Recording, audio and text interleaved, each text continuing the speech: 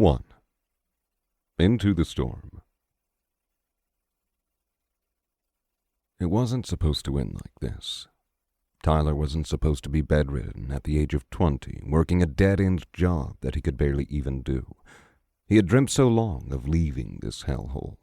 He had been on the cusp of making it out, despite everything working against him. The damp chill of winter was seeping into him from all sides, aggravating the rampant inflammation coursing through his body. His joints popped and groaned like rusty hinges, every shiver sending aches flushing through the red-hot network of flesh and bone. He eyed the acceptance letters and scholarships hanging up on his wall. He'd been so excited for them back then, so certain that they would lead him to a bright future. Now the sight of them just made the pain sink further into his tired bones. Really, he thought the hope was what had made it hurt so bad. If he hadn't been so ambitious, so hopeful, then the eventual crash back to reality likely wouldn't have stung at all. And like the rest of his family, he could have grown numb to it.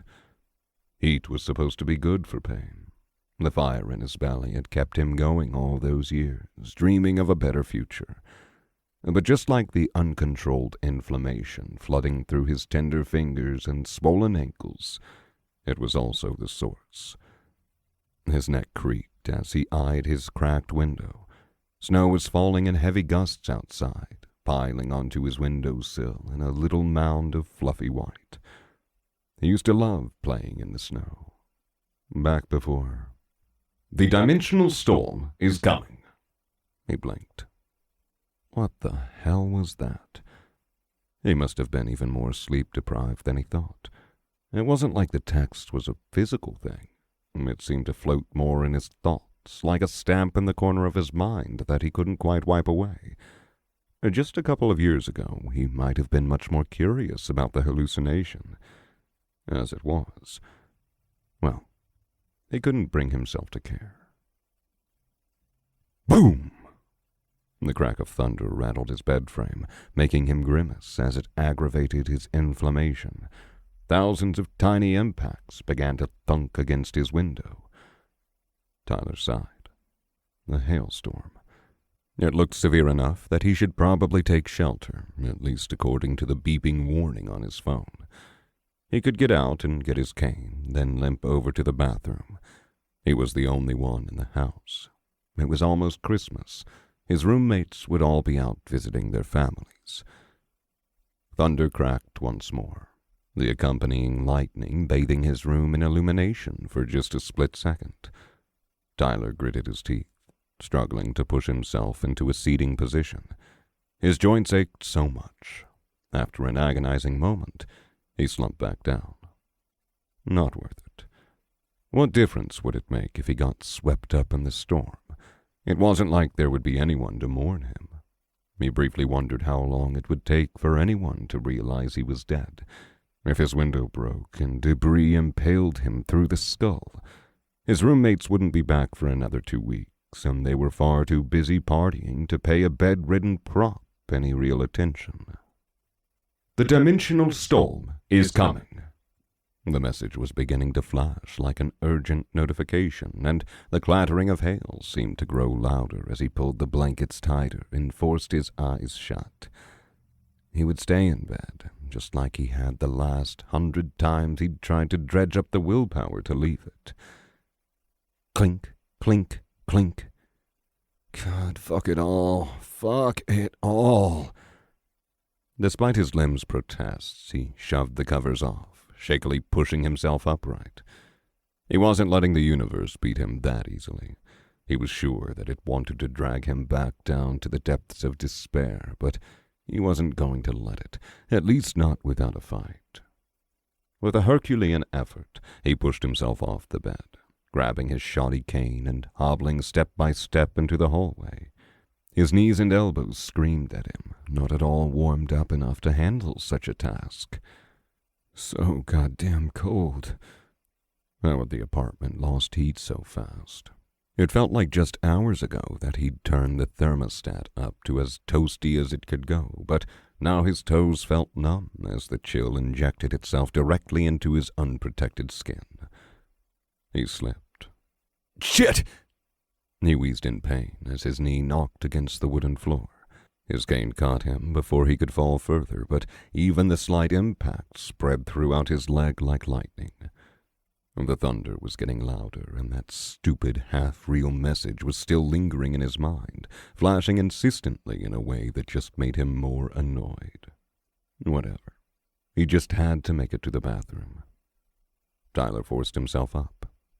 One step, then another, then another. Eventually he made it through the creaky doorway and into the tiny little room. The freezing tiles stung even more than the wood had. He looked in the mirror, grimacing as he saw just how decrepit he was. He was so emaciated at this point that he could hardly recognize himself. He looked more like an 80-year-old on his deathbed than a 20-year-old who was supposed to be just starting his adult life. Tyler clenched his fist, leaning against the sink as he hung his head.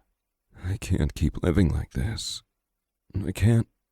"The dimensional storm has come." The entire building lurched as a great boom shook the earth, purple sparks appearing mid-air one by one in a swirling hail. His forearms stung as they smashed into the edge of the sink. "Fuck!" he gasped, wincing as the sparks stung like tiny pinpricks of electricity on his skin. They seemed to linger there, melting like snowflakes on his bare skin. What was going on? Was he hallucinating? Crash! There was a rush of cold air behind him, and he slowly forced himself upright. What? There was a hole in his bathroom. Instead of stained white walls and a tiny bathtub, it was just a swirl of snow and darkness and crackling violet. A flash of lightning showered the world in color, and slowly he began to piece together the scene. There was a hole blown into the side of his building. He was looking out into the street, obscured by a torrent of white and purple. But as the lightning flashed in and out, he glimpsed a pair of enormous wings flapping out in the distance. Flash! A swooping tail and vicious scaled claws gripping at the side of a building. Flash! A mouthful of wicked fangs and slowly building green light. A dragon. There was a fucking dragon. Light suddenly flooded the street, and a torrent of heat washed over him as the dragon belched flames of liquid emerald that flowed over the apartment complex just next to his. At the same time, streaks of razor-sharp red swarmed against it, smashing and slicing it in a whirlwind of crimson that he could barely see. But as the dragon battled the swarm with tooth and claw, Tyler's eyes managed to focus on one of its opponents that was hovering near himself. A bird made of pure metal, dripping blood-red liquid, and with feathers as sharp as knives. It screeched and shot back into the fray, immediately blurring as it crossed the air too fast for his brain to track. As it joined the tornado of death surrounding the enormous creature, another burst of fire tore through the sidewalk, leaving a trail of steaming concrete that instantly melted the snow pouring on top of it. It was so hard to see. It was so hard to comprehend. The swarm of birds flitted out into the distance before circling back to the dragon, swooping around rooftops and streetlights as they shredded everything in their path. The dragon tore and ripped and scorched its way through the flock, taking 100 cuts to its scales, but catching dozens of its foes with each strike. The two parties clashed in a delicate dance, the swarm of birds swooping in and out of the dragon's range every couple of seconds, gathering in a group for just a second before splitting to avoid the dragon's eventual lunge. 1, 2, 3 times they clashed, and every time the birds managed to split before the titanic creature tore into their numbers. They were taking many casualties, but they also seemed to be whittling the dragon down. The swarm reconvened once more, swirling in a veritable hurricane of black and red. They danced along cold concrete walls and dark alleys, a morphing mass of metal that eventually positioned itself in the yard outside of an apartment. Outside of his apartment. Tyler's eyes widened. The dragon turned toward the birds, toward him, and fire gathered in its jaws with a blinding corona. No, fuck this. I'm not going to die like this. He forced himself to turn, taking a feeble step back toward the hallway. The purple sparks grated against his skin more prominently than ever before, as if they were drilling into his very being. He could feel their energy coursing through him, meshing with him in some way that he couldn't quite understand. I'm not going to die here. I'm not going to die here. I'm not going to die here. But it was too late. Green light shone against his skin. He turned. No! With every ounce of his being, he screamed in defiance, chucking his cane at the incoming beast. And then there was black, purple, swirling colors and morphing shades in a kaleidoscope of meaning that he could scarcely comprehend. The world seemed to cradle him, like an infinite blanket cocooning his existence as the rest of reality trembled. An erupting volcano surrounded by blades of floating steel, an enormous tree reaching higher than the eye could see, knots of iridescent light pulsing along its branches. Images flashed by one, flitting through his periphery like fractals dancing in a sea of thought. The sparks on his skin burned, but the sensation was so distant, like a long-forgotten dream. Armies at war, wielding brilliant magics and superhuman strength as they leapt over canyons and hillsides to clash in a burst of fire and lightning. The thriving silhouette of humanity's greatest cities, suddenly flooded and besieged by monsters. 1, 2, 3, 4. The universe bent around him, spinning so fast and yet remaining perfectly still. Every vision splitting and then splitting again, leaving him profoundly weightless, yet rocketing through this sea of sensation at impossible speed. 5, 6, 7, 8, 9, 10, 11, 12, 13, 14, 15. Gah! Tyler gasped as he awoke upon a bed of warm sand. His ears were ringing. His vision was blurry. It felt warm, pleasantly warm. The purple mist was still stinging him, suffusing his surroundings in the same way it had in his apartment. There wasn't a trace of snow to be found, save for the already melting dusting of it that covered his body. The air tasted faintly of salt. Palm trees swayed pleasantly above him, casting their shade over the entrance of a large, craggy cave just a dozen feet over. He was on the beach, but things were off. There was a lush forested area just feet away, and the line where the sand and the grass met was abrupt, nearly jagged in appearance. The cave looked so out of place compared to the rest of the environment. It was made of a different sort of stone than the rocks littering his surroundings, a smooth, almost orange thing that he felt should have been eroded away, given how far it stretched into the beach. And the beach itself. Beautiful ocean waves lapped against the shore, but after just a dozen feet, the water faded entirely in favor of something stranger. A chaotic swirl of obsidian and violet, transparent as glass yet as opaque as the darkest night, sitting perfectly still and yet furiously thrumming with every speck of its being. It was like this place had been scooped up and placed in a roiling cosmic soup. The substance that must have comprised the dimensional storm stretched out as far as the eye could see, swallowing the ocean and even the edges of the sky as those same purple wisps that clung to him misted off from its surface. Tyler swallowed. Had he been inside of that? His arms still hurt from when they'd smashed into his sink. He turned dumbly back to the other side of the island. Debris was beginning to appear out of nowhere. Tyler nearly choked as he glimpsed a humanoid figure standing just feet away from him. He looked familiar enough from the neck down, sporting a long, intricately decorated coat and a belt full of bottles and satchels, but two enormous gray horns curled upward from his head, sticking at least a foot out from his mass of shaggy black hair. System boon engaged. Analysis. Savadier. Aspect of reflection. The ringing in his ears had died down now, and through the rushing winds he could just barely make out the fact that this person was talking.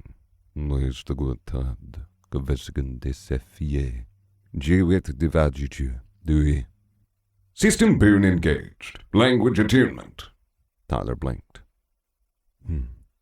Interesting. But still cursed with the power of the storm. The horned man now appeared to be speaking in perfect English, stroking his bare chin as he intensely examined something in his hand. A banana. The readings seem normal, but the curse is even stronger than I had expected it to be. With a wave of his hand, a spinning mandala of crystalline light flickered into existence above the fruit, and then whooshed through the air as it passed through the object, keeping it floating mid-air. How peculiar. Perhaps a consequence of the innate magic of the cave. Tyler wheezed, forcing himself up onto his knees. The man ignored him, continuing to mutter under his breath as more debris began to swirl around them. Yes, very strong. But even if one were suitable, the restrictions would be far too inconvenient. Useless. How unfortunate. A road sign blinked into existence and crashed into a nearby tree before disappearing again, and a can of old soda flew off into the air, smacking the stranger in the arm. The sand was warm and soft beneath Tyler's hands. What's going on? The stranger turned toward him as if he were just now noticing Tyler's presence. A sapient race. Have you encountered any extra-dimensional influence in the moments before you were transported here? Any creatures not native to your world, or forces not congruent with your native physics? Tyler blinked at him dumbly. Dragon? The man's eyes lit up. Before Tyler could say anything else, he was standing over him, examining him with the same intensity he had been directing toward the banana. Carried through by the storm, relatively intact. If the integration is already this deep, then it's possible. He began muttering to himself once more. A crystalline ball appeared out of thin air next to him, and the horned man manipulated it with a wave of his finger, projecting it upward into the sky. He pulled out a knife and pricked his palm, squeezing out a drop of blood and sending it upward to splash against the ball. The violet sparks seemed to be pooling from the cosmic sea, glowing like a swarm of mad fireflies as they spun around them faster than he could track. The stinging had subsided for some reason. Now it was almost as if they were avoiding him. Magic. This was all magic. With all the shock, he'd scarcely comprehended that fact. Tyler glanced back up at the alien man, taking in the myriad of spinning circles flashing in and out of existence around him. It was beautiful. I'd suggest you prepare yourself. Huh? Before he could say anything else, a deafening crack blasted through the air. Tyler's head snapped upward just in time to see the massive dragon appear from the storm cloud in a blaze of green fire. System boon engaged. Analysis. In the blink of an eye, the world seemed to slow. The sparks in the air stilled, and the plume of flame emanating from the beast was caught mid-blast, frozen in a beautiful corona around the bloody beast. Biontog, 1,000-year-old emerald dragon. The emerald dragons are not born the strongest amongst their draconic brethren. They do not have the abundant physical strength of their ruby counterparts, nor the powerful magical affinity of the sapphires. However, the diaspora rule over countless worlds due to their unmatched ability to grow. This creature has had a millennium to accumulate power. It looked even larger now in the daylight, its scaled leathery wings spanning the sky and plunging the island into darkness. It leveled predatory reptilian eyes upon them, and as time snapped back to normal, Tyler thought he saw a hint of desire as the dragon plunged downward faster than he could track. Toward them, the horned man smiled beside him. Wonderful. With a snap of his fingers, the sphere unfolded into a giant transparent matrix of crystal, which sang like tinkling glass as the dragon clashed with it. A titanic tail crashed into the shield with such force that it shook the surrounding trees. Faster than it had ever come before, a river of liquid emerald blasted into the shield, so blindingly bright that even through his closed eyes, spots were seared into his vision.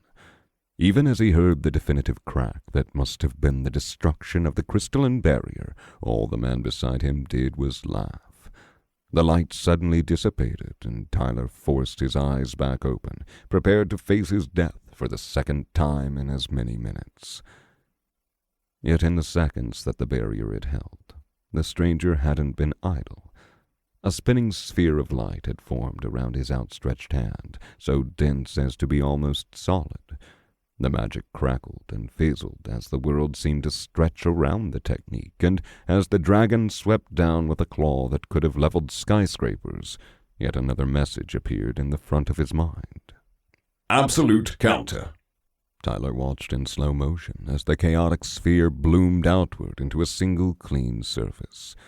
A pane of pure transparent energy layered over the man's palm, so thin and delicate that it looked like it could shatter into a million pieces at the slightest touch. When the dragon's strike met the magic, it was as if reality itself shattered for just a blink. One moment the creature was throwing all of its strength into the attack, jaws open in a ferocious roar, and the next it was a deep crater on the ground. The entire island trembled. Tyler desperately shielded himself, but he needn't have bothered. Even as the aftershocks crushed the nearby trees and sent a ring of dirt and uprooted grass blasting around him, another magic circle appeared in front of him, blocking the tremendous shockwave from the impact. The horned man snapped another finger, and a cuboid black thing appeared high in the sky, half the size of the dragon itself. Was that a cauldron? Its pitted surface looked almost glassy underneath the slowly dissipating purple sparks, and it seemed to bob in the air as if it were floating on nothing but the wind. Carved runes gleamed a bright gold on each of its sides, and as the alien man snapped, they seemed to burn with energy. The enormous cauldron shot downward, tearing through the air and slamming the dragon further into the ground. Another rumble throughout the ground, another shockwave and spray of debris that splashed harmlessly against the magic circles in front of them. Just for good measure, the stranger hummed. Tyler coughed. The air tasted like dirt. What just happened? The horned man was already floating above the corpse, more circles flashing through the air as he examined the gargantuan creature. The growth was amplified by the storm. Intriguing. He could still see its snarling head, opened in that terrifying roar that Tyler had been so sure would be the final thing he heard, but no sound came. He just killed a dragon. The magic circles around the dragon began to spin, slowly floating it into the awaiting cauldron that seemed to have grown even bigger as it slowly turned to its side. The mist was almost gone now, the thunder distant and faint. Glowing viridian flames slowly licked at the surrounding trees, contrasting with the remaining void-colored cracks that pulsed through the sky. That thing had destroyed his entire block. It had rampaged through concrete and steel and shrugged off attacks that must have been as deadly as gunshots by the hundreds. And then this man had slapped it aside like a fly.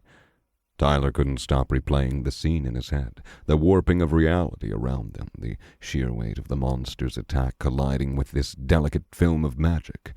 And then the blink, the sudden shift that seemed instantaneous, even through the slowed time that this weird system boon seemed to put him through. That was power.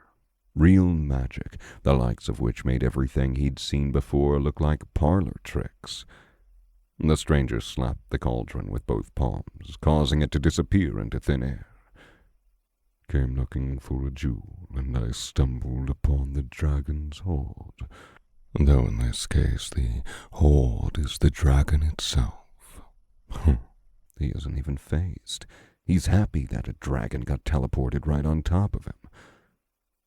The horned man indeed looked incredibly pleased with himself. I'll need a couple higher tiers of cores than what I have right now. The man levitated himself up again, waving his hands into the cave and withdrawing a stream of devices and instruments that he proceeded to shrink down and pack into the array of bags and bottles at his waist. I'll need to track down a kraken or two to make the best use out of this. Perhaps some will have appeared on the outskirts. Tyler stared at him with an intensity that he hadn't felt in years. He needed that. More than the air he breathed and the blood running through his veins. At that moment he needed the power that he'd just been shown. The power to decide fate, to protect himself against anything the world could throw at him. The stranger dusted himself off, forming a circle under his feet that thrummed with energy. He's about to go. "Wait!" Tyler shouted. "Please!" The horned man paused, the circle continuing to spin just a moment before its light began to dim. He slowly turned back around. Yes. Tyler forced himself to his feet. The motion felt like it was tearing his knees apart, but he grimaced and held the man's gaze. "Please, tell me how to do what you just did. That was incredible. I've never seen magic before." His voice caught, the sheer overwhelm of the last couple of minutes keeping him in a stranglehold. He didn't know what to say, but the stranger hadn't left yet. He just had to keep talking. "I don't know where I am. I don't know what just happened, but I know that you have power. Power unlike anything I've ever seen before. I don't even know how I survived that dragon the first time. The best I could do was throw my stupid cane at it. And if it weren't for you, I wouldn't have survived just now. Please teach me how. I'm tired of being so powerless. I want to fight for my own fate." The stranger stared at him, a pensive expression on his face, and Tyler realized just how much of a risk he'd just taken. This was a man who could crush him with the flick of a finger, who wasn't even really human. He didn't know anything about him. What reason did this man have to help him? The magic circles spun to life around him, and Tyler flinched. But they just passed through him without any impact, flitting around him just like they had done with the banana. The horned man floated toward him, stroking his chin in deep thought. Stormborn. Perhaps. A couple more circles whooshed through him, and Tyler exhaled, trying to calm his ferociously racing heart. He was still alive. That had to mean something, right? You said that you threw your cane at that dragon. Tyler reddened. It was stupid, I know. I didn't know what else to do. I had to try something. I wasn't going to just stand there and take it. He trailed off, cringing even as the words came out of his mouth. What was he even saying? The stranger was just looking at him, expressionless. Then the man dropped back onto the ground with a laugh, picking up the banana that he must have discarded sometime during the fight. What's your name, stranger? Tyler Thorne. My name is Salvador, saint of shattered reflections. I will not lie to you. Your spirit is weak, and your body is somehow even weaker. There is an aspect that is blooming within you, but you do not have the time to awaken it naturally. The island is fairly mild, but you will still die within the day as you are. Salvador motioned to the banana. This fruit is cursed with the power of the dimensional storm, meaning that it will spiritually shackle anyone who eats it. For most who consume it, it will hollow their soul from the inside out, leaving them dead within the day. And even if you survive, the restrictions upon your spirit are usually severe. For a being like me, it would be unfathomably idiotic to consume such a thing. He held up a finger. But on the small chance that you do bond with the curse, and on the even smaller chance that your magic works with it synergistically, this fruit could give you the power you need to survive and the potential to go far. Further, perhaps, than even those like myself. He paused, staring pointedly at Tyler. But potential is little better than hopes and dreams, you hear me? The odds are, even in the best-case scenario, you don't have the resources or the mindset or the luck to actualize it. So tell me now, will you take that chance? Tyler barely understood anything that he'd had just said, and he was sure he'd have so many questions as soon as the shock of it all faded. But he thought he understood enough. The potential to go far, further perhaps than even those like myself. He clenched his fists. He was tired of living his life just barely scraping by. If he was fated to die to that stupid banana, then he would welcome it with open arms. He was almost grateful that the decision was already made for him. After all, Tyler swallowed. The alternative is just letting myself die on this island, right? Yes. Then I want it. He looked into the eyes of the man who had single-handedly defeated a beast the size of a house.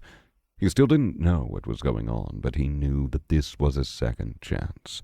He felt the burning in his limbs, the raging inflammation that had consumed his life for the past 3 years. Even if he could go back to living like that, he wouldn't want to. Salvador matched his gaze. Know that even if you successfully consume it, this fruit is and will always be cursed. You will be crippled no matter what. You may never be able to cultivate the resonance of the world, never able to do the things that even the most novice of novices can master within their first week of awakening. At that, Tyler couldn't help but laugh.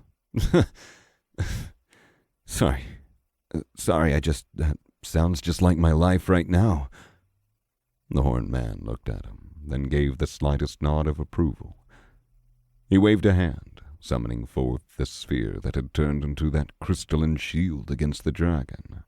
It was cracked and broken, opaque rather than translucent, and it seemed to be crumbling apart by the second. He tapped the sphere, and the entire thing shattered, leaving just one piece of transparent crystal floating mid-air. Take this, then. It's broken to the point of being useless for me, but perhaps it could still hold up to the vermin that dot this island. Faster than he could react, the small crystal slashed at his arm. It held itself there at the tiny wound, smearing itself with the drop of blood that had welled out. The core of protection has been attuned to you. Thank you, Before Tyler could finish his sentence, another host of magic circles instantly peeled the banana, ripped out the seeds, and shoved the flesh into his mouth. Tyler swallowed, the movement more out of instinct than any conscious thought. It tasted strange, like pear and vanilla. The chewy substance tingled as it went down his throat. He let out a breath. Slowly, his fingers began to tremble. His heart fluttered, and jolts of electricity danced through his veins. System boon engaged. Analysis. You have consumed a storm-cursed treasure. Curse attuning. Tyler gasped. A wave of enormous pressure bloomed from the alien man, coming from a sense that hadn't been there just a moment ago.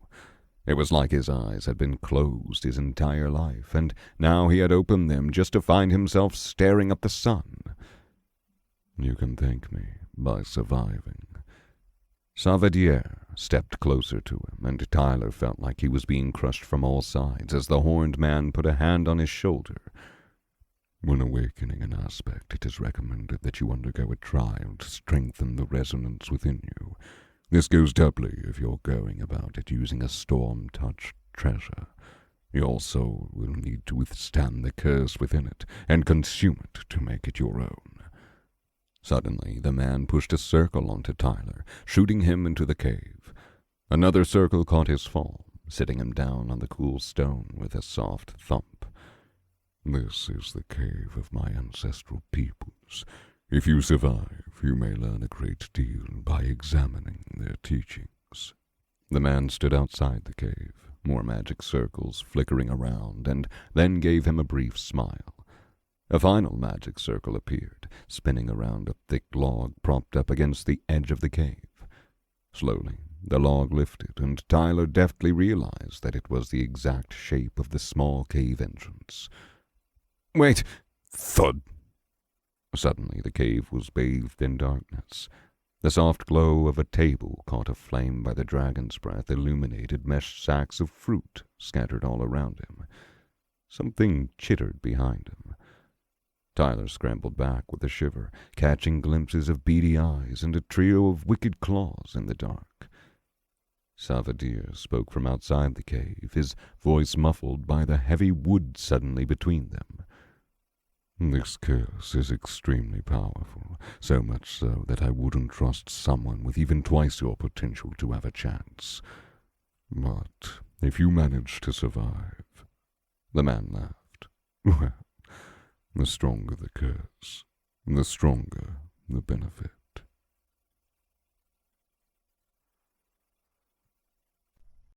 2. Back against a wall. Crack. The core of protection is engaged. Ah! Tyler shouted, flinching back as a transparent 10-foot-wide bubble popped into existence around him. The cave looked so much more ominous in the near dark, giant carvings of some sort scarring the walls around him in jagged shapes. He felt a crushing pressure release from his newfound senses that must have coincided with Savadir leaving the island, and he still smelled the mild saltiness of the sea permeating the air. The bubble stopped behind him as it melded against the cave's existing walls, and there were piles of fruit to his back and the remains of a couple of broken workstations scattered around him. Small trinkets and metal contraptions mixed with snapped branches and rocks in a smattering of debris.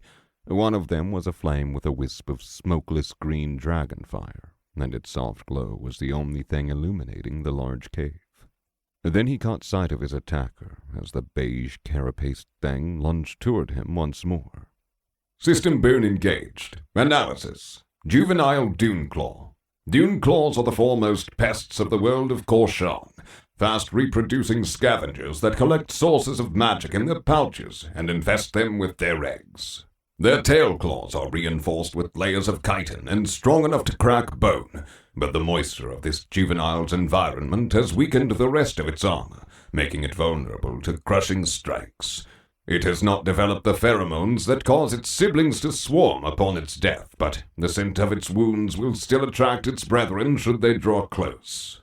Lit by the flickering verdant light, it looked like a scorpion mixed with a lobster, with 2 fat pincers on its forelimbs and a series of whiskers around its fanged mouth. But instead of a stinger, another claw, thinner and even more wicked-looking, emerged from its long upraised tail. And instead of the tiny scorpions or arm-sized lobsters of Earth, this one was larger than most dogs. Time sped back up, and Tyler watched it swipe down with its right pincer, creating a horrible shrieking noise as its strike bounced off the transparent barrier. He trembled as the events of the past day flew by, his brain working overtime to process it all as the creature slowly put crack after crack into the barrier around him. "I'm undergoing a trial to awaken something, and the curse is taking hold of my body. And this has all happened because a giant purple storm took me and put me on an island full of monsters in the middle of a vat of cosmic soup. Fuck! The Duneclaw threw itself at the shield again and again, and though his entire body trembled, Tyler forced himself to focus. He had to get up. He had to... Whoa! He stumbled, his body generating far more force than he should have been capable of. He careened over to the floor. The newly awakened instinct brought his hands out in front of him, catching him in a roll and landing him back on his feet in a crouch. The banana. Like a sixth sense, he felt energy coursing through him, seeping into his limbs like water onto dry sand. It felt amazing. It dampened the pain, made it bearable to move behind all the adrenaline and stress, and as he moved, it was like all his life he'd been burning gasoline, and now he was loaded with jet fuel. His next attempt to stand worked, but then the first step took him too far, and as he tried to catch himself, as he had earlier... Fuck! He seethed as the enchantment faded, and he landed hard against the cave wall, his legs knocking over a large sack of coconuts. The inflammation raged through his body now, whatever the curse had done to him, clearly aggravating his condition just as much as the day's exertion. After that brief respite, the pain only felt that much worse. He grimaced, wanting nothing but to curl up into a ball and cry as his body took vengeance on him for daring to have hope. But he saw the spiderweb of cracks spreading through the shield around him. He didn't have time. He pushed against the smooth, cracked stone, the action 10 times harder than it would have been with whatever energy had been helping him earlier. He still felt something welling up within him, but somehow it wasn't connecting properly. If he could just... The shield shattered. The dune claw instantly lunged at him, and Tyler threw himself to the side, just barely dodging the thing's leaping strike as it lashed out with its massive tail. He caught himself in a roll and shot to his feet, the energy surging through him once more. The monster had crashed into the wall, its chitters turning into a shriek, but it was only the barest moment before it was running at him again. There was a leg of a table 2 steps away. If he could reach it. Too late. "Fuck!" he screamed as the energy failed him halfway through his dodge, allowing the insectoid creature to score a gash down his arm. The thing hadn't even grabbed him with its claw.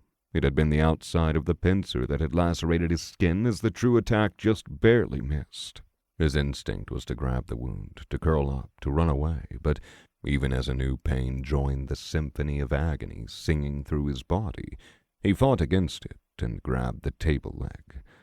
He needed to fight back. He needed to think. That message said it was vulnerable to crushing strikes. He weakly swung at the thing as it lunged, missing and catching another gash along his wrist. He almost tripped on one of the stray coconuts that now dotted the cave floor. His knees screamed with the effort. The energy still wasn't back. Fuck! It had almost caught his hand that time. It was being more cautious now, slowly circling him as it hissed wildly with its alien mouth. Strategy. He needed strategy. As he looked closer, he could see that the chitin in the thing's front pincers had cracked from its strikes against the core's projection. It hadn't used them a single time against him. It was attacking exclusively with its tail. And though it was far bigger than it had any right to be, Tyler still had the size advantage. With anything hard enough, he was sure he could break through that armor. A well-placed rock to the brain would surely do it in, if he could time it with those bursts he got from the energy. The only rocks he saw were too far away, but he did have those coconuts. As a new rush of energy flooded his body, Tyler reached under him and hurled a coconut at the dune claw. The fruit passed straight over the creature as it scuttled to chase him, but then another one caught it flat in the face. Though the boost had faded halfway through the awkward throw, he still imparted more force into the projectile than he'd mustered in years. The monster reeled back, and when it drew itself upright again, he could see a new crack in its chitin. It screeched, and whether it was in pain or in rage, Tyler couldn't tell. The creature dashed forward, completely ignoring a far too weak coconut hurl, and leaped at him, giant pincer coming down to close around his neck. He barely got his stick up in time to block. The thing's tail crushed the damaged wood, and he felt an instinctual terror rise up within him as it collided with him, its 2 front limbs snapping at the fabric of his pajama shirt. Agony sprouted from his chest as his back collided against the wall. Blood. Leaking. "I'm going to die! I'm going to die!" The broken half of his table leg that he still held on to was pressed uselessly against the thing, and his arms trembled with the effort of just keeping it up. This thing was completely overpowering him, its claws digging gashes in his chest with a primal fury. What the fuck was he doing? What kind of insanity had possessed him, thinking he could survive anything? The thing's tail reared back for another strike. "No, I'm sick of being trampled." With a guttural scream, Tyler slammed its body into the ground with all the force his cramping arms could muster. No enhancement, just every ounce of power he could wrench out of this frail form. Slap! His follow-up strike with the broken wood barely stunned it. A pincer had closed around his leg, but it was one of the weaker front limbs. Fuck! He gritted his teeth and raised his other leg, energy streaming through him once more. and as the thing's tail rose up for another strike, he stomped on it. Tyler wasn't that heavy, all things considered. He was of decidedly below average height, and his inflammation had dashed all his hopes of ever gaining some muscles on his frame. When he'd looked himself in the mirror these past few years, he'd seen barely anything more than skin and bones. But he was still a full-grown human being, and this thing weighed maybe 50 pounds at best. As his bare foot hit the chitin plate connecting the tail to the rest of the creature's body, the joint caved in with a spray of insectoid blood. Its tail went limp, and the claw gripping his calf tightened as its entire body convulsed. And though his knees felt like they would snap, he stomped down again and again and again. With all the rage and hate and defiance that came from being whisked from his home and trapped in a cave with a horrid monster, he slammed his foot into the thing, screaming as its chitinous body cracked underneath his blows. He demolished every section of its body, from its head to its tail, and then back up again as he felt a cloud of determination rush over his mind. He was fucking tired of getting run over like roadkill. He would not die to something like this. He would... As the enhancement gave out one final time, he noticed the small splotches of red dripping onto the dune claw's now immobile form. The thing's head had been utterly caved in, and bits of slimy flesh clung to his foot. He'd killed it. For a moment he stood there, chest heaving as he looked down at the dead monster. The blood was cold against his skin. He took a shaky breath, feeling the tearing pain in his flesh, the red-hot pressure pooling in his joints. He managed one last stomp, then his legs gave out from underneath him. But although he couldn't see it, as Tyler Thorne was knocked unconscious on the cold cave floor, a series of notifications dotted that strange new area of his mind. Within his soul, the crackling, chaotic energy of the curse finally dissipated, and every corner of his being was transformed as something awakened within him. You have consumed a storm-cursed treasure. Curse class, Primordial Infinity. Those cursed with Primordial Infinity are bound in paradox, just as the primordials of old. Their souls are limitlessly large, infinite in potential, and yet forever bound to the confines of the body. One's meridians remain eternally locked, their mana unable to affect the outside world despite its unending volume. For most, this curse represents a fate of eternal torment, of boundless potential, but the inability to wield it. The majority of those who are cursed with primordial infinity die powerless and pitiful, full of anger and regret. But for a select few, they may rise far beyond the realm of imagination. Congratulations, you have awakened a novice resonance with the aspect of resilience.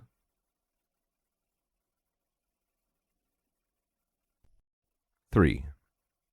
Awakening. Tyler was running, but he wasn't sure why. Everything around him was distorted, the air tinged violet as thick flurries of purple snow fell from the sky. His limbs hurt, but somehow it was a distant pain, not quite reaching him. Crash! Something was going on above him. He saw flashes of bright emerald light. He turned around, and an immense dragon swooped down and engulfed him. But instead of the darkness of its jaws, he found himself in a cave, surrounded by dune claws. They chittered as they circled him, and he gritted his teeth, calling his mana and the pattern that he'd just learned. But it just sloshed uselessly inside of him. The dune claws pounced, striking one after another, scoring gash after gash on his body. Each wound carried with it the power of magic, and he realized he was the only one without it. Their shrieks were so loud, so all-consuming, as they slowly devoured him alive. He screamed, begging for the energy to come back, to give him the strength to fight off these creatures. But a creeping purple mist was coming for him from all directions. The next thing he knew, he was submerged in a vast kaleidoscopic sea, the sensations so bright he couldn't shut them out.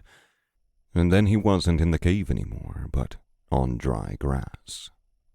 Smoke, burning rubber, airbags, blurry figures standing above him, distorted voices, a lock of golden hair.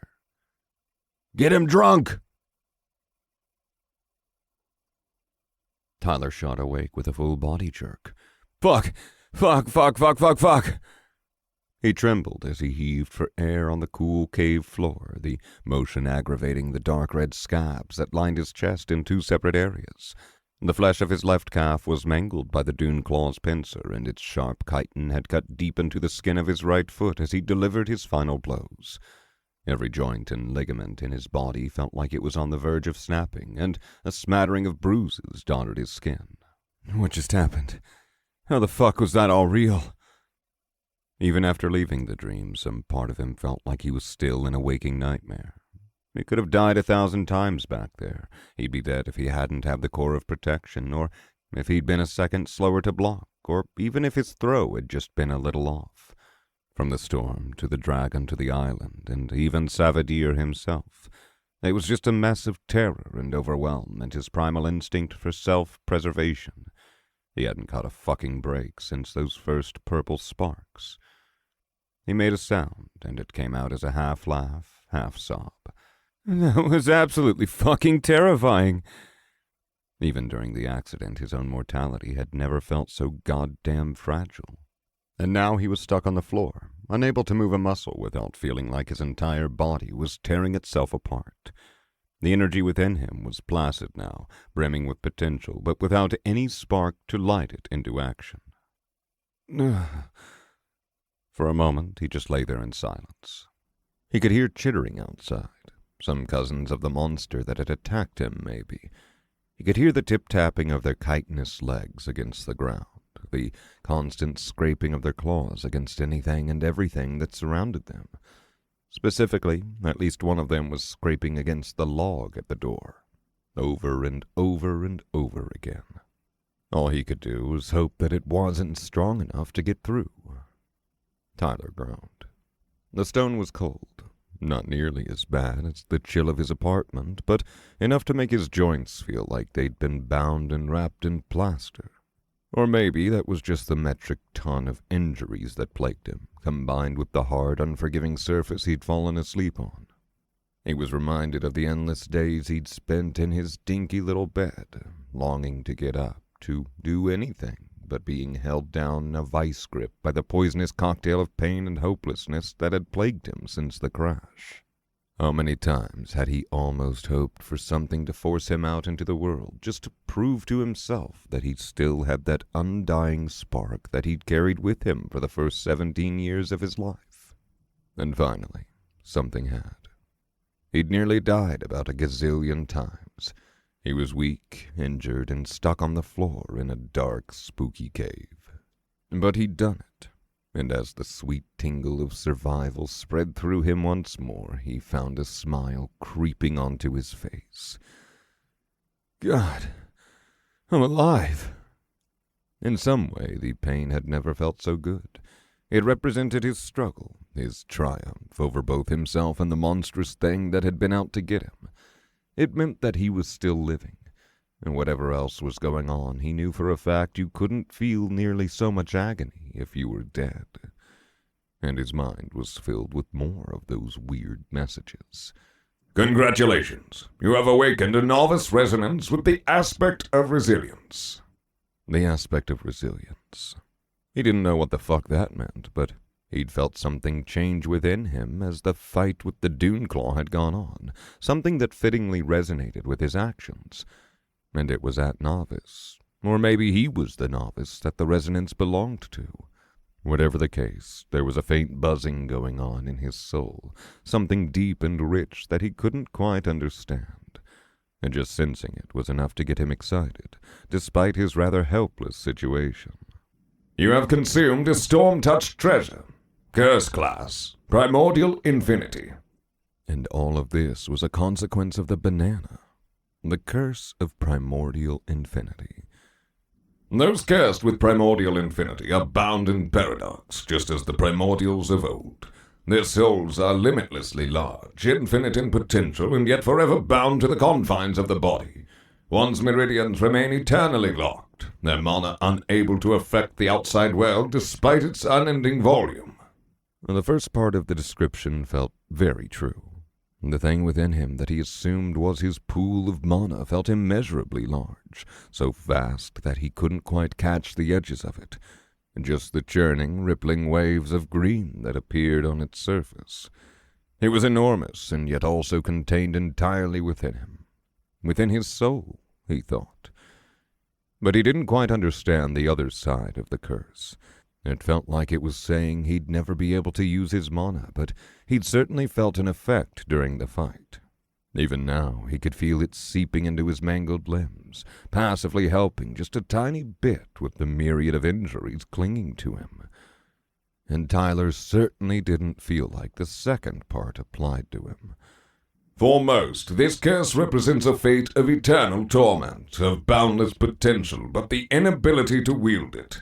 The majority of those who are cursed with primordial infinity die powerless and pitiful, full of anger and regret.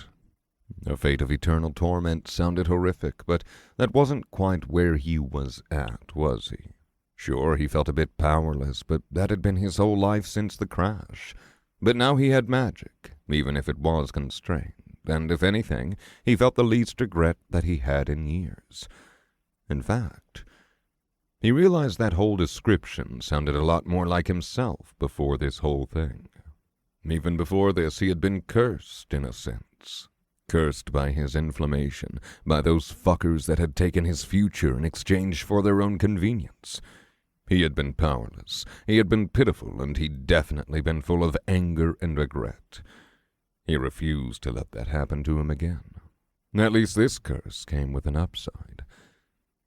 And even as he tried to fully comprehend the rest of it, even as he really took the time to process his frankly horrid state, his eyes couldn't stop darting to the end, to the last line of the description.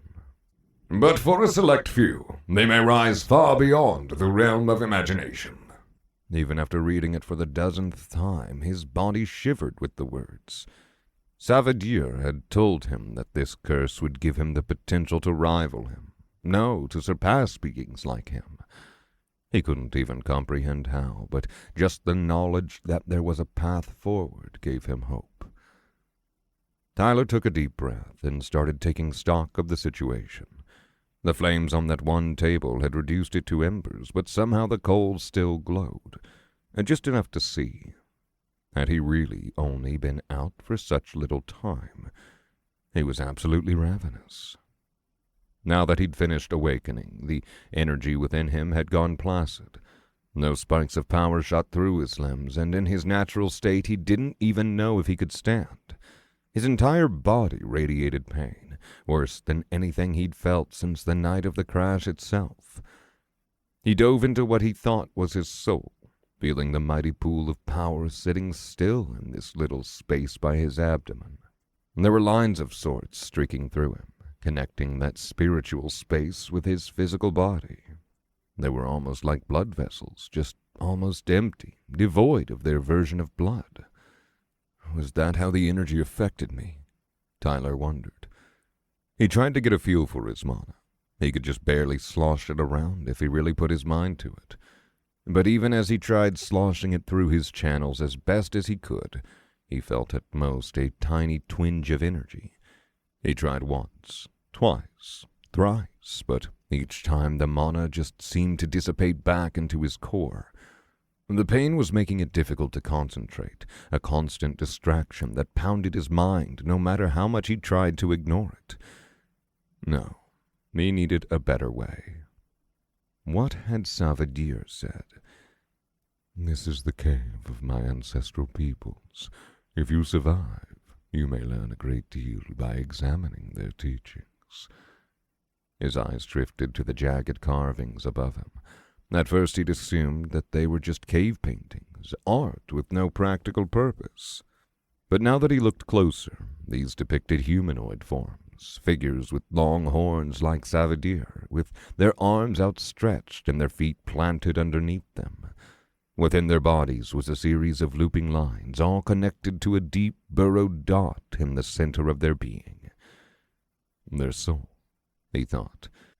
The ancestors' carvings, depicting the art of the sandstorm. The figures were arranged in an inverted pyramid, with dozens of carvings at the top narrowing down to just one at the bottom. All the ones at the top were so complex that he could hardly understand them, and they involved lines of flowing motion stretching out of their figures' palms and feet.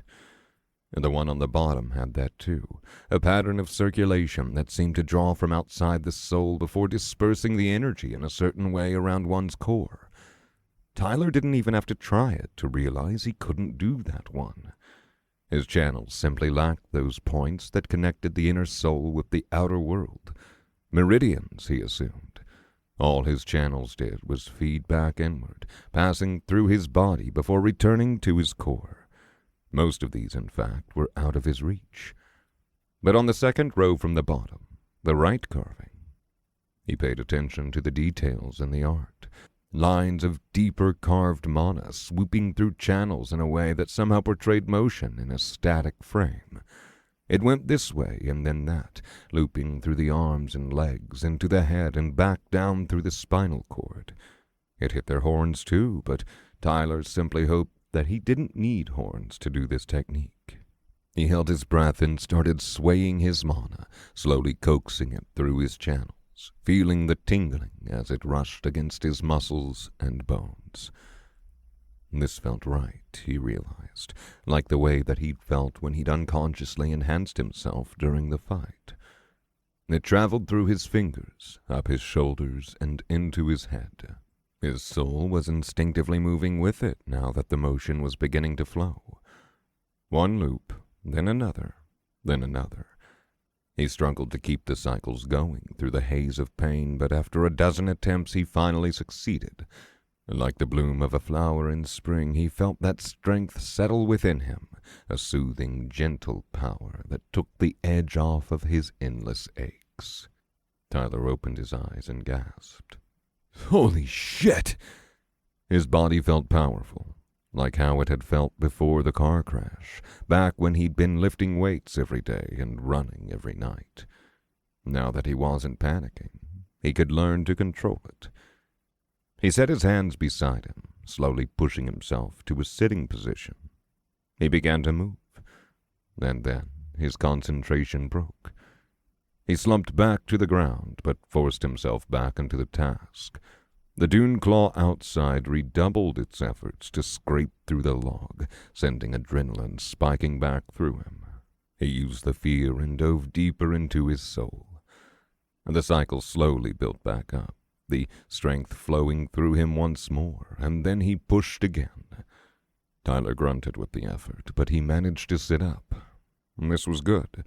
He grinned, feeling the mastery of his body as he gently slid himself against the wall. He faltered a half-dozen times, but by the end of it he could at least prop himself up. Now was the real test, though. He dove back into himself, guiding his mana through the pattern with the desperation of a drowning man clinging to safety. This was his one hope, his one chance at survival. He needed to take advantage of it. The energy flooded through him, and he gripped the rough cave wall, steadying himself as he slowly set his good foot on the ground. Yes, yes, yes! Tyler straightened into a standing position, leg trembling from the effort as his muscles screamed at him with exertion. He whooped, the exhilaration coursing through him in a giant wave. I did it! And then he let out a breath as his concentration snapped. His body tumbled back into a heap onto the floor, but he whooped all the same. He'd done it. He'd actually done it. He was wounded, he was terrified, and he didn't have a clue how he was going to survive to see the end of the week. But he'd survived the night. And as he gasped on the floor of the cave, bathed in the faint glow of dragonfire embers, he couldn't help but laugh. It was a deep, breathy thing that came from his stomach, and with each second the sounds grew, until his howls reverberated across the cave walls and cut deep into the night. He'd proven that he could go up against the terrors of this new world. The dimensional storm had thrown its all at him, and he'd weathered it, the same as how he'd weathered the pain, the same as how he would weather everything the goddamn world threw at him.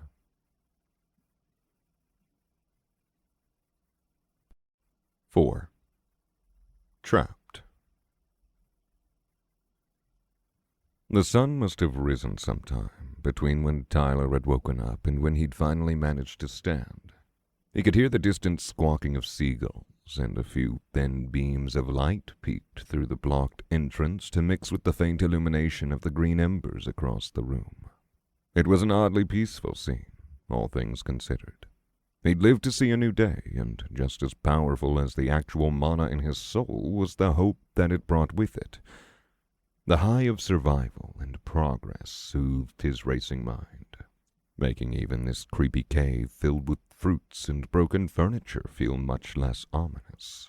Of course, the ambience was ruined by the insectoid corpse sitting barely 5 feet away from him. It looked much the same as it had when it was alive, smooth, sand-colored, and threatening, but the noticeably crushed chitin helped reassure him that it was just as dead as he'd left it. He'd expected it to smell putrid, but even after a night of sitting out, it didn't have any noticeably strong scent. Though, as he looked down at the dried bug fluids covering his entire lower half, he thought maybe his nose had just adjusted. He remembered what that analysis message had told him. The smell of these dead insects caused their siblings to swarm. This one was apparently too young to have fully developed that ability, but that one dune claw at his doorstep had still been fairly insistent. He wondered how long the thing had been trying to get in. Tyler laughed. Look at you losers. You got stopped by a dead tree. He paused. Maybe taunting the swarm of murderous aliens wasn't the best idea. Then again, maybe he deserved a bit of semi-delirious ranting. For the first time in years, he felt like he had a clear path forward. Yeah, his body was in a horrid state. He'd sustained a couple of bad cuts and scrapes in his fight with the dune claw, and he was stranded in a dark cave on a random island that he knew nothing about, with no way to contact anyone, nor any possessions besides the pajamas that he'd been in on the night of the storm. But at least he had a small supply of food that looked like the earth fruits he was used to, and there were teachings on the walls, a path to master this strange new power he'd awakened within himself. Even as he struggled to sit against the wall once more, he realized that the scabs must have formed fairly quickly over all of his cuts from the previous day. Maybe a tad faster than they were supposed to, he thought. He could feel the mana from his core suffusing his muscles like a fine mist, even without his conscious circulation. It was far subtler than the adrenaline-inducing power rush that he'd discovered from the cave carving, but it seemed to be constant. So long as he had the mana inside of him, he assumed it would provide some sort of benefit. This doesn't feel like a curse, he thought once again. The text had made it sound like he would never be able to do magic, but it wasn't all of this magic.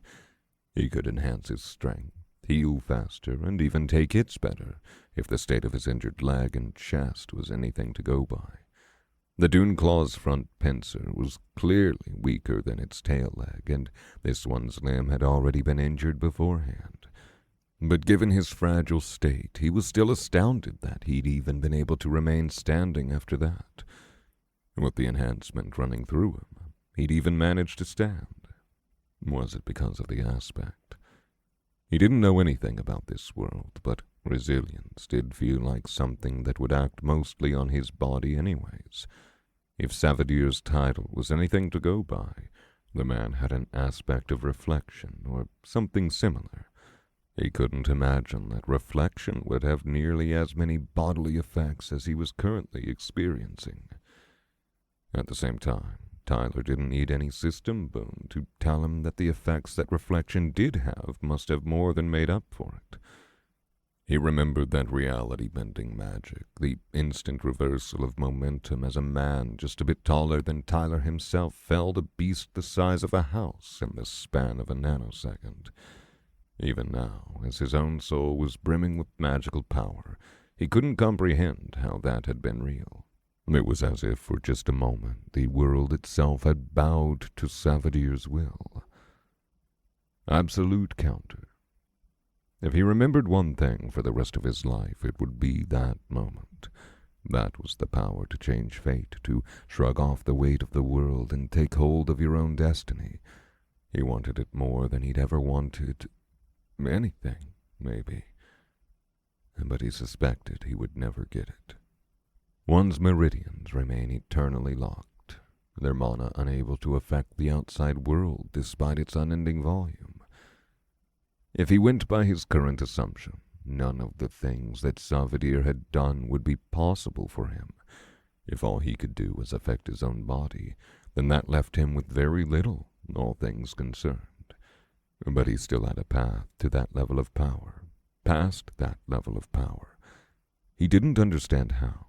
How could these scrawny, emaciated limbs ever survive a massive claw hitting with the speed and weight of a truck racing down the freeway?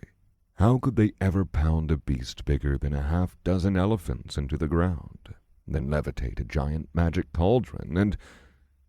Tyler paused. A giant magic cauldron. Could he still use magic items? He concentrated on a head-sized glass cube sitting against the opposite wall, squinting as he fumbled around for that mental switch that he'd felt in that moment where the world had slowed down. It took him a couple of moments, but eventually... System boon engaged. Analysis. Analysis. Nice. Vaporizer. This is an artifact used to fill a room with magical vapors. When activated with the appropriate mana, it will evenly disperse whatever liquid is placed inside of it. No good. He practiced his new control over the system boon on everything else that looked like a magical tool, but it looked like they all operated on the same principle. Damn it. He had no way to send his mana outside of his body, so he couldn't use any of these things. Maybe there were other ways of supplying mana to these things, but he couldn't see anything in his immediate surroundings that could do so. Except... the core of protection seemed to have worked despite the limitation, and that was clearly an external effect. He turned toward the gray piece of crystal that had been sitting there on the cave floor next to him. The core of protection. The core of protection was supposed to be a fully autonomous artifact. When undamaged, this defensive treasure acted as an ever-shifting suit of crystalline armor, capable of reacting independently to defend its master from any number of attacks. By the time Savadir, Saint of Shattered Reflections, had found it, the winds of time had greatly reduced its capabilities. Yet it was still powerful enough to withstand the strikes of a 1,000-year-old emerald dragon. However, in withstanding that attack, the core of protection was broken even further. It was reduced to a ghost of its most essential function. When fully charged, it may muster enough mana to repel a strike that may be deadly to a novice. The core of protection has been blood-bonded to you through your awakening. As an extension of your soul, it may slowly siphon your mana in order to charge itself. The core of protection will be fully charged in 3 days. Wow, that was a lot longer. It looked like this thing was a part of his soul in a weird way. Had Savadir given it to him on purpose, knowing what the curse was, or had it just been a lucky break? He could vaguely sense it if he delved deep into that mindset he used when visualizing his soul.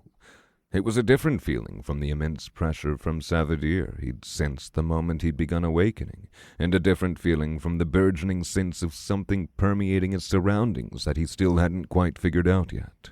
Whatever the case, it looked like it would be ready to help him again in 3 days. And as he kept his mental palm on his analysis, he turned to the rest of the cave, firing it off on everything that he hadn't already. Most objects just returned mundane descriptions, like his defense stick, which simply read broken table leg. The magic banana seeds also had a very short description, which matched most of the magical equipment he'd analyzed. In contrast, the carving of the technique he'd learned had a bit more bulk to it. The Flowing Sands. The Flowing Sands is the foundational body enhancement technique for the art of the sandstorm, chosen cultivation path of the Riemann tribes of Korshan. Differing only slightly from the Riemann body's natural enhancement patterns, the Flowing Sands emphasizes dexterity and steady strength when practiced with the Riemann people's natural aspects. With the aspect of resilience, the Flowing Sands slightly boost the body's durability as well, but the boost to dexterity is not as prominent as it would be with aspects of sand or bone. It seemed like the more he got to know the subjects of his analysis themselves, the more the analysis could tell him. And seeing that the technique boosted his durability made his eyes light up. And then again, it wasn't like he needed another excuse to practice. He was pretty sure the only way he'd manage any sort of movement was with this technique. But what about the other techniques? Taking a deep breath, he dove back into that mental space, coaxing his mana back into those loops and swirls. After a couple of fumbling tries, he got it to stick again. With a groan, he forced himself to his feet. Now was the hard part. Step, step, step, falter. He hissed as his legs gave out underneath him. His knees impacted the ground hard, and he cursed as the new pain shot through him. God damn it! It took another 2 tries before he finally made it all the way over to the entrance of the cave. He was a little out of breath, and his legs were shaky, but he'd made it. Now was the tough part. The dune claw that had been scraping its claws against it had finally left, and he had no idea when another would come to take its place. With a deep breath, he restarted the technique. It coursed through him, strength blooming once more in every fiber of his body. With all that strength, he gathered himself against the log and pushed. Nothing. Okay, what if he pulled? Nothing. Maybe he was just setting himself up against the log wrong. What if he tried a different stance? Nothing. What about using a stick to wedge in the gap? Or trying to worm things under the log so he could then lever it out? Or clawing away at the wood itself? As a last resort, he tried to tackle the log, getting to a hobbling run and then slamming against it as fiercely as he could. Nothing. Fuck! He shouted, panting against the heavy wood as pain erupted from his shoulder. Really? He couldn't get out. He was trapped in here. He'd done what he was supposed to do. He'd survived the curse, survived the dune claw, learned magic, and even gotten a better handle of analysis. He just wasn't strong enough. Tyler slowly slid down against the wall, teeth gritted as the rough stone slightly scraped his back. He slapped a palm against his forehead over and over, as if throttling his brain might somehow make him realize that there was an easy solution to this all along. Why does everything always have to get fucking worse? He was doomed to die as it was. His injured leg was too much of a liability to regularly walk on, and the inflammation ravaging him ensured that even with the passive healing he was getting, the injury would last for far longer than it should. Even with the flowing sands, he doubted he was strong enough to even open a coconut, much less free himself from the cave. He screamed with all the frustration built up from years of failure, so loud that he could feel the force of it reverberate in his chest. This wasn't good enough. He needed to get stronger. Even if he got out of here, he was trapped on an island full of monsters so vicious that even their children could decapitate him if he made a single slip-up.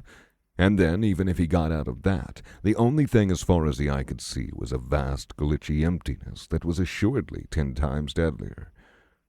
He needed to be prepared for all of it. Within him, he could feel that revived spark of determination catch on the wave of emotion, bursting into a brilliant blaze. His execution of the flowing sands was imperfect. He needed more consistency, more strength. He needed the power that Savadir had promised he could achieve.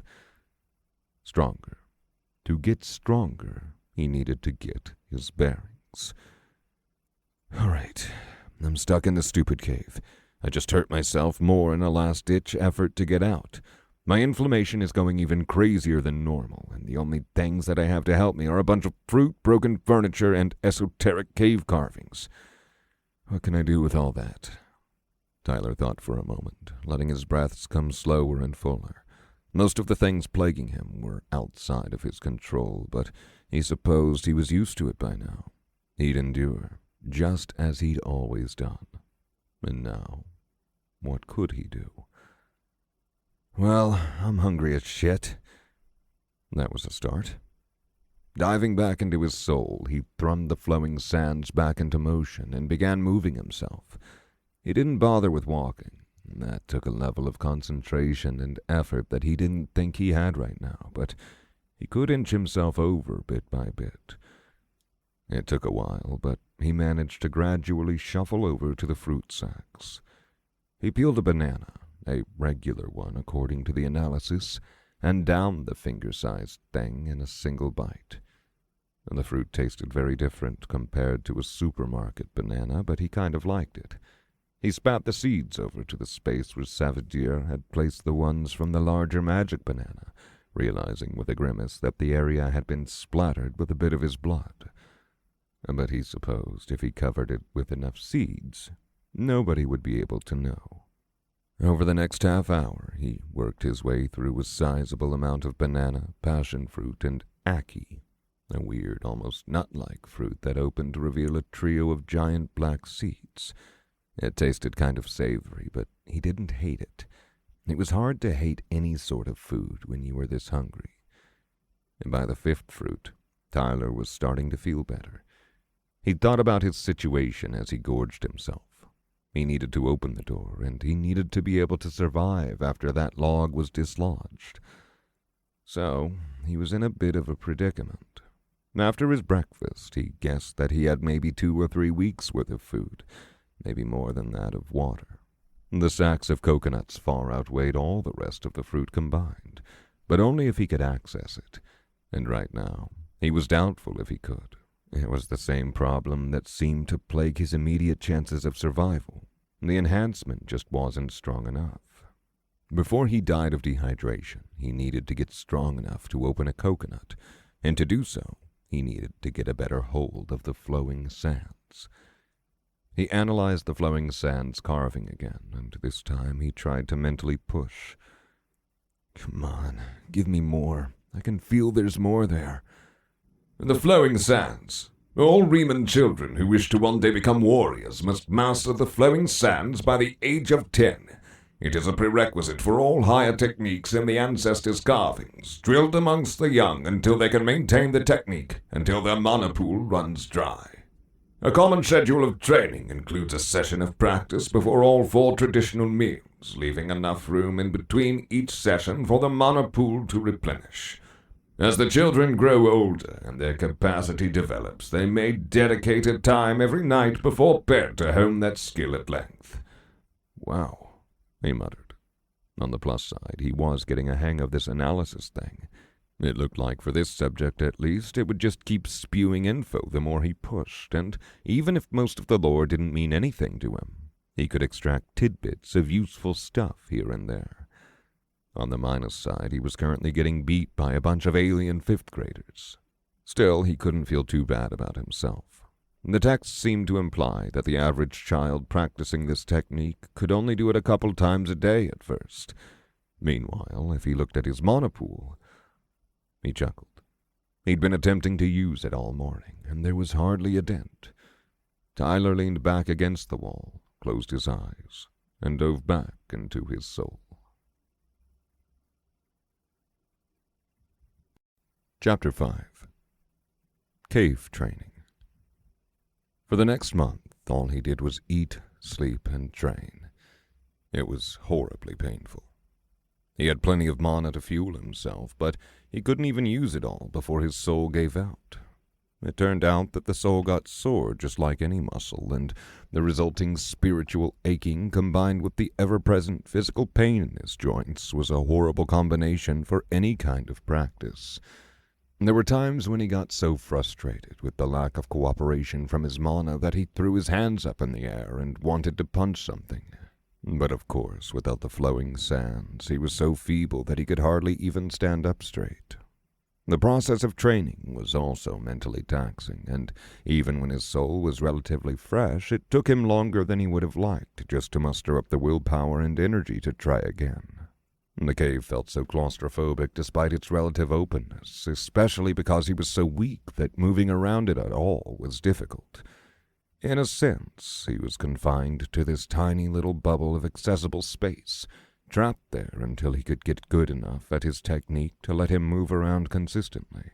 The abundance of spiritual energy inside of him proved a sharp contrast to the nagging hunger and thirst that woke him in the night, and for the first couple of days, no matter how much fruit he ate, he still felt immensely dehydrated. The Doonclaws would constantly wake him up with their horrendous screeches, and some nights all he could do was lay there and stare up at the dark ceiling, envisioning those glitchy cosmic wounds in the sky stretching over the world and consuming everything within. Those were also the times when the thoughts would come back. He missed society. He missed people.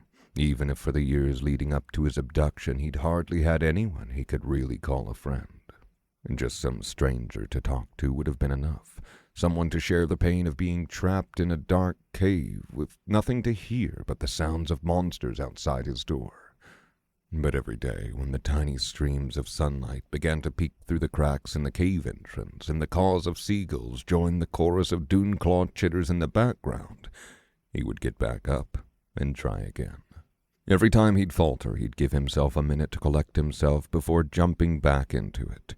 He would eat and stretch, massage his muscles, and try to mimic those same soothing movements for his soul. Anything to stay sane, to keep going despite the overwhelming feeling of hopelessness. Again and again he'd drill the technique, sometimes sitting still and sometimes while trying to move around the large cave. And at some point he realized that he'd begun making progress. Just like an actual muscle, his soul slowly adapted to the stress, strengthening itself and growing in endurance as he trained. And just like the slight boost the resilience gave to his physical healing, he thought it might have been helping his soul to recover too. The progress was slow at first, with each go at the flowing sands only lasting a couple of seconds at most, but it gradually improved until he could maintain it for a minute, then 2, then 3. And beyond that, the total amount of time he could train in a day improved drastically, until he was actually beginning to make a dent into his deep mana stores. The first thing he needed to tackle was, of course, the coconuts. His initial analysis of them had left him disappointed, but he'd once again used that mental push on the system boon to get it to spew out more info at him. It turned out that pushing for info about Earth objects yielded a lot of stuff, which he supposed made sense since he'd been messing around these things for all his life. It was like the entirety of the internet straight copy-pasted into his brain, and while it took him quite a while just to read through it all, he eventually found the info he needed. When ripe, crushing force can be applied on the topmost point of the coconut's hull to weaken the fibers for easy peeling. The 3 points on the hard interior shell can be easily penetrated for access to the fruit's liquid. While under the flowing sands, he grabbed the heaviest chunk of rock he could lift, which admittedly wasn't all that heavy, and repeatedly slammed it against the fruit's hulls. Afterward, he found that he could indeed do as the description said and tear the hull off with his own enhanced strength. It hurt, but thirst had been a great motivator to push through the pain. For the rest of the month, he would have a steady source of water. That success had sent a tidal wave of ideas streaming through his brain, and he'd combed through the info for the flowing sands carving in the same fashion, acquiring some helpful tips that let him refine his training. While the carvings were two-dimensional in nature, his analysis spoke of the techniques in higher spaces which helped him navigate his mana through his incredibly complex soul. That had been a revelation in and of itself, that his soul was somewhat overlapping with his body, yet still separate in a way that he couldn't quite understand yet. Tyler was hoping that more practice might help with that. While the analysis of the magic alien stuff still yielded far less info than the coconuts, he found that as he grew better with the technique, the info increased accordingly, and he found himself eagerly awaiting every new bit of info he was able to squeeze out of those carvings. It went beyond a desire to improve his magical prowess, he realized.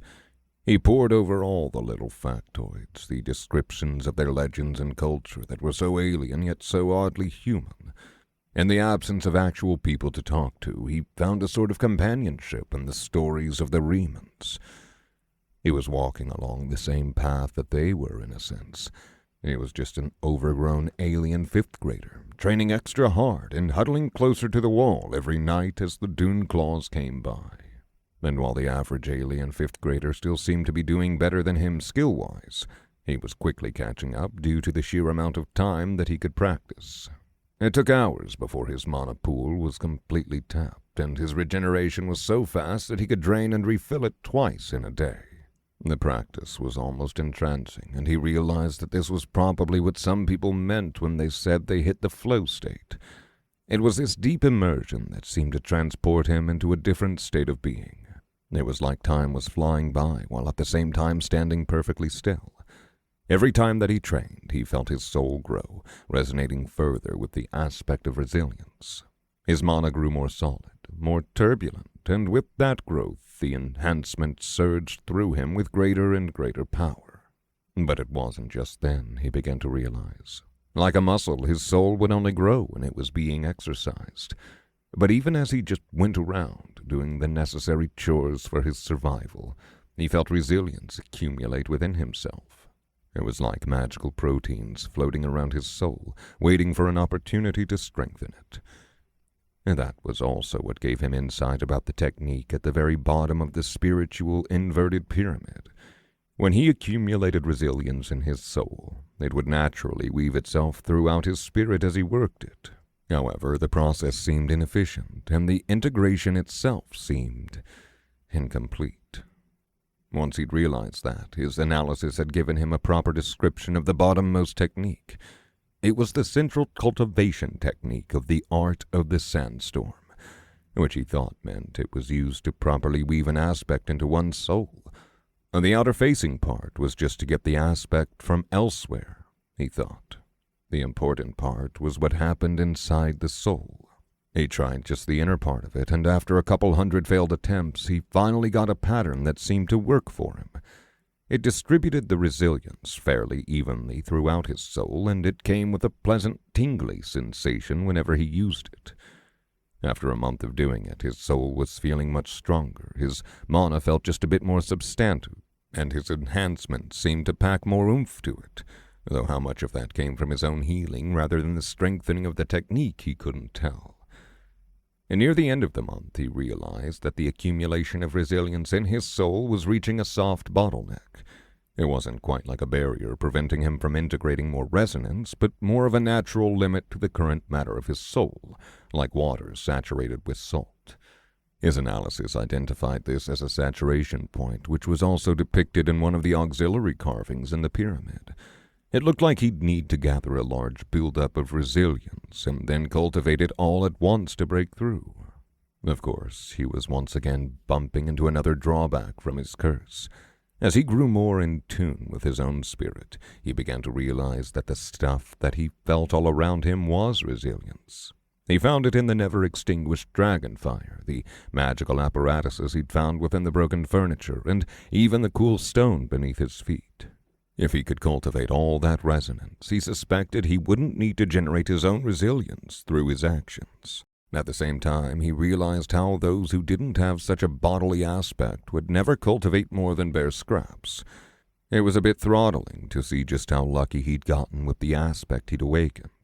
If he'd gotten sand or reflection like Savidir had, or something even less compatible with a living human body like fire or death, that cruel fate hinted at by his analysis made far more sense now. He had been a roll of the dice away from dying powerless and pitiful.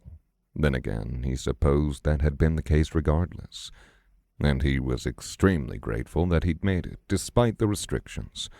After all, he generated more resonance in a single training session than the passive resilience in his entire cave. But he still needed to properly recover from his training sessions, and as great as his enormous mana pool was, he was pretty sure actual nutrients were still necessary for his body to patch itself up. So, at the beginning of the month, he'd taken a risk and eaten some of the flesh from the dune claw he killed. At first, he'd been apprehensive to even touch the meat again, not knowing if it was hiding any sorts of alien parasites or magical substances that his feeble human body simply couldn't handle. However, he'd realized that he could potentially reignite the embers that were still sitting there from the table. With a quick analysis, he'd been pleasantly surprised. Dragonfire. The flames of the emerald dragons are imbued with their unyielding will and immeasurable potential for growth. This instance is but a pale shadow, but it is still formidable compared to its mundane counterpart. It reignited as soon as he fed it some kindling, and the flame was truly magical, bright, pleasant, green, and without a hint of smoke. He'd been worried about suffocating himself to death if he left a fire going, but he figured that if the fumes were enough to kill him, they probably would have done so when the table had first burnt down. And if anything, the fumes that the flame released felt like that of a pleasant scented candle. It smelled like encouragement and a promise of better times, not at all what he'd expect from the attack of a raging dragon. Of course, the fire had encouraged him to cook, and so as his stomach grumbled for something more than fruit, he'd cautiously torn off a piece of dune claw flesh and made a skewer to put over the flame. His analysis had expanded its description after that, and it hinted that the meat should have been safe to eat. He started with very small amounts, just a nibble, then a bite, and then a finger-sized portion. It tasted bitter and astringent, but it was food. As he felt no consequences, he began to consume more and more. He had to be careful to preserve his limited stockpile of furniture and wood, but that proved fine, as the embers seemed nearly impossible to extinguish and luminescent enough to let him see through his dark-adapted eyes. He only really fed the fire to cook, and he tried to cook the meat in the biggest batches he could without giving himself heat stroke. Anything more raised the temperature of the poorly ventilated cave far too quickly, but once the meat was cooked, he could expect it to last. The dune claw's acidic and quick-drying blood seemed to have preserved the meat in some way, and he remembered from his analysis that the Remans could stockpile dune claw meat for years in their cellars without it going bad. He was sure that it wouldn't last quite that long, but he would trust his nose and taste buds for now. With the meat, he could also begin training his physical body. On the opposite side of the cave wall from the carvings detailing the Remans' spiritual techniques, there was another set of carvings showing forms of their people, practicing something akin to a martial art. He realized that some of the physical stances were meant to be paired with the spiritual stances, and as he pondered them, he turned to his analysis for more information. Rather than the carvings forming an inverted pyramid, it was a regular pyramid. Most techniques were at the base, with only one at the top, a depiction of a horned man with 1,000 arms and legs swirling around him. He didn't understand if he was supposed to grow more limbs or if that was symbolic, but at least the bottom exercises felt more reasonable. His analysis identified them as bone-strengthening exercises, and they involved repeatedly slamming your limbs into hard surfaces to build density and resilience within them. Of course, his own limbs were fairly fragile, but with the enhancement running through him, he managed to try it out a couple of times. It hurt, of course, but everything hurt these days. His limbs were actually doing pretty well despite the pain. Even his injured leg was feeling mostly normal again. When he began doing the exercises, he soon discovered that with each blow, an abnormal amount of resilience would pool in his soul. It made sense once he thought about it. His actions throughout the entire day were resonating with resilience, but it was these exercises, the pain, the fortitude, the perseverance despite the inflammation, that really embodied it within him. Perhaps his condition was actually benefiting him for once. A greater harmony was being reached as he pushed his body to the very limit.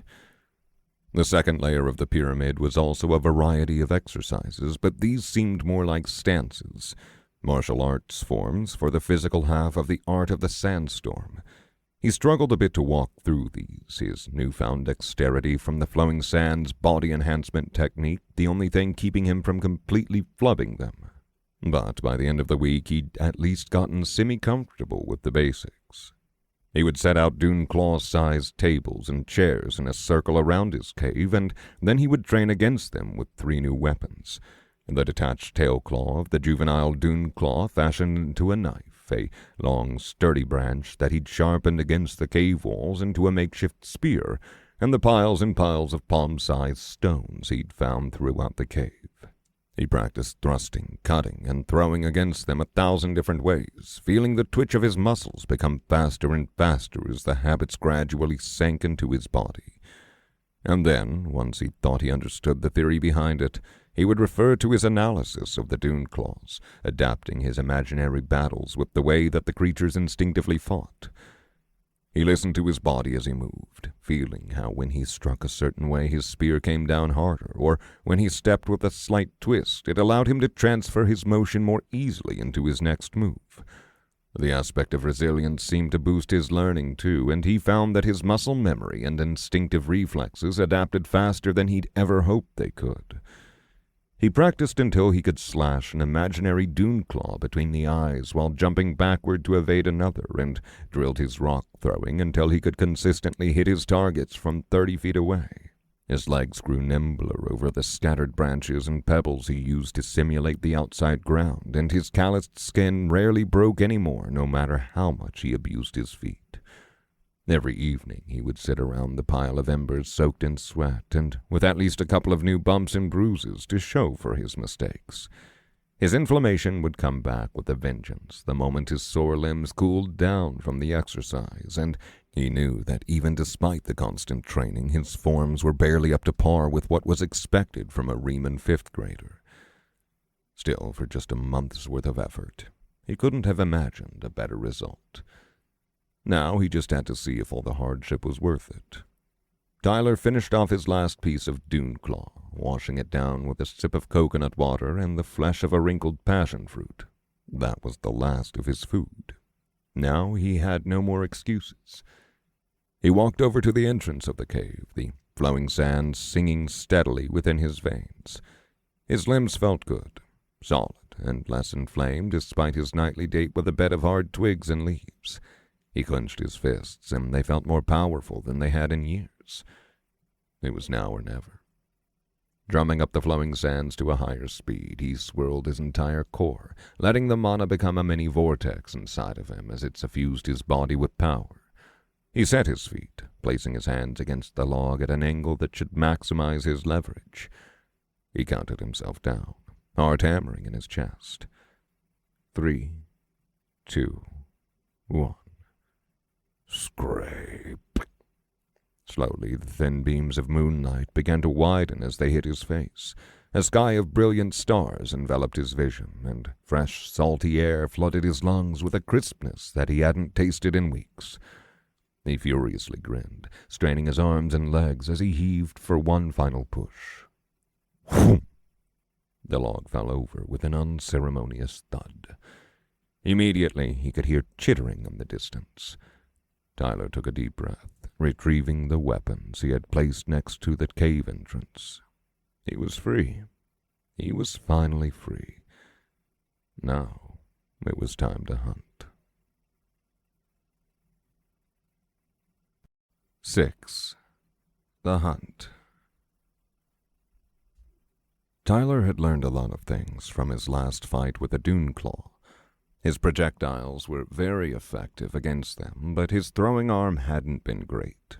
His joints still bothered him incessantly, and though he was heavier and theoretically stronger, getting up close had almost spelled out his doom when the thing had surprised him with a lunge. And his improvised weapon, which he'd hoped would provide him with enough reason to lessen the monster's greatest advantage, had snapped the instant it had come in contact with the thing's tail claw. In short, he'd been woefully inadequate. He'd almost died against a single juvenile, so he shuddered to think of what would happen if he'd instead encountered a fully grown specimen, or God forbid, one of their swarms. His footsteps quietly navigated the pieces of mangled, half-eaten fruit littered atop the underbrush as he stalked forward, spear in one hand and throwing rock in the other. More rocks were in his pocket, and his dune claw knife was wedged into his dirt-stained waistband. He'd specifically chosen this space in the foliage, so the cave was on one side of him, and the beach on the other. He had 2 directions of escape, and the area was littered with rocks that he could use as weapons. No matter what happened, he could always regroup and find a way out. But his heart hammered despite his preparations, images of the juvenile Doonclaw lunging at his throat arising from the back of his mind. This was the first taste of freedom he'd had since the day he'd come here, but he couldn't even enjoy the fresh air. The cosmic ocean seemed to envelop even more of the horizon in the night-time, and rippling cracks of shifting color throbbed in the sky like scars upon the world itself. He was forced to squint as his eyes slowly adjusted to the light of the full moon, and as a sea of chitters slowly began to consume the island, he found himself flinching at every swaying branch and falling leaf. Their claw marks were on everything, from the tree trunks to the leaves to even the fucking stones littered around the beach. He gazed out into the multidimensional liquid, noticing the hazy forms of what looked like skyscrapers sunken underneath the black and violet substance.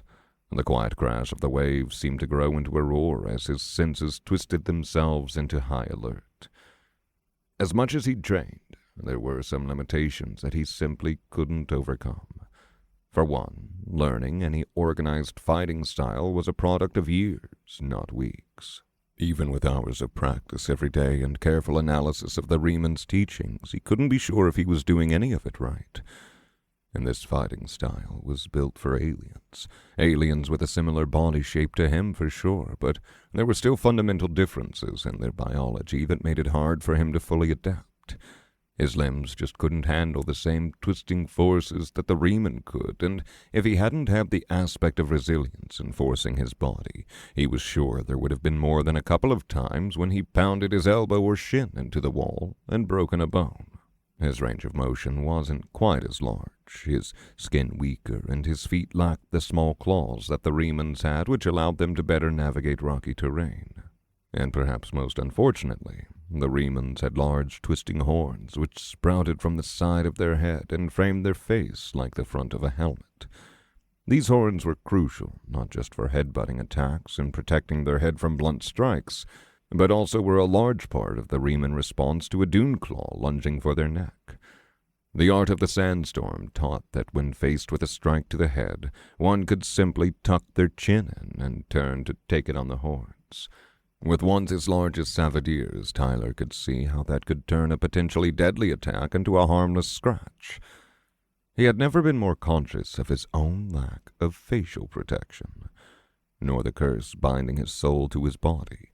He'd pored over each and every magical tool that Savadir had left in the cave during the weeks that he was trapped, and eventually he'd begun to understand enough that his analysis could give him a solid description of most things.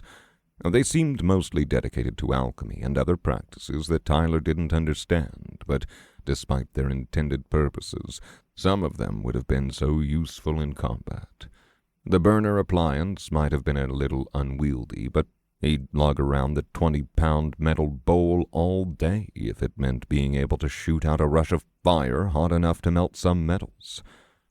He'd tried everything he could, from cracking one open to see if there was any internal circuitry to rubbing his blood on them the same way Savadir had done to bond Tyler with the core of protection. And nothing had worked. So now he was out in the wild, with nothing but the stupid improvised weapons he'd fabricated from rocks and sticks. He counted 1 minute, 2 minutes, 3 minutes as he waited for a Doonclaw to wander by, and it was only in this moment that he truly realized how many of them there were. Their chitters enveloped the entire island in a constant, eerie buzz, so instinctively repulsive that it made his hairs stand on end. He hadn't done his exercises this morning in an effort to preserve his energy, but now he wished that he'd rested another day before doing this. His body was still so stiff, not at all ready for a real fight. Tyler shivered. He felt so small outside of his little cave, like prey caught out in the open by a pack of hunters. A growing chitter and the sound of scuttling feet alerted him as to the location of his first pursuer. His analysis predicted that it would scuttle toward him for a couple of steps and then stop, giving a low hiss as it tried to sense the exact location of the magic on his person. It hadn't spotted him yet, perched as he was on top of a low branch of a half-rotted fruit tree, but his eyes honed onto it as it came out into the small clearing. The Doonclaw's sight would be impaired in darkness, his analysis had told him. On Corshon, even the night looked more like a perpetual twilight under its two suns. As such, the creatures would be relying almost solely on their magic sense until an object got within striking distance. He would use that to his advantage. He felt the familiar click of his analysis activating as the world slowed. Mature Duneclaw. This Duneclaw is fully grown and better able to resist the humidity of its surroundings compared to its juvenile counterparts. All three of its claws are strong enough to crush bone, but without greater elimination, it relies mostly on its magic sense to hunt. His eyes skimmed over the mental text, but he was only half paying attention to the actual result of his analysis. Some deep part of him screamed to run away and hide back in his cave, but he forcefully shoved the fear away. In this brief moment of slowed time, he thought through the distance and angle of his position compared to the Duneclaw, the flowing sands blooming within him as he prepared his arm to throw. And so, a second later, the world returned to normal. A fist-sized rock slammed into the Duneclaw's body. It gave a furious shriek as it turned to face him. It was tough enough to immediately move to retaliate, but the density and force of the rock had still punched a crack into his armor. Before it could do anything, he was on it, jabbing at its head and retracting his spear backward before it could lash out with its tail. The blow only glanced off, but Tyler was ready for that possibility. He danced back, jamming the spear into the ground and hefting another rock. The Duneclaw would be able to rush him in a blink, he knew, so he threw a kick out as the creature crashed through his weapon, pivoting and using all of his momentum to knock the thing off course.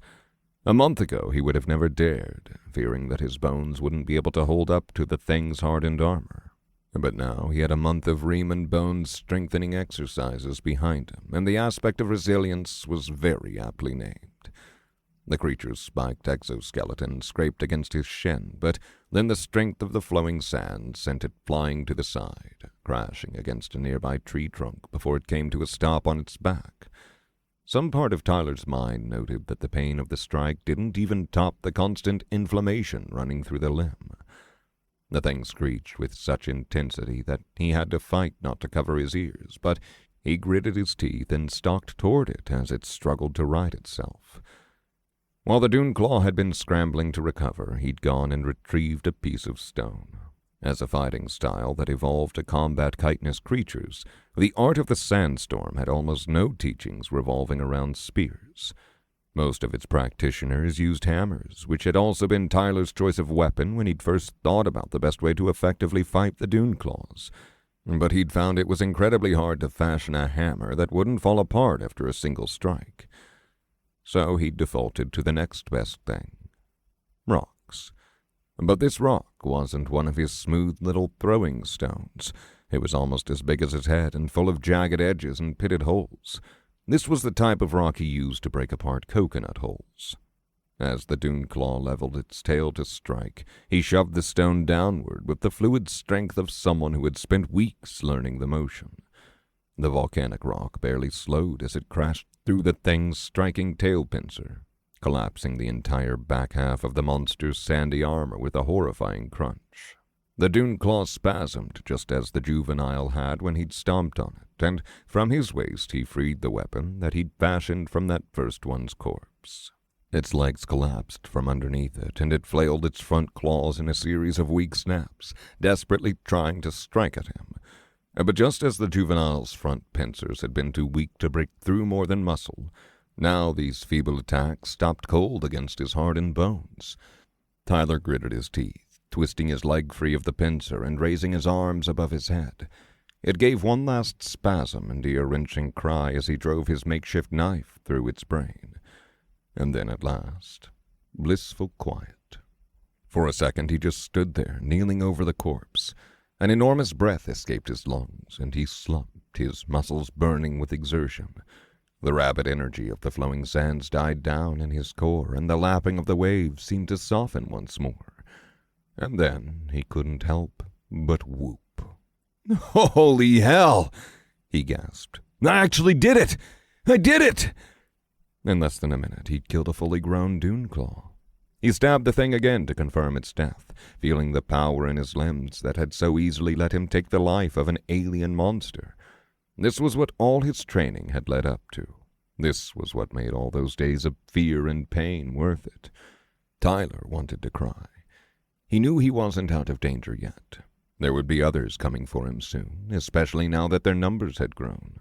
He'd never encountered a full-fledged swarm, and it was in his best interest to flee this instant, because he was sure he wouldn't be able to survive such a thing as he was. But even as the thought passed through his mind, that sense of fear that had been gripping him failed to raise its ugly head. For the first time, he really felt the cool night air rushing into his lungs, the soft grass beneath his feet, the beautiful hue of the moonlight, and a sea of stars that shone bright despite the craggy veins tearing through the sky. He felt the soft touch of the wind, and the sheer aliveness of a world that he had been deprived of for what felt like an eternity. For just a moment, he was free. And even as the chorus of unsettling chitters began to converge toward him, even as he thrummed the flowing sands back into action and started frantically dragging the corpse back to the cave, he couldn't seem to get rid of the enormous grin plastering his face. Tyler glanced down at the core of protection. It hung in the center of a plain steel pendant he'd scavenged, the string tied short to keep it tight against his collarbone. Through his soul, he could feel the artifact brimming with energy. The core of protection is fully charged. He laughed, and it was the same kind of laugh that had come the first time he had killed a Duneclaw. A deep, triumphant howl that asserted to the world that he was the master of his own fate. He gripped the pendant with a wide smile. I was never at risk of taking a deadly strike.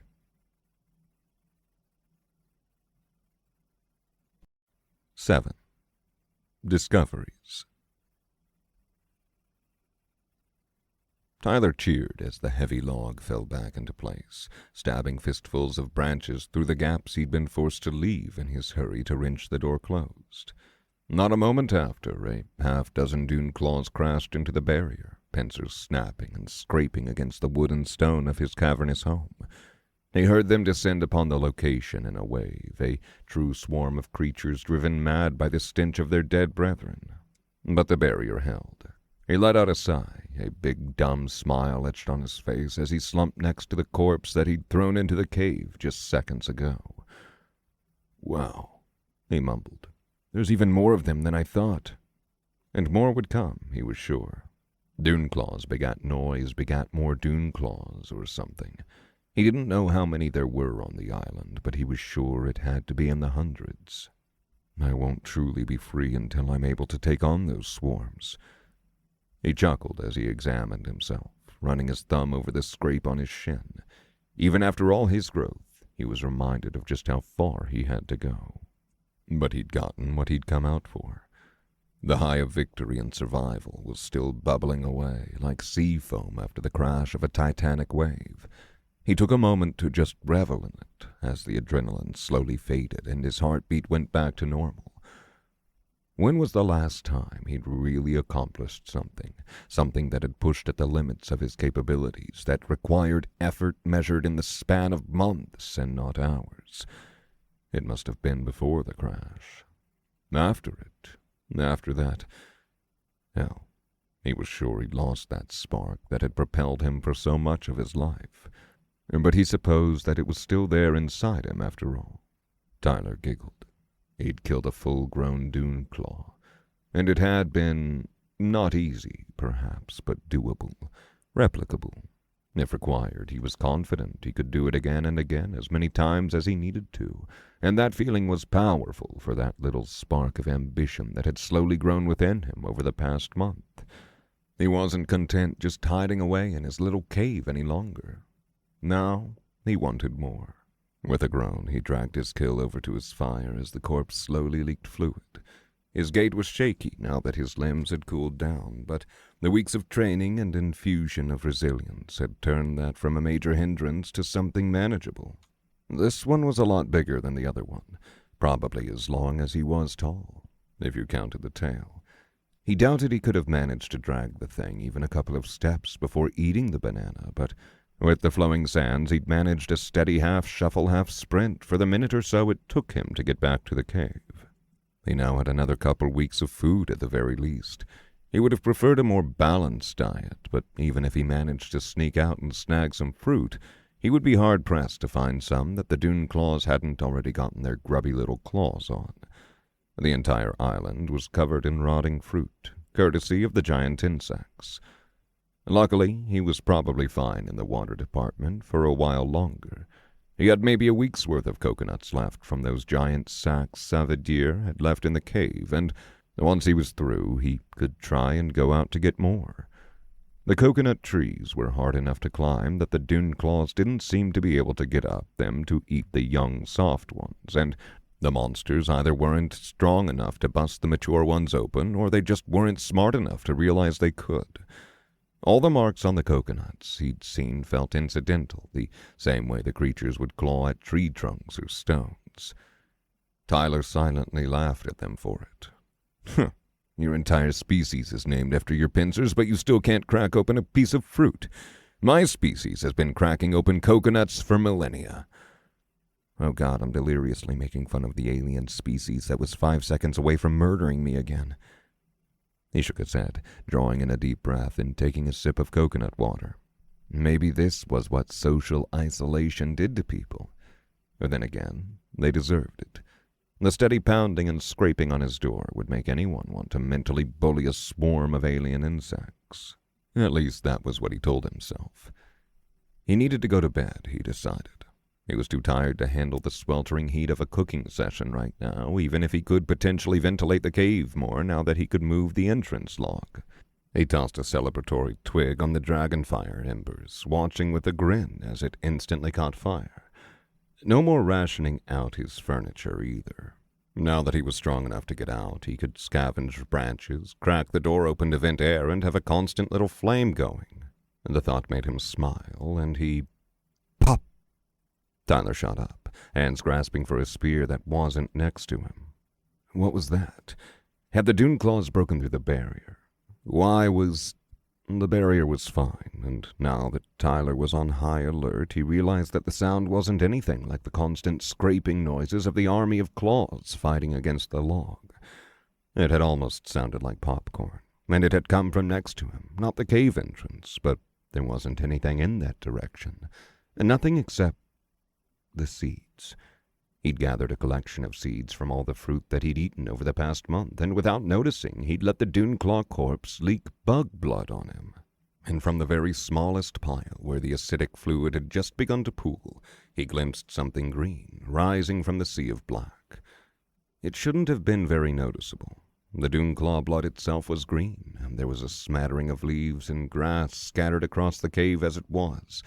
Its shape didn't catch the eye, and it was small enough that he'd barely noticed it was actually standing upright. But there was something about it that seemed to resonate with him. Tyler shuffled over the small shoot, which he soon recognized as a sprout coming out of one of the seeds.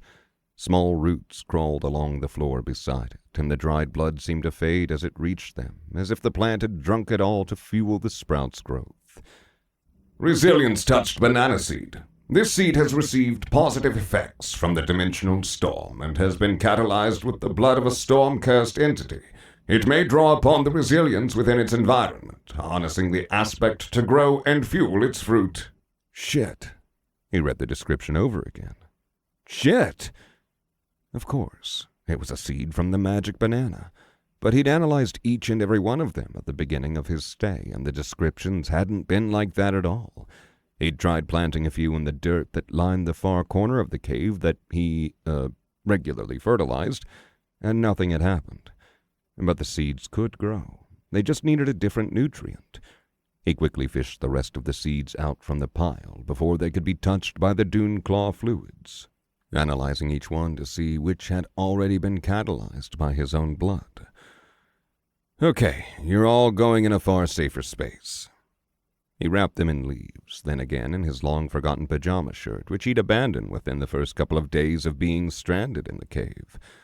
But though the future possibilities were shining bright in his mind, they were altogether outshone by the blinding revelation right in front of him.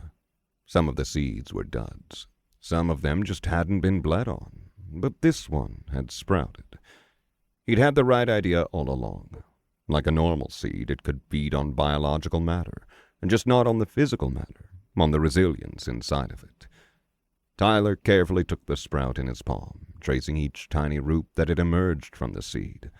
Slowly, carefully, he dragged the roots along the spilled bug blood, watching in fascination as it absorbed it and grew in real time. He could sense the resonance accumulating within it. He often didn't pay much attention to the resilience of the outside world, trapped as his mana was inside of his own body, but now he began to notice just how bright the dune claw shone with the substance. It was slowly fading, likely dispersing now that the thing was dead, but it glimmered like glitter in his senses. After a moment of thought, he snapped the tail off of his kill. It took quite a bit of effort, but the time flashed by in an instant as his thoughts were consumed by anticipation. Then he dragged the rest of the body over to the dirt. The cave was large enough that he rarely came over to this area other than to do his business, but he'd left the most shovel-shaped piece of wood he could find leaning against the wall to help with that purpose. Now he began digging. He worked his still sore muscles, letting the flowing sands wash over him as he carved out a hole that was far larger than he was used to. And by the time he was done, it almost looked like a grave, which it kind of was, he supposed. With a deep breath, he cracked open the dune claw's main carapace as best as he could and nestled the seed deep in its flesh. He plopped it onto the bed of dirt and drained the blood of the tail directly on top of the seed. He began piling a thin layer of dirt on top of it. Before he could even finish, the sprout had broken through. Holy shit! Holy fucking shit! Before his eyes it grew, first at a pace so slow that he was half sure it was a trick of the firelight, and then faster and faster until it must have been growing an inch every couple of seconds. He instinctively analyzed it, mouth hanging agape as he witnessed the birth of a magical tree in real time. Resilience-touched banana tree. Sapling. This young sapling has been fed with compounds containing a minor resonance with the aspect of resilience. It will slowly grow under normal conditions, but one may accelerate its growth and production by feeding it more matter containing resilience. Flat palm-sized leaves sprouted from the top of the plant, and motes of resilience-tinged light shimmered into existence as its trunk gradually turned from fresh green to an older, steady brown. Tyler brushed his hand against one of the luminescent specks, shivering as the magic tickled his skin before disappearing in a puff of light. The tree was almost up to his chest now, and more leaves were sprouting from it, shooting up in twisted lines and then unfurling like a blooming flower. One especially large one shot up and flopped onto his head. He took a step back and regretfully realized that he should have planted it further away from the wall. The tree's leaves facing the cave's wall curved as they pressed against the stone, conforming to the shape of the cave in a contorted but somehow pleasing way. But Tyler only had a moment to think about the tree's leaves before something even more amazing occurred. Another green shoot sprouted from the tree's trunk. But rather than being another leaf, this one had a small red bulb at the tip, which he slowly realized was a flower. The motes of light coalesced around the bulb until it shone like a lantern as it hung steadily from the tree's outstretched limb. Resilience-touched banana blossom. The flower is the first blossom of a resilience-touched banana tree. It can be eaten to increase the cultivation of resonance within its consumer. If the tree is continually fed, it may bloom into a host of resilience-touched fruit. The bulb slowly grew as it drooped, growing longer and fatter by the minute as Tyler stared at it, ensnared by the magical process. Its smooth exterior grew darker and more textured, and the motes of light gradually winked out until it was illuminated only by the light of the flickering flames. Then, as the tree finally finished its extraordinary growth, a single petal bloomed outward, revealing a trio of baby flowers underneath. As the tree finally stopped its extraordinary growth, he gingerly reached out, plucking the petal from its place of growth. With a quick prayer to whichever gods held purview over magical fruits and people stranded on islands, he popped the thing into his mouth. It was tough and chewy, like he'd just chomped on a particularly fibrous leaf, which he supposed was pretty close to what he'd done. He chewed on it for a minute until it became this mushy little ball of plant in his mouth. It was a little disgusting, but it also had some pleasant floral notes that he could appreciate behind the astringent bitterness that was dominating his taste buds. He ground the glob between his molars, trying to break down the fibers and hopefully release more of the magic inside of the thing. And then, when he thought he'd chewed it up to the best of his ability, he swallowed the whole thing like a big pill. He sat down, half expecting nothing to happen because he'd already reached saturation, but immediately he felt that melody within him began to grow. Something within his soul had tipped. He'd already accumulated a giant buildup of resonance from his fight, and now the pedal's energy surged through him, stimulating his soul and buzzing with the frequency that fittingly resonated with the resilience already saturating his mana. Tyler gasped, furiously circulating his mana in the cultivation form. The tension of his built-up resilience grew greater by the second, accumulating in the swirling sea of mana foaming in his core. The vibrations intensified, building and building until he was scared something in his soul would break. And then, whoosh, the excess resilience was subsumed. The already massive pool of energy within him grew even further, the ambient mana circulating deeper into his muscles like water seeping into cracked, dry soil. The bleeding of his scrapes slowly came to a stop, and his strained muscles relaxed, the burden on his joints eased by the aspect as it suffused his very being. Congratulations, you have advanced to mid-novice.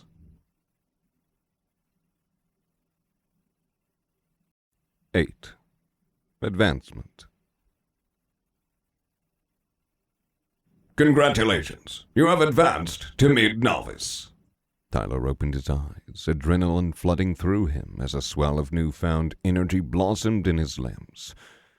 Fuck, he gasped. Holy cow! And this was a rush like he'd never felt before. It was similar to that surge of energy that had accompanied his awakening. But this time he was in a position to actually appreciate it. He'd gotten competent enough in his cultivation to know what his mana was supposed to feel like, and this was a qualitative increase in every possible way. His soul felt deeper, stronger, and the sea of mana roiling within it seemed to have grown even larger as he brushed his senses through it. There's no way this is normal, Ty thought with a rush of glee. Or else the Remans would have surely been practicing all day by the time they reached adulthood. It has to be the curse. Of course, everyone's mana capacity increased with advancement. He was pretty sure that was the case, given the implicit references he'd seen all over his analysis of the cave carvings. But it had felt like a gradual thing, one that was nice, but nothing game-changing until you got to a much higher level of cultivation. The Remans thought that the increase in effectiveness of one's mana was always the most all-worthy thing about advancing. But for him, he had already struggled to reach the bottom of his stores, and now they must have grown again by half. Tyler laughed. He'd gotten better at perceiving the entirety of his soul in the past month, to the point where he could usually wrap his mind around the sheer mass of his mana pool and measure out just how much of it he'd actually consumed in a training session. It had taken some strenuous training, a sort of stretching of his mind and spiritual perception to widen his metaphorical field of view until it could encompass the entirety of the huge lake sitting in the middle of his soul. Now he supposed he was right back to square one. And as brilliant as his increase in capacity was, he supposed the Remans were right that the increase of power was the most all-worthy thing about his new state. When his threads of mana circulated through his channels, they carried a strength to them that they hadn't before. The mana itself felt denser, more liquid. It had always held an ephemeral quality to it, especially in contrast to the sheer size of his pool, but now he could see it beginning to condense. Tyler engaged the flowing sands, and even with the offhand execution, the technique rushed through him with a steadiness that would have taken him his full concentration just minutes before. It took less time to get started, and once it thrummed at full force, he realized it was a fuller force than he could have ever managed before the advancement. There was more to it in every possible way. He slammed his forearm against his favorite boulder, and his newly strengthened muscles let the strike land with an impact that was satisfyingly deep. It might have sent tremors running through his arm, but the flowing sands increased his durability and control as well.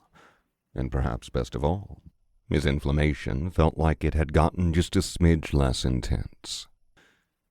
Man, advancement. He'd only experienced it once, and he was already addicted. He was a mid-novice now, then there was a high novice and peak novice.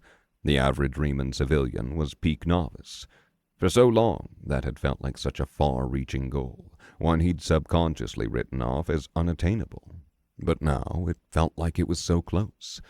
For the first time, he considered that he might even go beyond that. Journeyman. He let out a shuddering breath, the sheer amount of possibilities blooming in his mind. There were so many more things to do. And for the first time, he felt like he had a perfect path forward. He walked up to the tree, his steps just slightly more powerful than they'd been a minute prior, and patted it with a grateful hand. "You know, Magic Banana Tree, I cannot tell you how much I appreciate your existence."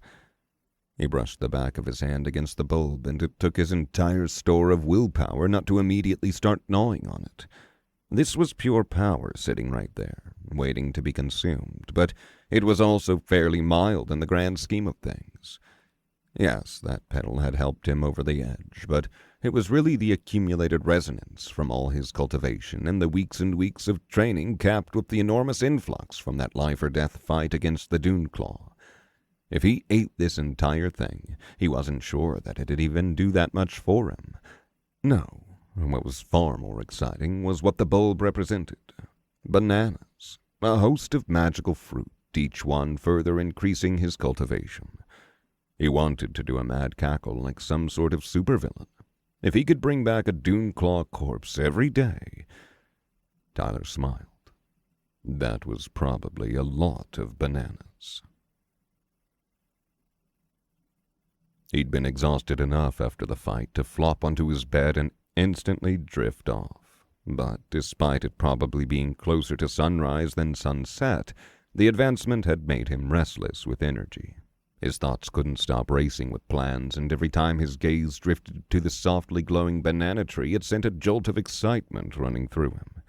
The swarm of Duneclaws were still crawling over the vicinity, and he wanted to meet their challenge, to move, to fight, to bring back their corpses and bring them into cultivation field. But despite the impulse and his newfound power, he knew that going out into the swarm was a terrible idea. So to occupy his mind, he examined the cave carvings once more.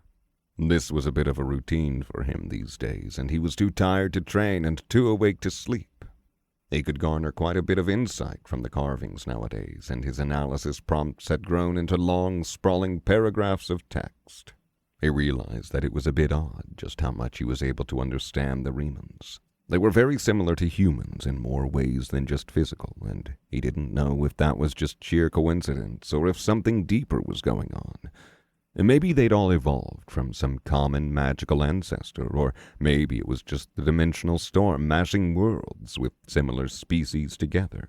But whatever it was, he'd grown to appreciate the intricacies of Riemann culture through these techniques. They were a strong warrior people, but also scavengers, and their techniques reflected the dichotomy of that relationship. They could never rely on their strength alone, but strength was also necessary to execute their martial arts. Both the ones based around fighting off much larger and much smaller opponents. A Riemann warrior was hard and soft at the same time, immovable yet endlessly flexible. There was a great beauty to it, which only made him more peeved that he couldn't execute the majority of their techniques. Tyler had learned to make do with what he had, and he couldn't wait to test just how long he could maintain the flowing sands, given the level of control he'd been granted. And now that he'd advanced, though, he had an inkling that maybe he could try tackling another. The techniques weren't quite arranged in terms of power, but from what he gathered, a level of power was necessary in order to use many of the techniques that were higher up on the pyramid. At low novice, the only one he'd been able to pull off was the flowing sands. Now he was ready to experiment again. The Dragon's Bones. The Dragon's Bones is a core body fortification technique of the art of the sandstorm. When activated, it channels the practitioner's mana to momentarily suffuse the body, imbuing it with the unyielding toughness of a dragon's bones. This technique shines in short defensive bursts, allowing the user to endure powerful strikes to protect vital areas in moments of critical danger. If there was anything that screamed resilience, it was this. It felt perfect for him, from the circulation pattern to its versatility between aspects. Bone practitioners obviously had the advantage with this one, but it looked like those with the aspect of sand could also use it, and some random paragraph in his analysis had mentioned that this technique had actually been stolen and co-opted from the Remans by another race that used different aspects. Most importantly, though, it didn't have any external component. His curse wouldn't hurt him with this one.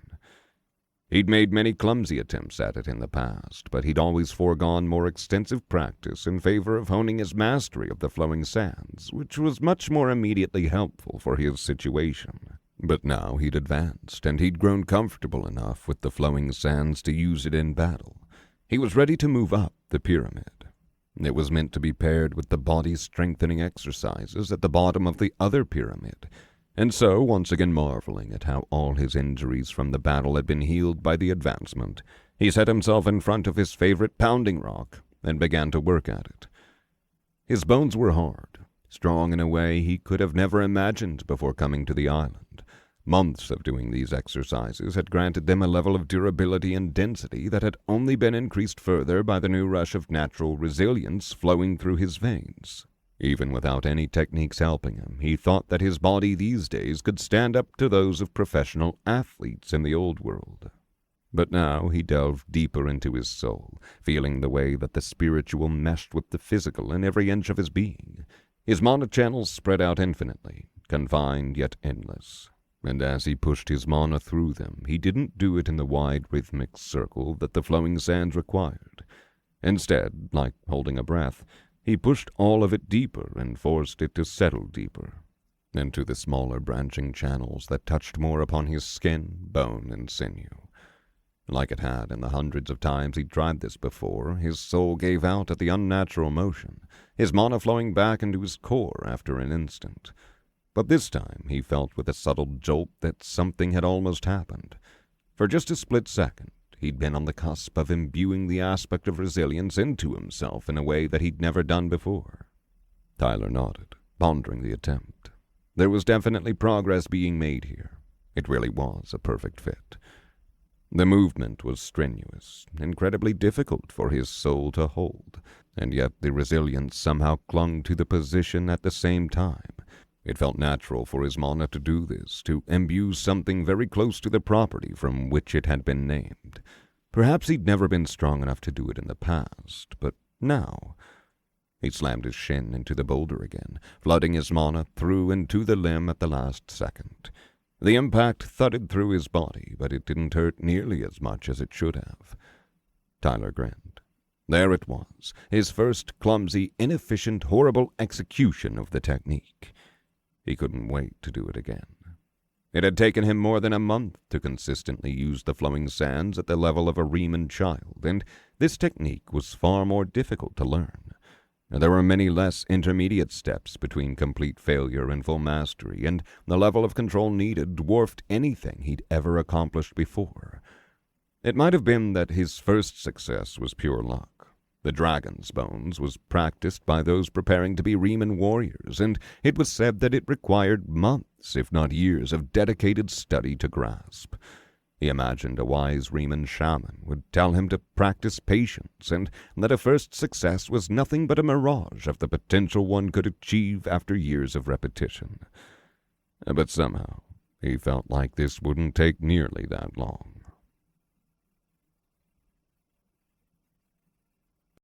9. A moment of peace. Tyler cycled his mana as a gentle wave washed over him, thousands of tiny bubbles tickling his skin. A flurry of suspended sand and tiny pieces of shells split around his legs, steadily creeping up the beach, only to be dragged back out to sea as the waters fell once more. The salty air sunk into his nose and taste buds in a harsh yet pleasant way, and he basked in the moment as the midday sun shone warm against his skin. He let out a contented sigh. It was quaint, peaceful even. Well, salt water might have been getting into some of his wounds, but he wasn't going to let that, the inflammation or the wall of ominous cosmic soup just a dozen feet away, get in the way of this moment. With each motion of the waves, he moved his mana accordingly, surging outward into those deep, tiny channels that he could barely reach, then letting the power fall in a cascade back into his core. Again and again, he practiced the dragon's bones, and as the minutes went by, he could feel his mana sink deeper and deeper into his channels. This felt nice. It was a great way to practice, all things considered. It wasn't something that the Remans actually did, given the lack of open bodies of water in a desert, but it seemed right somehow to be learning from nature. It had only been 2 weeks, but he was already making great progress. In the days following his victory over the Duneclaw, Tyler had slowly exposed himself to the island, darting out and scouting the state of things in little bursts before quickly returning to his cave. It had been nerve-wracking at first, especially since the presence of the Core of Protection gave the Duneclaws an extra way to locate him. But over the days, he'd gotten acclimated to the way of life here. The Duneclaws ruled the island. Of that, there was little question. There were some magic water seagulls that stole their prey and other kinds of creatures that he sometimes glimpsed on the outskirts of the island, but in terms of sheer numbers and territory, the big scorpion-like monsters had the island grasped in their ferocious grips. They swarmed around all the forested areas, leaving their little claw marks on anything and everything that was within reach, and their screeches had become a steady tune that haunted the island day and night. Tyler had quickly discovered one area that they never dared go to, however: the water. Due to the Duneclaw's adaptation to highly dry and hot places, their chitin was actually very sensitive to moisture, and an abundance of water would make the monsters gradually fall apart at the seams. He'd actually already seen this with the first ones he'd killed. Their front claws, being much less reinforced than their tail, had already succumbed partially to the sheer moisture in the air. It seemed that most of the monsters instinctively avoided the water, which was incredible for him, considering how close his cave was to the beach. So after a month of gathering filth, just a couple of days after his victory, he'd finally worked up the courage to wash himself down in the ocean. It had been a near-heavenly experience, despite the lukewarm water and constant fear that a monster would come upon him at any moment. He devised a system of traveling along the coastline to get to any area of the beach that he wanted, and today he was on the opposite side of the flat, desert-like patch of the island from where his cave was situated. He'd taken a liking to this area specifically because the open space meant he could keep a better eye on any Duneclaws looking to sneak up on him, and the flying monsters that sometimes harassed him usually kept to the forested side of things. For the past week, this spot had been a safe haven for him. Nothing dangerous ever came up out of the water, or at least nothing up until this point, and if he ignored the blurry barrier between the waves and the line of sunken skyscrapers in that vast sea of dimensional magic, it was a spot of untouched nature. Tyler chuckled for a moment as a particularly large wave crashed onto him, the strength of the dragon's bones not enough to overcome physics as his loose stance on the underwater sand was wrenched free. He let himself float back up the shore, joining a line of pebbles and small shells to wash up on the beach. As much as this was an area of physical safety, it was just as much a haven for his mental state. After a month of being trapped in a dark, gloomy, dirty cave, he could finally see the sun again. He could bask in the breeze, inhale what might have been the freshest air he'd ever breathed, and sit underneath the stars on this little stretch of beach that was more picturesque than any place he'd ever gotten a chance to visit back in his old life. It was a little impractical from a survival standpoint to risk a fight every day he came here, he knew. Despite his new prowess, one slip-up during a swarm was all it would take to do him in. But the sheer peace that he got simply from being here was too much to pass up. There was real beauty on this island, despite the infestation and the claw marks that dotted nearly everything in sight. There was this art in nature, a healing touch that let him forget about the inflammation and the brutal dances of life or death that he now regularly found himself in. As he bobbed up and down with the waves, he pushed his mana through his channels once more. After months of study, he'd finally gotten a solid grasp of the capabilities of a soul, and the specifics of his own spirit differed from that.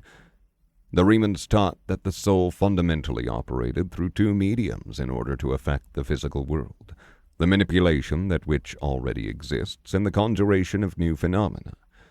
By burning mana to directly control resonance, one could control objects heavy with that aspect, momentarily reinforce or take away certain properties, and of course steal the resonance away for themselves through cultivation.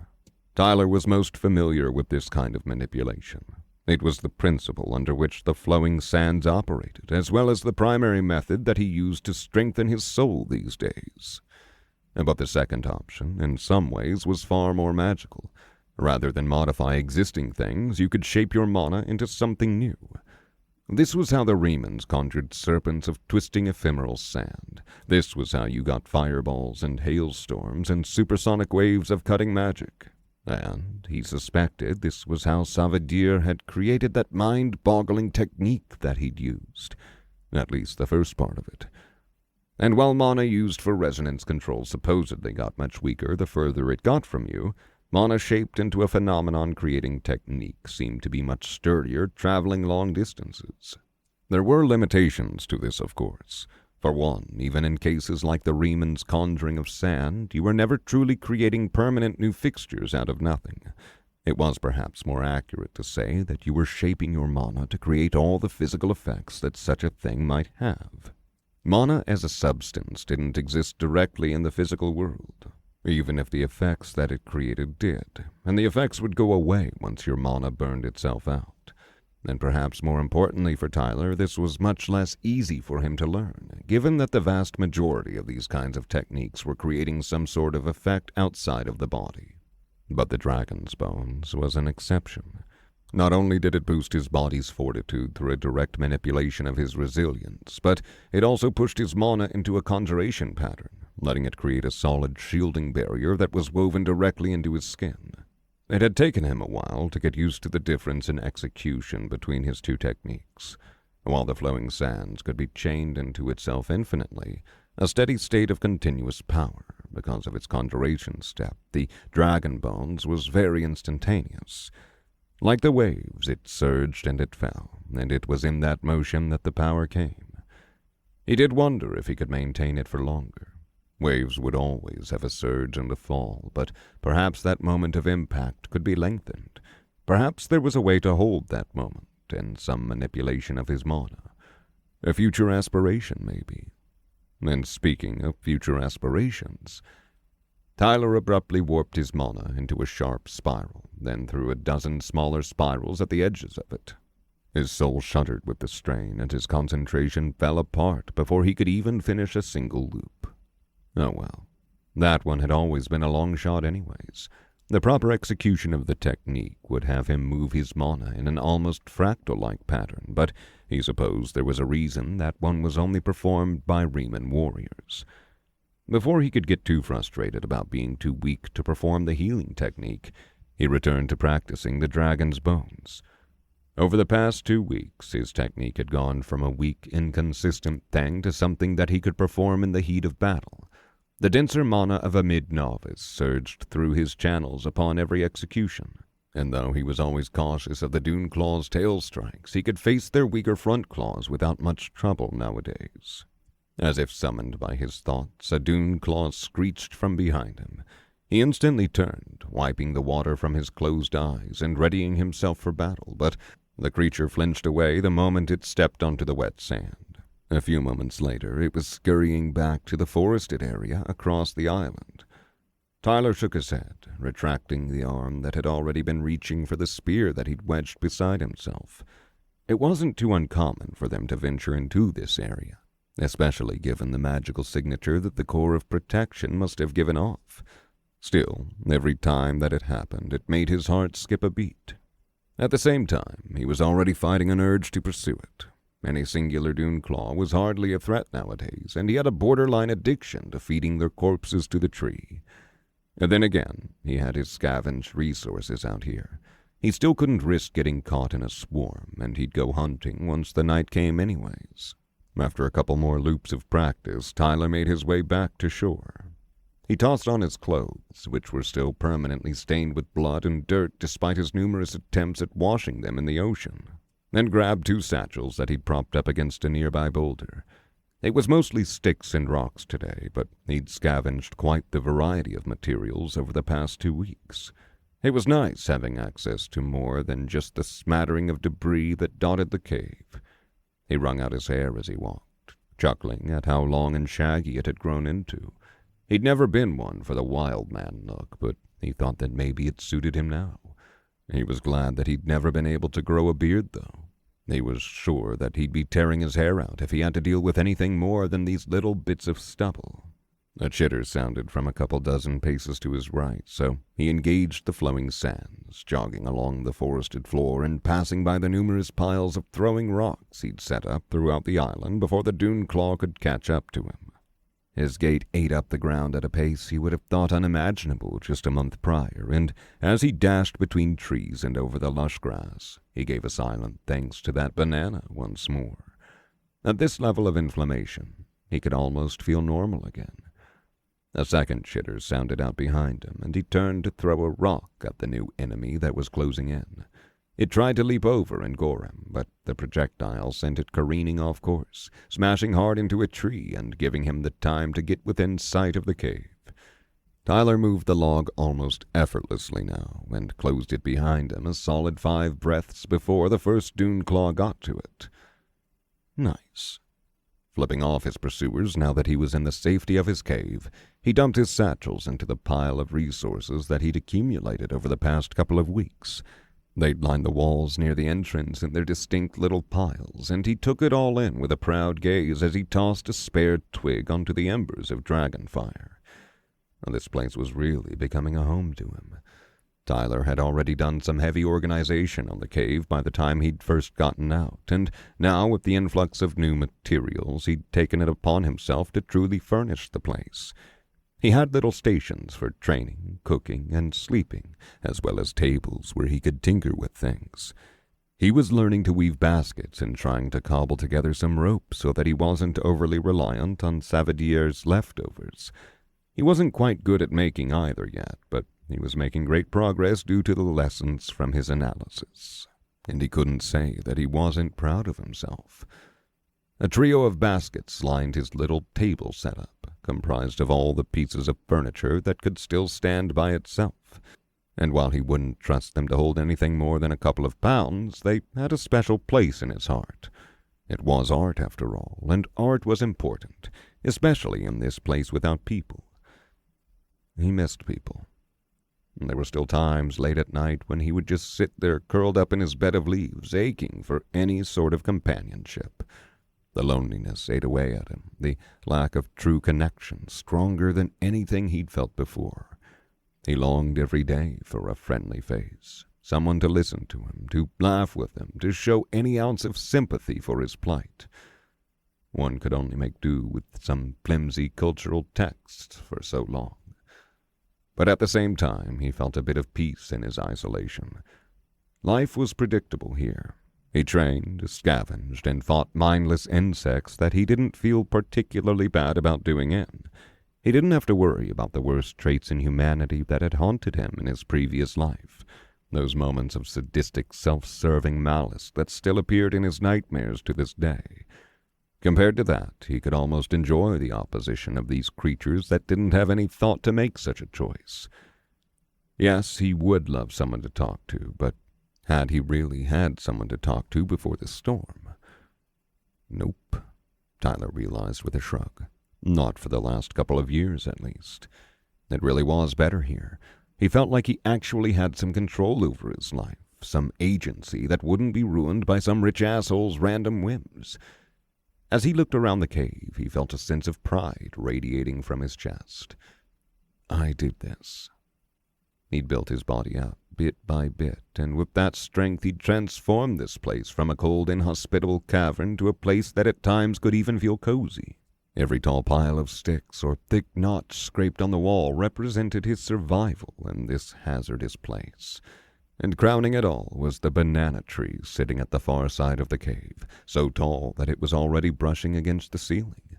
It rested like a watchful sentry over his entire base of operations, exuding some warmth that he could have sworn was more than just his imagination. A bed of its fallen leaves dotted the ground around its trunk. A few bits of dried green blood pooled on top of them.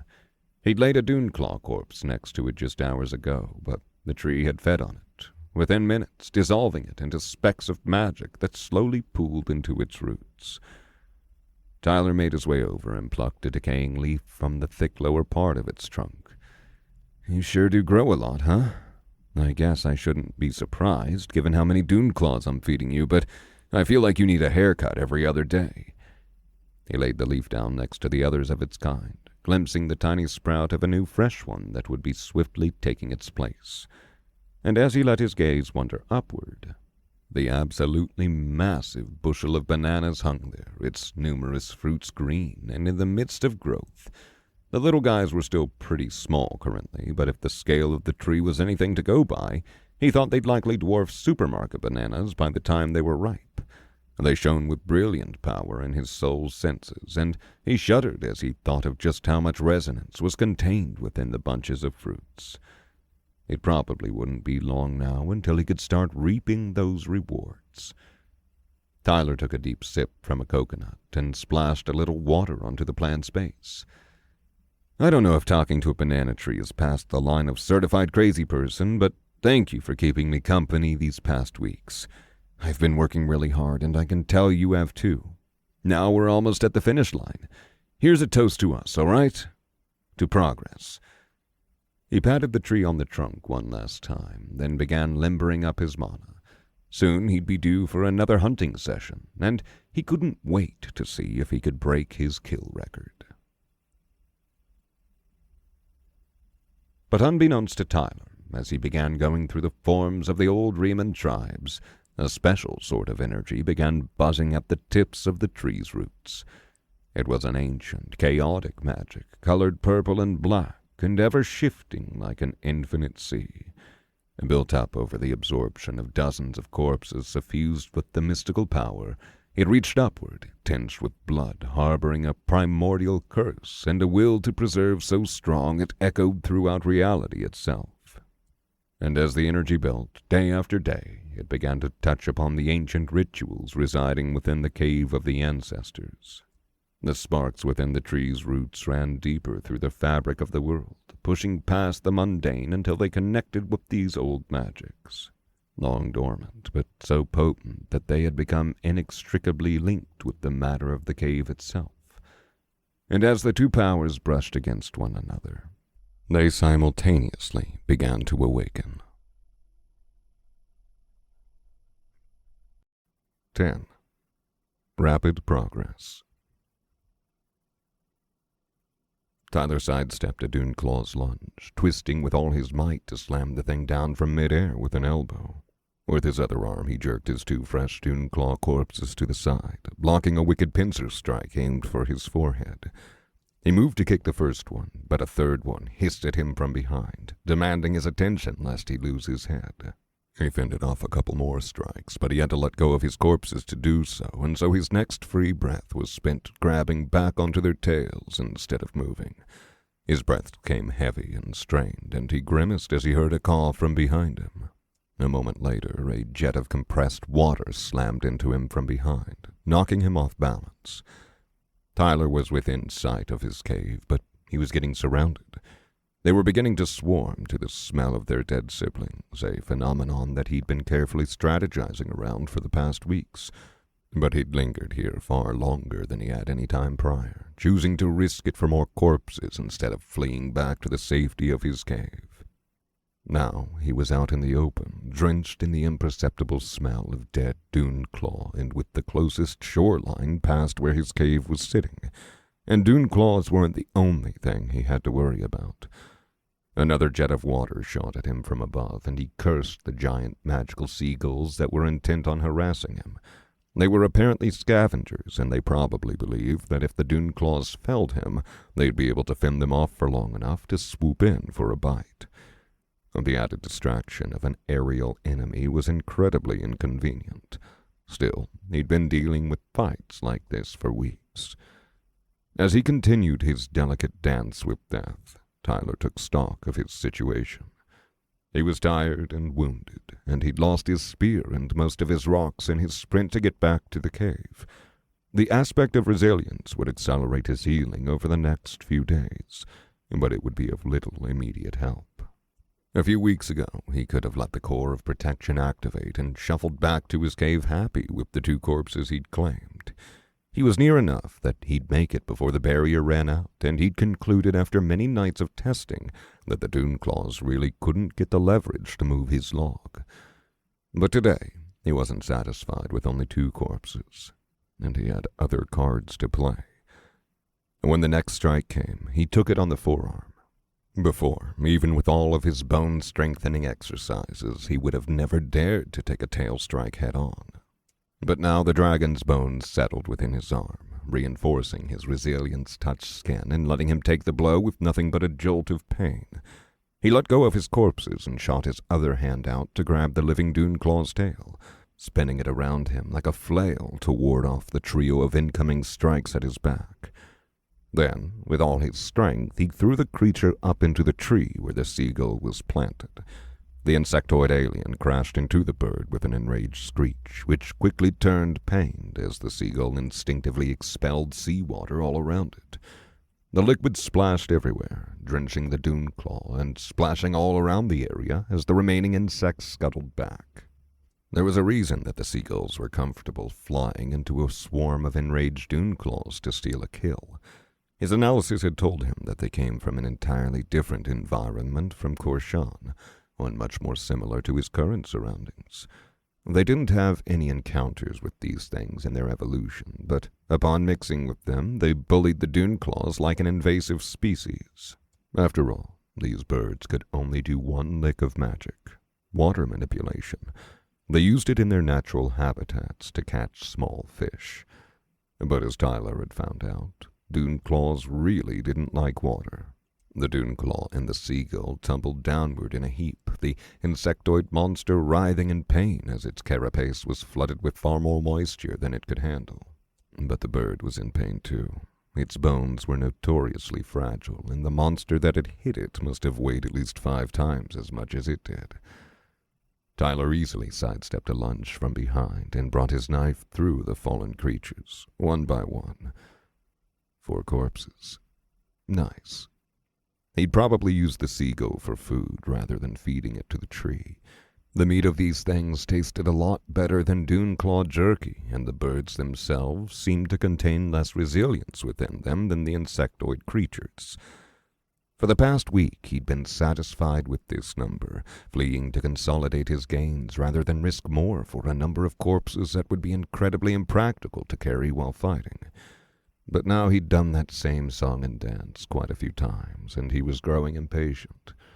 The next Doonclaw struck at him, and he pounded its head into the ground, driving the full force of his mana into the strike.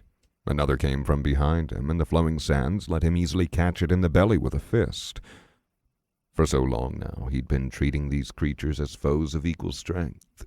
He'd been so impacted by his first experience with these things that he'd always gone into battle with a skittishness to him that urged him to run at the first sign of trouble. But he'd grown a lot since that first terrifying day. Jab, sweep, slam. His limbs cracked hard against crumpling chitin as the flowing sands drove his attacks through monster after monster. Glancing blows caught him in the calf, in the shoulder, and the hip, but with each injury, he claimed another corpse. The swarm screeched as they were driven on by more and more death, and he roared and challenged, driving his body further than it had ever gone before. He was unstoppable. His pool of mana was so deep that he could continue fighting for hours, and a flood of resilience coursed through his soul like a torrent of rain upon a wilted forest. It was like nothing he'd ever seen before, just an influx of resonance so deep that it took him from 2/3 of the way through mid-novice to the verge of breaking through his saturation point. One strike, then another. Block, dodge, hit. The flowing sands turned his movements into a blur, and the dragon's bones stopped their attacks on his bare skin.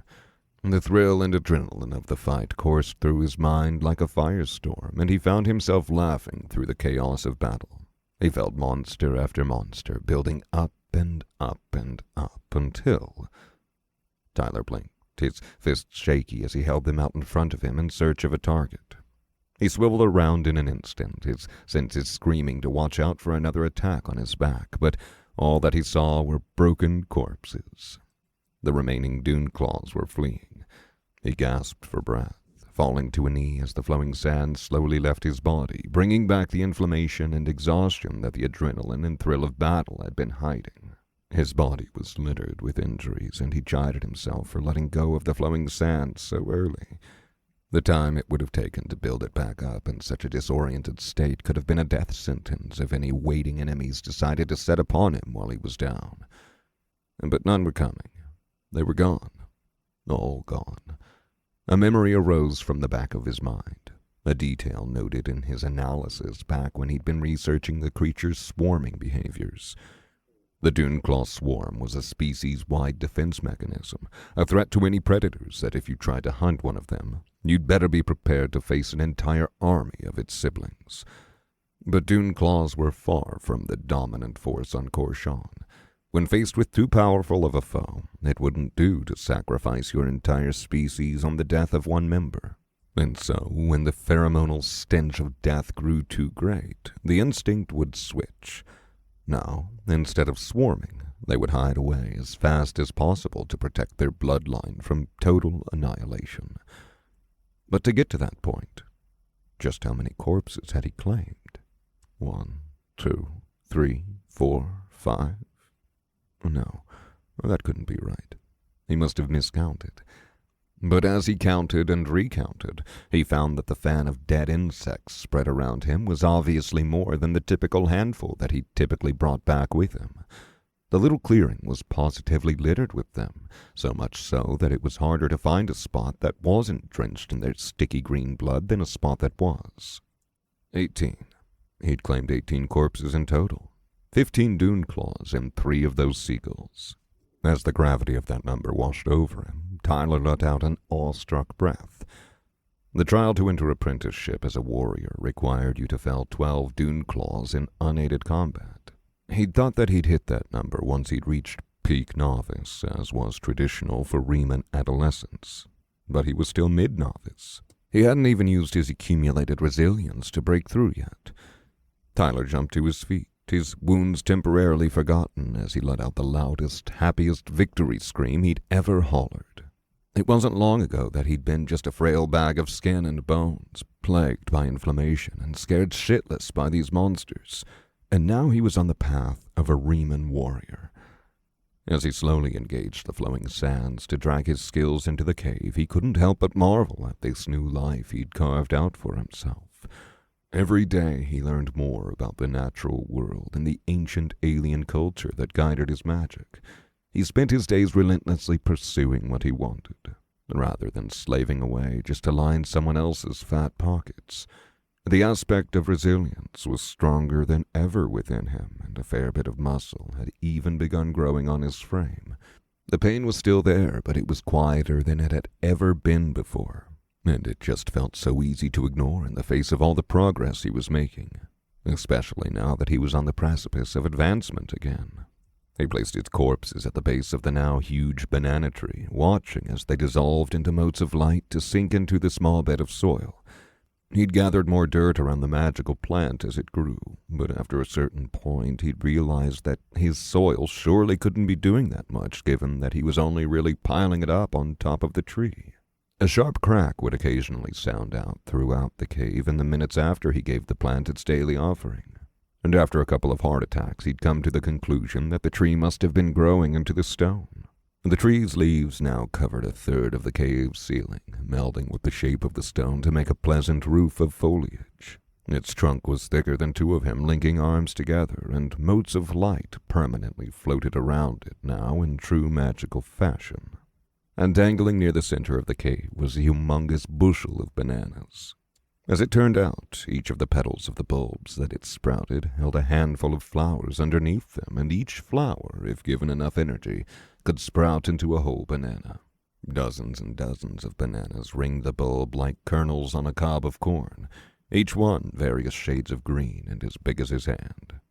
And as the energy from the dune claws slowly made its way up the tree, the bananas grew even more, the ripest ones morphing to a pleasant yellow and ballooning outward until they were almost a foot long. Tyler took a deep breath. They were finally ready. Anticipation welling in his chest, he picked the first banana. It looked slightly different from the one Savadier had given him all those weeks ago. It was much bigger and a more vibrant yellow, and now that he had the senses for it, he could see that it absolutely shone with resilience. It peeled back smooth, revealing soft white flesh, and no seeds. That was interesting. He took a bite of it, and sure enough, there were no seeds hidden inside the flesh either. That was both convenient and incredibly saddening, because he'd been entertaining plans of farming the dune claws like cattle and feeding them to an army of magical banana trees. Then again, he was sure there was another way to propagate banana trees, since modern industrialized banana trees didn't have seeds either. He was sure his analysis could give some more insight on that. It was very good with earth stuff, but for now, he couldn't hold himself back any longer. Tyler gave the tree an appreciative pat and settled down in a meditative position by his bed. The resilience was already pooling into his overstuffed soul, threatening to tip him over the edge. As soon as he finished eating, he closed his eyes, circulating the energy in the cultivation pattern of the art of the sandstorm. The wounds on his body slowly patched over with fresh skin, and his entire soul tensed for just a moment as his mana gained another layer of depth to it. Congratulations! You have advanced to High Novice! He whooped, sitting up as a new influx of strength bloomed in his body. And just as before, his exhaustion was instantly vanquished by the cocktail of rejuvenation and excitement that shot like lightning through his veins. He couldn't wait to see what he could do now, and he instantly took off to his training area, ready to record every little change in his body and soul. But if Tyler's soul had been just a bit more powerful, he might have caught hint of the building reaction occurring right underneath his feet. If he had been just a bit more skilled, he might have even been able to connect the buildup of dimensional energy within the tree to the newly energized enchantments used for generations in the Reman's greatest and most sacred ceremonies. Ceremonies such as the initiation of a new warrior's apprentice. The enchantments reached across spiritual connections that had served them for generations, sending mana from their millennium-old stores through to find their counterparts in the vast network of caves that once dotted the tribe's lands. But no matter how far they reached, their magic seemed to always stop short. There was no network of caves in this new realm that the Cave of Ancestors had been transported to. It was the sole artifact of its tribe, a foreign landmark meshed with the soil of 1,000 different worlds that had been so apart from it prior they might as well have not existed. But the connection still existed, through the fabric of space and time and reality itself. They could feel them, through that new chaotic primal magic that had woken the enchantments up in the first place. And so, through this new code of cosmic energy that sparked bright against their mana, the enchantments pulled.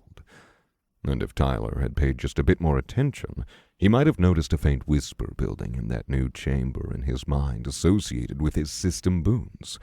A whisper that would gradually build throughout the days until it was so loud that it couldn't possibly be ignored. The dimensional storm is coming.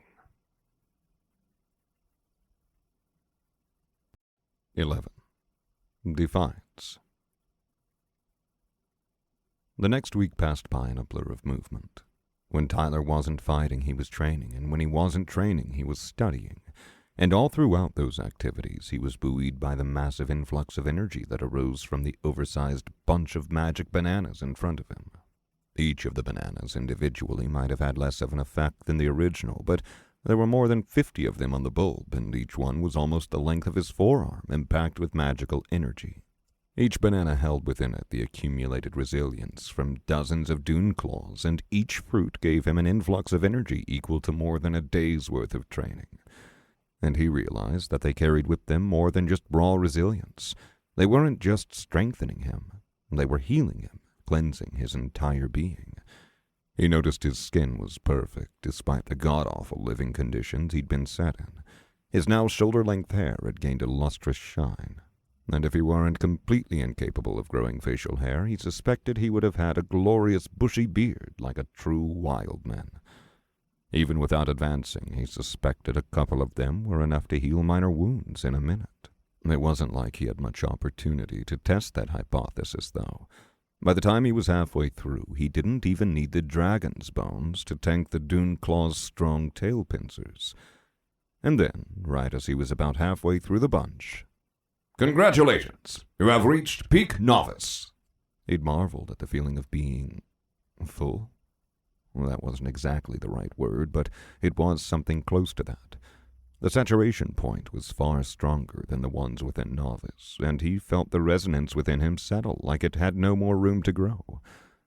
He could now do a flawless handstand while pushing himself up with a single arm, and his body was so tough that he could throw himself off the highest trees on the island and land with barely a scratch. He could stand completely still in a swarm of Duneclaws and come away with only surface wounds, and he was strong enough now to kill even the largest ones in a single blow. Maybe most impressive, though, was the fact that the inflammation was almost gone. Bit by bit, as he'd strengthened his body, his condition had gone from a major detriment to his abilities to barely a nuisance. Some days he couldn't even feel it at all. That lack of pain still felt foreign to him, like new shoes that he still hadn't quite broken in yet. He'd woken up numerous times over the past couple of weeks expecting it to have gone back to how it had been for years, just as it had after all the other times it had lessened for a moment. But as the inflammation grew weaker and weaker and Tyler grew stronger and stronger, he began to understand, at least logically, that he was actually being healed. The same way that the aspect of resilience healed his cuts and scrapes and broken bones, it was slowly making known its treatment of the deep-rooted disease within him. And so, invigorated by the influx of strength and good news, he'd gone on the offensive. With a body now capable of executing some of the higher martial forms of the art of the sandstorm, he became a living hurricane, wreaking havoc on the creatures at such a high rate that he could trigger their mass flight instinct on a daily basis. But he could chase them down, now that he'd advanced another step, and he took great joy in finally turning the tables on these creatures that had harassed him relentlessly for months. With the corpses, Tyler had managed to ripen the entirety of his first bulb and begin growing a second one. The accumulated resonance from the last half-week just sat there in his soul, waiting. He couldn't really use it for anything. This saturation point made his soul actively reject any more resilience he tried to weave in, but it floated around like a cloud on top of his mana. The more bananas that he ate, the denser the cloud became.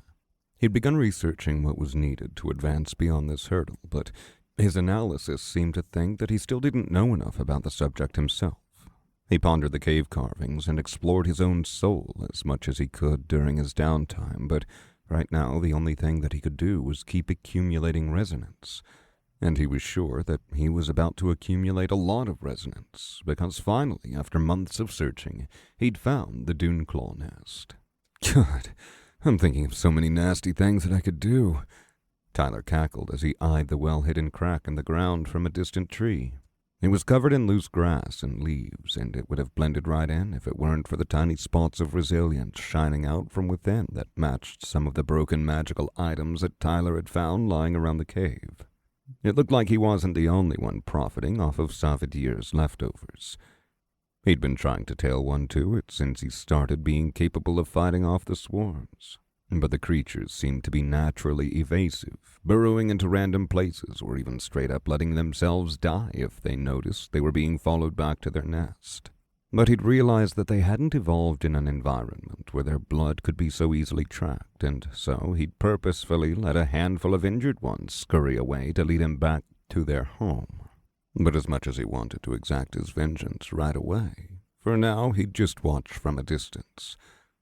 It was currently mid-afternoon, so their vision would be working fairly well, and he didn't want to scare them off from the nest. He clutched the core of protection in his free hand, tugging at the length of string he'd tied around it to keep it on his chest like a necklace. He prayed that the scent of its magic wouldn't wake them from their slumbers, but he considered coming back without the core if it did. It had only activated twice over the past few months, and he was getting more and more confident that he could handle any number of Duneclaws. Then again, He thought back to the fight he'd witnessed the day he'd come to the island. Even as strong as he was, he knew for a fact that he'd stand just as little of a chance against either of them now as he would have back when he'd witnessed it. No matter how invincible he might have felt against his current enemies, he couldn't forget that there were always bigger fish in the sea. Who knew if the dune claws had some kind of nasty surprise waiting for him in there? And speaking of seas, he thought as his eyes flashed over to the ever-boiling ocean of chaos surrounding the island. He'd always glimpsed some far-off islands once he'd gotten used to his enhanced vision, and of course there was the constant backdrop of skyscrapers sitting just beneath the liquid's black and violet surface, but he was beginning to see more things in there. Not just buildings and inanimate objects, but creatures that would make him shiver the moment he got a glimpse of them. Something was going on out there, and he wasn't sure. He froze, his eyes locked on a particular point in the distance. He was near the center of the island, so he normally wouldn't have been able to see the water at all, but he was looking from one of the highest trees. Although, even with his newly enhanced eyesight, he was doubting his vision. There was something out there, and he felt the familiar sense of his analysis activating. The dimensional storm is coming. No! Fuck, no! He jumped down 30 feet from where he was perched and sprinted back to his cave. With his newfound strength, his legs ate up the distance like it was nothing, leaving clouds of sand and tufts of kicked-up grass behind him as he scrambled along the lush terrain. His surroundings flashed by, and he clenched his jaw as he finally made it to the edge of the sandy area. It couldn't have taken him more than a minute, but that still felt like far too long. He wrenched his makeshift door open, panting with exertion. Running alongside the jagged carvings lining the walls, he quickly grabbed at food and weaponry by the handful, piling them all up behind the tree and covering them with the fallen leaves that he'd begun using as blankets and carpets. He didn't know what they would possibly do against the storm, but he couldn't just sit here and do nothing. Why was it coming again? Hadn't it done enough damage the first time? Tyler gripped his door log tight, using the 2 makeshift handles he'd carved into the wood, wedging it into the cave entrance with all the force the flowing sands could muster. It didn't matter if he couldn't move it back out. He just needed to protect these things. Fuck. And things were finally going well, too. What else should he do? What else could he do? He felt so powerless again, despite the strong magic coursing through his soul. It all felt so... The dimensional storm has come. First it was the lightning and thunder, then the crash of debris against the waves, and then that stinging mist that effused his surroundings in a purple haze. He'd expected them to come one by one, as they had the first time he'd encountered the storm, but he'd barely processed the message before the chaos was completely on top of him.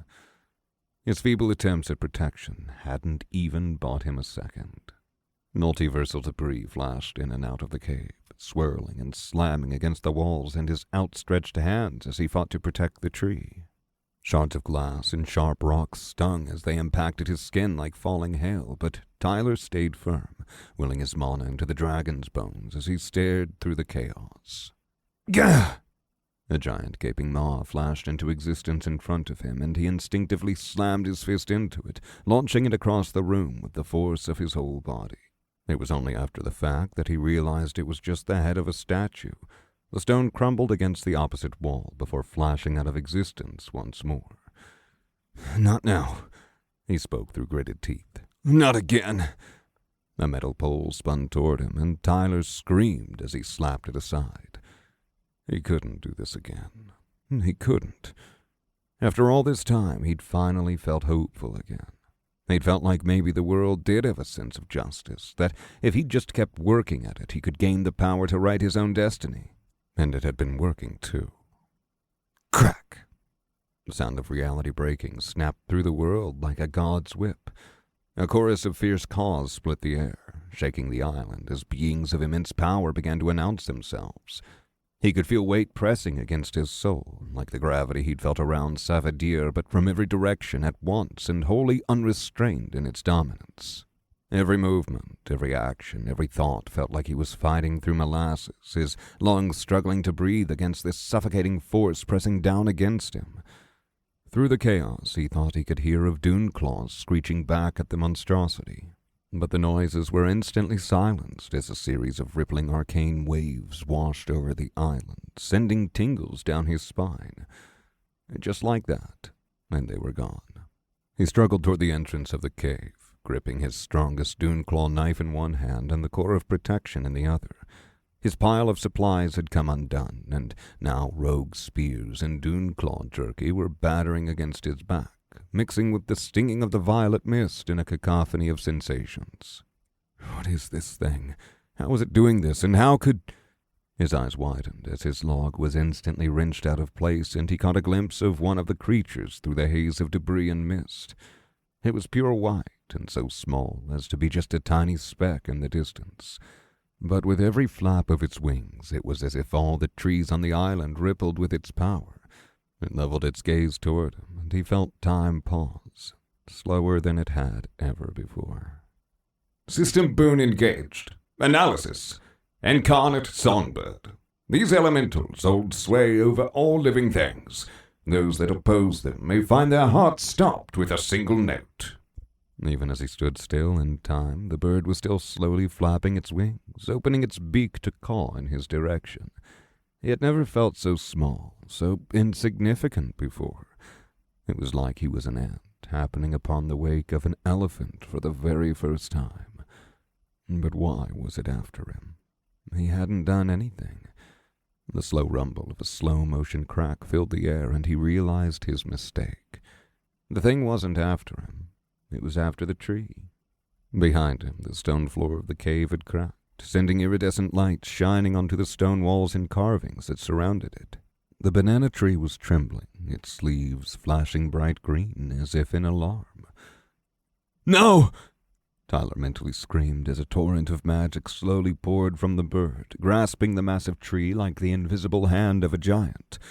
"No!" As time resumed, a wave of force barreled into him like a speeding train, passing through him in a violent whoosh before impacting the tree. Crack! He was lying on his back, his head spinning from the impact, but he could feel the ground trembling as he struggled back to his feet. The tiny pinpricks from the mist seemed to intensify. "No! It's going to kill me without even noticing that I'm here." Tyler pushed himself back to his feet. What could he... Fuck! Another wave caught him in the chest, and it was only due to his weeks of constant practice that the dragon's bones dampened the blow enough for him to keep his bearings. The tree was being wrenched out of the ground, though. It furiously shook, branches snapping from its vast canopy as the plant strained against the pull of the monster.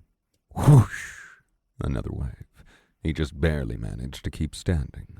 But slowly, cracks were spreading throughout the floor. No! Before his conscious mind could catch up, his feet were already moving. His long gait ate up the terrain in seconds, propelling him toward the thing even as the pressure clung onto him like thick cobwebs. Grass flashed by, then trees, then sand. Another burst of force slammed into him, and he took it on crossed arms, stumbling for just a moment before he was back to sprinting toward the thing. He could taste salt in his mouth, rendered airborne by the churning sea. Within breaths, he was at the edge of the beach, his feet digging deep crevices into the sand with each step. The bird was hovering off the shore, its attention still completely locked onto the tree. "Leave us the fuck alone!" Tyler's feet touched down on the edge of the water, and he jumped. He wasn't going to make it. But as he soared through the air, the flowing sands thrashing through him with all the force his peaked novice mana could muster, he realized that he had known that all along. His knife trailed behind him, clutched tightly in his hand as he wound his arm backward as far as it could go. And behind all the training and practice that had consumed his new life, he hurled the thing toward the bird. Tyler crashed into the roiling water with a tremendous splash. The purple mist felt even more powerful than the water, the closeness of the cosmic ocean causing the energy to flow through him like a tide just barely restrained by a collapsing dam. The core of protection unfurled, blocking out the swirling debris and the attacks that he knew would be coming from the bird. But even still, the waves buffeted him, and it was all he could do to keep himself going upward. But as he surfaced, he knew that his aim would have been true. Except... no. The knife was still hovering midair, just inches away from the bird, and for the first time he felt the full weight of its attention. The barrier around him cracked. His muscles seized, spasms running through him as the pressure on his soul tripled in an instant. From the edge of his skin to the marrow deep inside his bones, every cell in his body quivered with the onslaught as his body fought to keep itself from falling apart. With every flap of its wings, a violent song crashed against his very being. The very same technique that had slaughtered dozens of dune claws was now pressing against him, growing tighter and tighter by the second. The cosmic ocean was bleeding through the cracks in the core of protection, the power of the dimensional storm hurting almost as much as the creature's attacks. Tyler coughed up a mouthful of bubbles, only for it to be replaced with a suffocating chill as his mouth filled with cold, salty water. No air, no escape. He was dying, he knew. The thing's magic was already mangling his body, pressurizing his blood and crushing the air from his lungs. His heart was slowing to a stop, straining painfully as the force around it redoubled with every beat. But even as his vision blurred and his fingertips grew numb, he felt that little flame of emotion grow hotter and hotter within him. Every moment of his life he'd bowed to the whims of the universe, huddled in the shadows in a desperate bid to survive. He was done letting the world take from him as it pleased. He refused to let this thing win. Tyler roared as he surfaced, his hands gripping onto something despite the lack of anything solid around him as he willed resilience through himself, spinning that deep cyclone of mana in his core and straining with all his might against the bird's pressure. "You will not take this. You will not take everything that I've worked for. You will not steal this new life that I've built." His muscles fought against the immense power, locking them in place, twitching and tearing as they shook the fibers of oppressive magic one by one. His eyes fluttered open, and he glared straight at the bright white monster hovering above him, blood dripping from his mouth, but his jaw set firm. With every ounce of his being, he screamed in defiance, crashing his indomitable will against the weight of a cruel and uncaring world. And his body responded, ripping through the chains of magic woven through his limbs. Then a streak of golden hair appeared through the murky waters. A powerful hand grabbed at the core of protection, snapping it from the string around his neck. The barrier around him completely collapsed, and all he knew was a world of black and violet. But unbeknownst to him, as Tyler's heart sputtered to a stop and the breaths died from his lips, that cyclone of resilience within him was finally reaching a tipping point. Resonance bloomed in his soul from all sides, mixing with the dense cloud that already suffused every inch of his soul. And as he floated there in that space between worlds, the blood stagnant in his veins, his resilience condensed into a hard, dense mass deep in the center of his core. And as the last strands of his life began to fray away, the energy came flooding back outward. Congratulations, you have advanced to journeyman.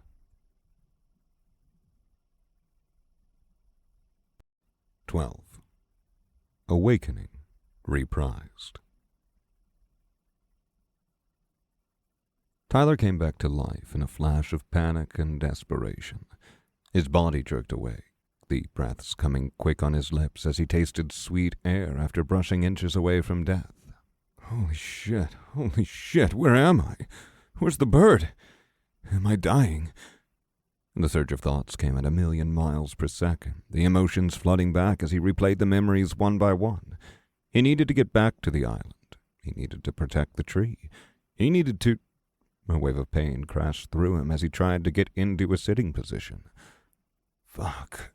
The agony shot through his swollen joints like 1,000 tiny needles, the sharp, red-hot torment grating against his nerves in a horrendous bout of sensation. The inflammation was back, like it had never even left. Because of course it was. And what was worse was what he saw as he looked down at himself. His limbs were absolutely emaciated. His skin stretched pale and thin against his bones, his veins standing out garishly as they traced along his thin arms. All the muscle that he'd put on from his intense training on the island was just gone. As he brought a hand gingerly to his chest, he could feel the clear outline of each rib going down his torso. Tyler grimaced, taking in the cold gray room that he'd ended up in. He was in a bed, surrounded by walls of decorative gray tiles and with plastic blinds covering a tinted glass window across the room. Somehow, he was back in civilization, in some random office building, wearing what almost looked like a hospital gown. Suddenly, fear began to well up in his throat. He felt weak, not at all like the person who could leap from 30-foot trees and fight off dozens of dune claws at once. It was like all those months of training and cultivation had simply disappeared. The inflammation seemed to eat at him, like acid slowly corroding away at his strength and body and mind alike. This was too familiar, far too familiar. Just like after the car crash, after that horrible moment where his entire life had gone to shit. And he didn't even have any magical bananas to help him. He didn't have much of anything, really. His old grimy pajamas were gone. His weapons were gone. The pouch he kept on his waistband with all his collected trinkets was gone. And the core of protection. God damn it, he muttered. Of course, it was gone too. That connection that he felt with it was thin and frayed, so distant as to almost be invisible. Why does this always happen to me? Of course, the moment he'd finally found some success, the moment he'd settled into his new life, the moment he'd been about to master the island, that was when the storm had come, tearing it all away. And now he was left in the same old place as always, weak and broken, without any of the things that had previously empowered him. The core of protection had saved his life countless times. It was like a safety blanket for him, a guarantee that no matter what he dived into, he would have a last resort. And it was the only thing he had tracing back to the man who'd changed his life. And now it was gone. What had happened to it? It was all a hurricane of emotions. Had he beat the bird? He remembered a hand, his shield collapsing around him, and... Fuck! He spat, slamming his palm against the wall. Crack! Tyler gulped. What? His hand hurt. That wasn't the surprising part. It had hurt even before he'd hammered the wall with it. What was surprising was that despite this being a weak hit from an awkward angle, fueled by frustration rather than any genuine desire to cause damage, the wall had broken. Right where his palm had been, there was now a 5-fingered hole.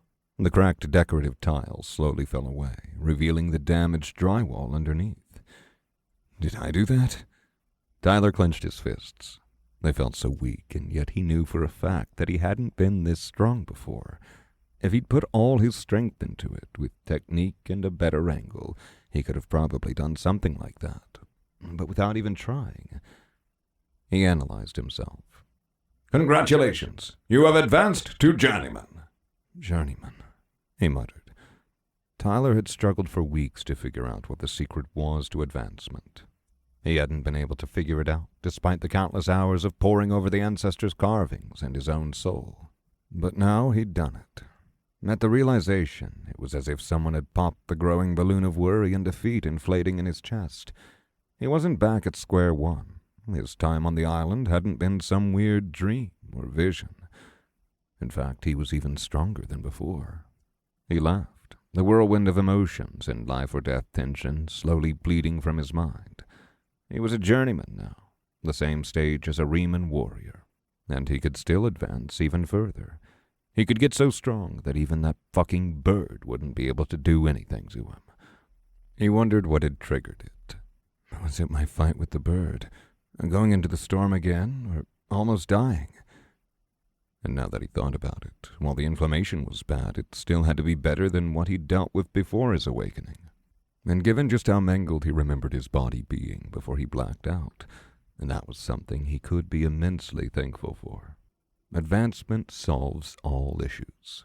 That was a Riemann proverb that he'd been spinning around in his head for a while now. He'd found that while it wasn't quite all the way true, it certainly made a hell of a difference.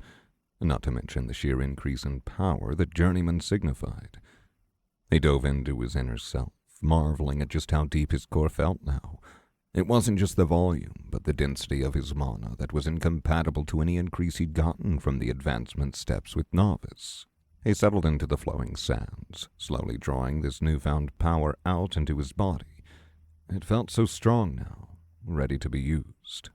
His thoughts were interrupted by the sound of footsteps outside the door. Knock, knock, knock. Hello? Were you the source of that noise? A cautious masculine voice sounded from outside the room. Oh, shit. Yeah, sorry, 1 second. Tyler forced himself out of bed, groaning as he nearly toppled over. It wasn't just the inflammation. His body felt unwieldy, every motion taking him further than he was used to, overcorrections spawning more overcorrections as he struggled to find his balance. I might need a cane again. But with a bit more help from the flowing sands, he managed to stumble over to the door. He opened it, revealing a bland hallway illuminated by shards of magical light. What were you doing? A tall red-headed man asked as he surveyed Tyler with an expression of concern. The man was wearing a thick coat and a knife on his belt, and he winced as he looked down at Tyler's emaciated limbs. Brandon Fry, aspect of wind. A person. That's the first other person I've seen in months. He also has an aspect. Or was he? Through the murky memories, Tyler remembered a streak of golden hair, a powerful shove, a surge of desperation. A spark of anger passed through him. Sorry, I was just... There was so much he wanted to say, so much he wanted to ask. His voice felt weird after months of disuse. The man walked up to him, extending a hand. He had a subtle pressure around him, like a hyper-minimized version of what the bird in Savadier had. Must have been disorienting waking up in some random room, but try to keep quiet around here, all right? This is our residential district, and we have other refugees recovering in some of the surrounding rooms. Right. Sorry, I'm still trying to... Tyler stumbled as he tried to meet the handshake. As he attempted to right himself, he felt a pair of meaty hands grasp at his shoulders. Shoot, my bad. You're injured, and you've been out cold for 2 weeks. I should have come over to you. I'm Brandon, by the way. Brandon lifted him like he was a doll, setting him next to the bed once more. Tyler blinked in surprise. He supposed the strength of a journeyman didn't change the fact that you weren't even 100 pounds. But the man pushed down on his shoulders to get him to sit, and he realized that he could barely feel the pressure. It was like he was faced with a gentle breeze, not the force of a dude almost a foot taller than him. He knew the guy wasn't using anywhere near his full strength, but Tyler wasn't even trying to keep standing. After a moment of stillness, Tyler purposefully sat down. Brandon patted him on the shoulder. Don't do anything too strenuous, all right? Trust me, I saw the state you were in right after we found you. Tyler nodded, but internally he was preparing to do something strenuous the moment he had the chance. Even though it hurt to move, he felt an urge to run, to jump, to punch through a tree and punt a Doonclaw through the stratosphere. And this change felt bigger than anything he'd ever seen before, and that little advancement gremlin in his head was shouting that he needed to test his limits right now. But first, he found the question-asking part of his brain had finally righted itself. Right, of course. But can you tell me where I am? You're actually the first person I've seen in months. The guy nodded. Oh, yeah, that makes sense. We'll get you all up to speed, but I think I should get someone else before we get into that. He turned to walk down the hallway, but another redhead had already appeared in the doorway. The woman was short and wore a slight smirk, with a crossbow slung over her shoulder. The two looked similar enough that he wondered if they were siblings. Lisa Fry, aspect of blood. Lisa. Hey, how's that guy doing? Is he... Her expression froze as she glanced over to him, her mouth opening to form a big O. He's awake, Brandon said dryly. Oh. She blinked once, then twice. Oh shit, you survived. Heck yeah, dude. She extended a hand for a high five, and Tyler awkwardly met it from his position on the bed. I'm Lisa, Pig Novice. Man, you really made it. You were almost dead out there, like seriously, minutes away. Holy shit, I'm kind of proud of myself. My magic is usually better at short-term stabilization than long-term healing. Ouch, yeah, I must have been in a pretty bad state. Tyler winced. Thanks for picking me up, though. It's nice to meet you two. I'm Tyler. He didn't want to think about just how close he'd come to death against the bird. Maybe he had died, even. The memories all blended together at the end, like a giant whirlwind of pain and emotion. Then he realized what she'd said. Peak novice. She's strong. At least strong by his standards. And now that he was looking, he could see there was an uncommon amount of resilience gathered around her. Around both of them, really. That pressure around her was slightly stronger than Brandon's, but not by much. He gulped. If she was a peak novice, he could only imagine how powerful those birds had been. Oh, here. Lisa put her hand on his chest, and he felt something warm wash over him. That should help a bit. He breathed just a tad easier as his inflammation dimmed. It felt similar to the healing from the bananas, but while that had been a wave of rushing relief, this was more like a total body hot compress. He could feel her magic spooling through his veins, kneading slightly at his muscles. It was a minor effect, but just the fact that it had happened was blowing his mind. I'm with other people again. Other people with magic. The thought felt so strange. It was like he'd woken up from a dream only to find that it hadn't been a dream at all. Tyler opened his mouth to thank her, but he paused as he saw her staring intensely at his chest. Man, this is so weird. I can sense you're hurt, but your blood is healthy. Did you take any steroids or something after we dropped you off? 2 weeks ago, it was all like, help, I'm on the verge of death, and if you don't give me all of your magic this instant, I'll just stop flowing to this brain. But now, phew, I would not want to be a virus trying to attack you. Tyler felt a grin creep onto his face. That's good to know. And that was a good point, actually. Going from washing his hands a dozen times a day to being stuck inside a cave and eating alien bug meat felt like a great way to get sick, but he'd felt perfectly fine ever since he'd arrived on the island. Was that the resilience as well?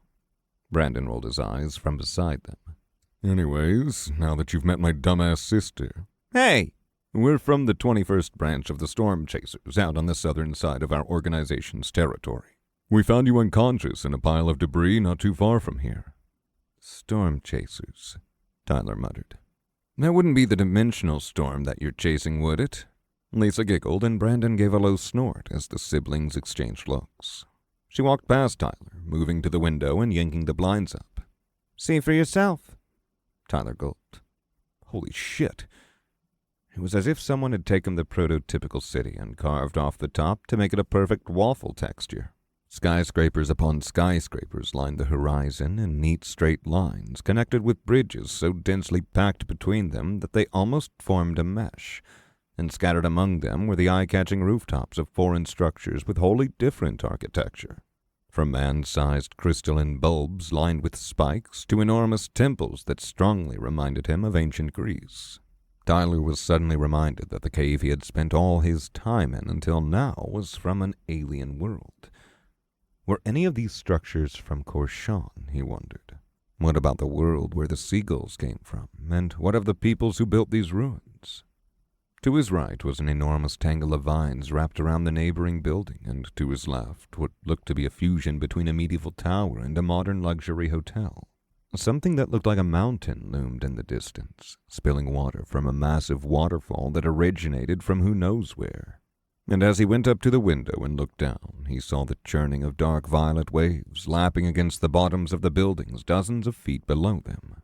He'd seen the skyscrapers under the water next to the island, but he hadn't realized that they led to this.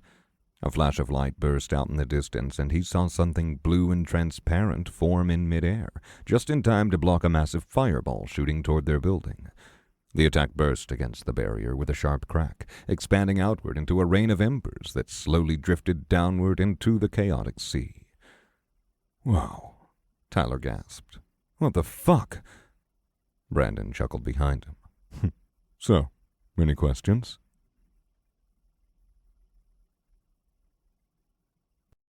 13. The 21st Branch. No current belongings, no previous organizations. Have you awakened an aspect? The young woman in front of them asked in a complete monotone. Tyler's analysis called her Emery Alice. It didn't show any aspect, though she did have an aura. Yeah, the aspect of resilience, Ty replied, shifting uncomfortably in his seat. I'm actually... Flare your aura. Huh? Flare your aura. I don't know how. Right, The lady said, her voice somehow annoyed despite her tone remaining the exact same. On a laminated white badge, she wrote, "Unawakened, evacuate first," in big, bold letters. Wear this at all times. Give it back immediately if you awaken an aspect. It's against the rules to keep wearing it after awakening. Wait, I don't know if that's... Next, she called, physically pushing Tyler's head to the side so she could see the person behind him.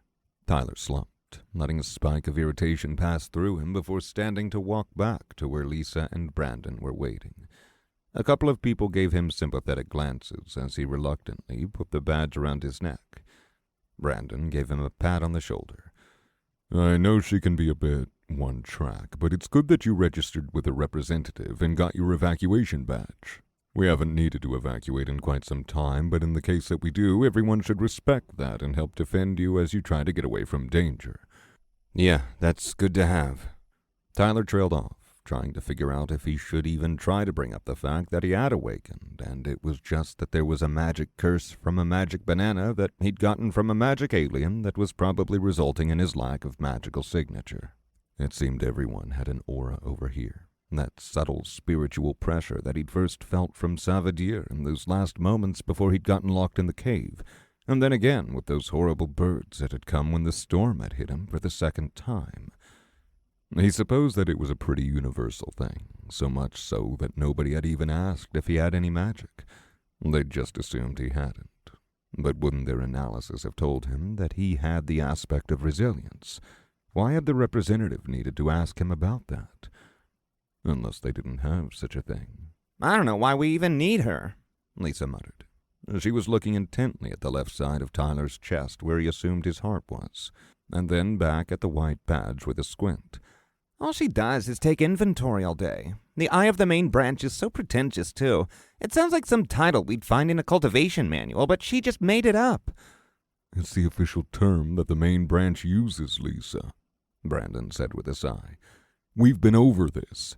Well, I think it's dumb, just like how they steal our cultivation manuals. They're not stealing them. And I think she's wrong on top of all that. Isn't that right, Tyler? Tyler blinked. Huh? About you. He hadn't even gotten the time to process the statement before Brandon shook his head and dragged them down the hall and into a larger room. Anyways, we're about to head to the pantries. We source our food from a couple of magical farms scattered around this base, and some edible monster meat gets added. She was talking about my awakening, right? He nodded to her as they tailed Brandon through the sterile corporate halls given character by the magic of their new residence. He wasn't sure what the best way to bring it up was, but he appreciated that someone had his back. Then again, maybe it was a good thing that everyone else didn't know his true capabilities. He was still getting a feel for this little community he'd found himself in. So he let himself get swept back up in the tour, that sense of wonder coming back to him as he marveled at just how incredible it was being back not just with people, but with a whole small community of people with magic.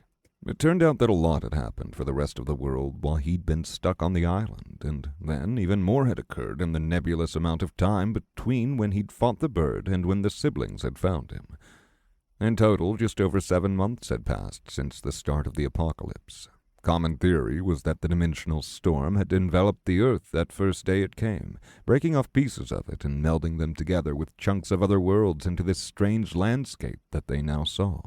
And even today, people were finding stragglers who had just been transported over by the storm, other humans who'd woken up, thinking that not a day had gone by since the magical phenomenon had enveloped them. The mini-continent where they resided was less than 200 miles across and surrounded by deep cosmic ocean on every side. It was split into many different environments, and there were islands all around it as far as the eye could see. The aptly named Flooded City was wrapped around most of the edge of the mainland, a sort of concrete swamp bridging open water, and the overgrown suburb biome that occupied most of the center of the continent. It seemed the entire mainland was built of human-made environments, but twisted in some way or another. And of course, the dimensional storm was constantly dropping chunks of other worlds into the fray. A great number of people had died in the first couple of days as the remnants of humanity struggled to fight magical enemies without the technology they'd grown accustomed to, but some had taken to this life very well, just as Tyler had. Because along with threats, the chunks of other worlds also brought gifts. tools, weapons, magic. After a month, almost every remaining person had awakened some sort of aspect within them, and factions had begun to form as people gathered up into groups and conquered this new world piece by piece. They scavenged training resources and cultivation manuals from the ruins of alien civilizations, allowing them to advance along this strange new path to power. But when Tyler had told them that he'd already been exposed to magic and monsters for a couple months now, the siblings had seemed surprised that he didn't know of the Storm Chasers, and doubly so when he also hadn't known about either of the two other major factions, the Crimson Tide and the Central Coalition, he thought they'd said. Apparently, the three factions' combined territory stretched across most of the landmass, and the vast majority of survivors chose to cozy up with one of them, either through directly joining or through forming an alliance.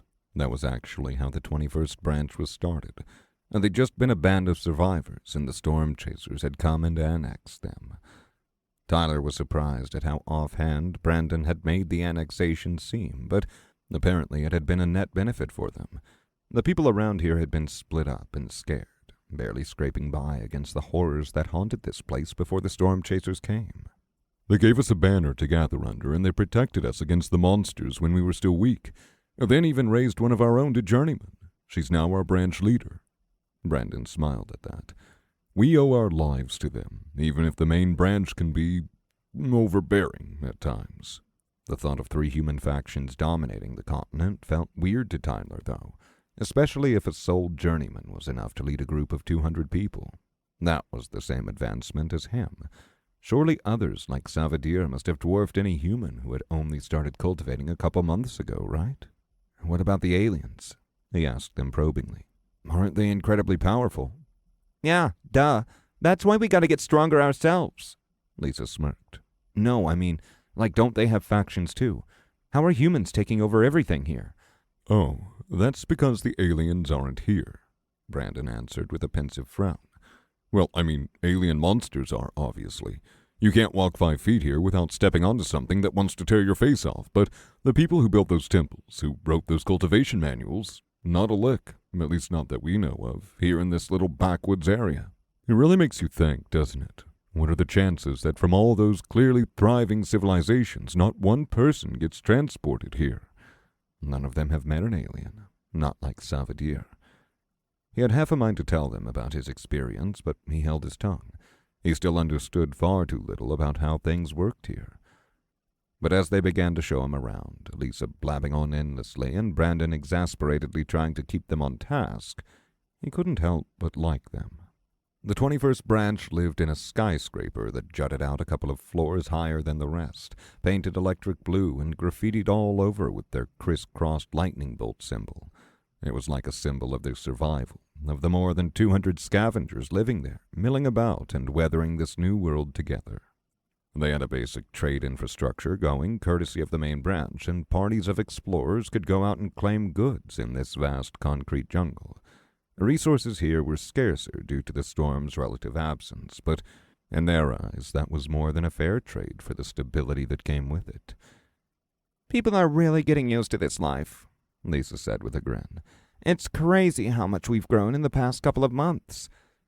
Tyler wanted to ask more about what it had been like at the start of the apocalypse, but his two tour guides had already moved on, introducing him to their cafeteria. It was an enormous thing, clearly meant to serve the hordes of office workers that would have worked in this building in the old world, and a section of it was currently packed with people for lunch. Hey, Brandon! What's up, Lisa? Hey, are you with the new refugee? As the two siblings made quick conversation with the people around them, Tyler took in the crowd. They were a lot like the flooded city in a way. They wore a mishmash of garments with mostly human clothes, accentuated by bits and pieces of distinctly alien design. A typical t-shirt and jeans, but with an engraved bronze buckler on one arm. A pair of purple Crocs sticking out from underneath a long, elegant robe that screamed wizard. And, of course, everyone had some sort of weapon. Tyler could feel the resilience permeating the room, suffusing every person they met. None of them seemed to be attuned to it, but everyone was rich with it. Tiny specks of resonance blooming within them as they went about their days. And then there was the magic they were attuned to. They ranged from the typical things, like manipulation of fire or earth, to more exotic ones, like a man who could control ink and only ink, or a little girl who could press her hands against anything and suddenly make it weigh half as much. They're all sending their mana outside of their bodies, Tyler realized. Like Savadir had said, his curse would lock him out of feats that everyone else found trivial. He couldn't imagine what an outward-focused resilience technique would look like, but it still stung that he'd never been able to do one. And Tyler could feel the weight of their gazes as he trailed Brandon and Lisa. At first he was self-conscious about his lack of shoes and clearly hospital-inspired attire, but he saw a couple of other recovering refugees that were wearing similar things around the place.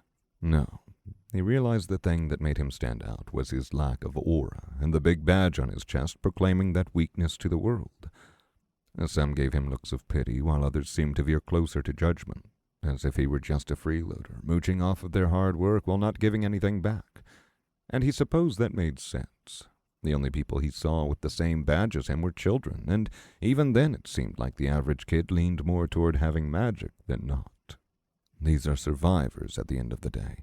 The ones without sufficient talent or determination probably all died out by the first couple of weeks. I'm an anomaly to them. Even after Tyler had decided to stash his badge in his pocket, someone had still confronted them in the halls. A crabby old woman with an aura of similar strength to Brandon's, muttering about wasted resources and charity cases. It wasn't until Lisa had come up behind her and told her to kindly fuck off that the woman had left. He realized that the apocalypse had transformed this little microculture to mirror that of the Remans in a certain way. He saw the slight deference that most gave to Lisa over Brandon, despite the former's whimsical nature and the latter's seeming leadership of their little group. Even the old lady had backed away the moment she'd recognized someone of superior strength. Then again, maybe it was more accurate to say that the circumstances had simply amplified the more brutal side to humanity that had always been resting in their cultural subconscious. He supposed he could have imagined similar scenarios playing out back in the old world if he just replaced magical power with net worth or status. Advancement solves all issues. Still, he couldn't feel too bad about it all, especially not when he was presented with a still-hot tray of roasted cassava and thick, meaty stew. Tyler had never appreciated a meal more in all his life. How long had it been since he'd had proper home-cooked human food? Sure, the soup might have had some strange orange chunks in it that his analysis defined as Helithrian brine bulbs, but on the whole it tasted like home, like Earth. And best of all, he hadn't had to kill something to get it. And that was the greatest part of being part of a group, wasn't it? The companionship, the collaboration, not having to do everything yourself. Lisa seemed to echo his thoughts as she flicked a thumb back to Brandon. It's nice having people around, isn't it? With this guy at my back, our party is one of the best our branch can field. We're like a 1-2 punch, you know? He goes in with the wind magic like pow, and then I go in with my crossbow like pew pew pew. And there's this other guy that shoots watermelons at things, and well, he's in the middle of pivoting to farming, but the point is, the 21st branch has gone the last 4 months with minimal casualties. And if it weren't for... Brandon coughed. We're currently dealing with a pretty big monster breakout just a few miles out from here. That's where that fireball attack we saw earlier came from. If we're not able to gain an advantage soon, we'll be forced to beg the main branch for assistance. Wow, Tyler said through bites of food. I wonder how strong those people would be. He was about to ask when Brandon's eyes widened. A large shadow landed on the table and a meaty hand slapped onto Tyler's shoulder. Well. Tyler turned, looking up to see a large man with a shaggy beard sneering at him. Everett Brown, aspect of iron. He was tall, even taller than Brandon, and built like a bear in every sense of the word. He held a beer in one hand, and Tyler fought a grimace as the smell of alcohol wafted over him. A frat bro type. Maybe even a current one, given that he might have been the same age as Tyler himself. Holy shit, it really is another one. The large man turned his head, shouting back into the crowd. John, look at this, bro! A no-magic newbie! This one's a midget! Another shout came from across the room, and Everett guffawed, slapping his leg as the motion of his body shook Tyler in his seat. I thought your kind had gone extinct by now, little guy. But every time we think there aren't going to be any more, another one pops up. Man, I should have known when I saw you brought in a refugee, Brandy. Brandon was scowling, his fingers clenched just a little tighter around his spoon than they needed to be. Mind your own business, rat. Lisa stood up, flipping in the bird. Go back to, staring lecherously at Sophie from the healing bay until she reports you again. Rhett's nostrils flared, and he placed another hand on Tyler's shoulder with a chortle. Welcome to the branch, little dude. Feel free to ask me any questions. Me and my boys are going places a hell of a lot higher than these two carrot heads. We might even let you be our beer boy if you ask nicely enough. Please don't touch me, Tyler muttered. Lisa was glaring daggers at Rhett now, and another man was making his way over, wearing a cruel, lopsided smile as he sized up their little party. Tyler let out an annoyed huff. He didn't know nearly enough about how people acted here to know what was going on, but somehow he was reminded of his middle school cafeteria. These were people experienced in combat. Would they come to physical blows?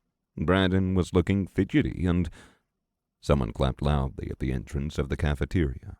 It was a middle-aged woman holding a fancy golden staff topped with crystals, thick glasses fading into her poofy short-cropped hair. Alberta Richardson, aspect of shielding. Attention, everyone, the woman shouted. She stood as straight as could be, despite the sweat lining her brow and the noticeable bags under her bloodshot eyes. Rhett scoffed and took off, bumping forcefully into Brandon as he did so. Lisa looked like she was about to say something at that last barb, but she and Brandon collected themselves as the talking began to die down. What an asshole, right? Lisa whispered. I swear if he... Brandon interrupted her. That's our branch leader, Alberta. She's cool. The journeyman. Tyler could feel her aura from here, a subtle force that brushed against his soul despite the distance. Not as strong as the bird's, but definitely closer than anyone else's. That's what his aura should have felt like. He watched as she passed her gaze over the room, her eyes widening slightly when they got to their little group. Tyler tried to meet her gaze, but she'd already moved on. Was she just noticing that someone new had shown up, or was there more there? Next to her were two others. The first was the representative he'd spoken to. A short woman, maybe a little older than he was, wearing a pure white robe and staring forward with an impassive expression. Brandon pointed a finger at her. You remember Emery, the eye of the main branch. She's normally next to Alberta whenever anything important happens. I don't know why Alberta has to answer to her. Lisa blew a strand of hair out of her face as her brother successfully distracted her from the encounter that had just happened. All she does is take inventory of everything, and I mean everything, even refugees. I don't know why she insists on taking refugees for screening before we're even allowed to bring them in for healing. The delay could have killed you, Tyler. Taking inventory is an important thing. Brandon nudged Lisa with an elbow. Don't judge. By then the chatter had died down, and Tyler noticed that while his gaze had been drawn to the eye of the main branch, the rest of the room had eyes solely for the tall young man standing next to Alberta, holding a fancy chef's platter with an upside-down bowl on top. Regan West, aspect of stone. Tyler hadn't paid much attention to him since he didn't have any fun alien decorations adorning him, but now he noticed that despite his height, this guy must have been even younger than he was. Like an early high schooler, maybe. Barely more than a kid. Alberta cleared her throat. 21st branch. I hope everyone has been having a prosperous day. I know that these past couple of weeks have been hard on us, but we've held the line admirably this week. The skeletons seem to have given their biggest push this morning, so we expect the next couple of days to have less conflict than we're used to. If we keep this up, we won't have to call in a favor from the main branch. A chorus of cheers sprouted through the room at that last sentence, and Lisa leaned in to whisper in Tyler's ear. Everyone is happy because to get any help from the main branch, we'd have to give up almost half of all the resources we've accumulated up until this point. Which is so dumb, right? Like, what's even the point of annexation if we still need to pay to get protection? And they steal all our journeymen. Shush, Lisa. Let him hear what they're saying. Brandon chided her. Tyler only had a brief moment to think about all that before Emery started speaking, as monotone as ever. As a reminder, the sector president has promised a powerful defensive treasure from his personal collection to anyone who can find and exterminate the root of the outbreak. Let this drive you to increase your efforts in fighting the invasion. Right, because we were clearly just slacking around when the motivator was not dying.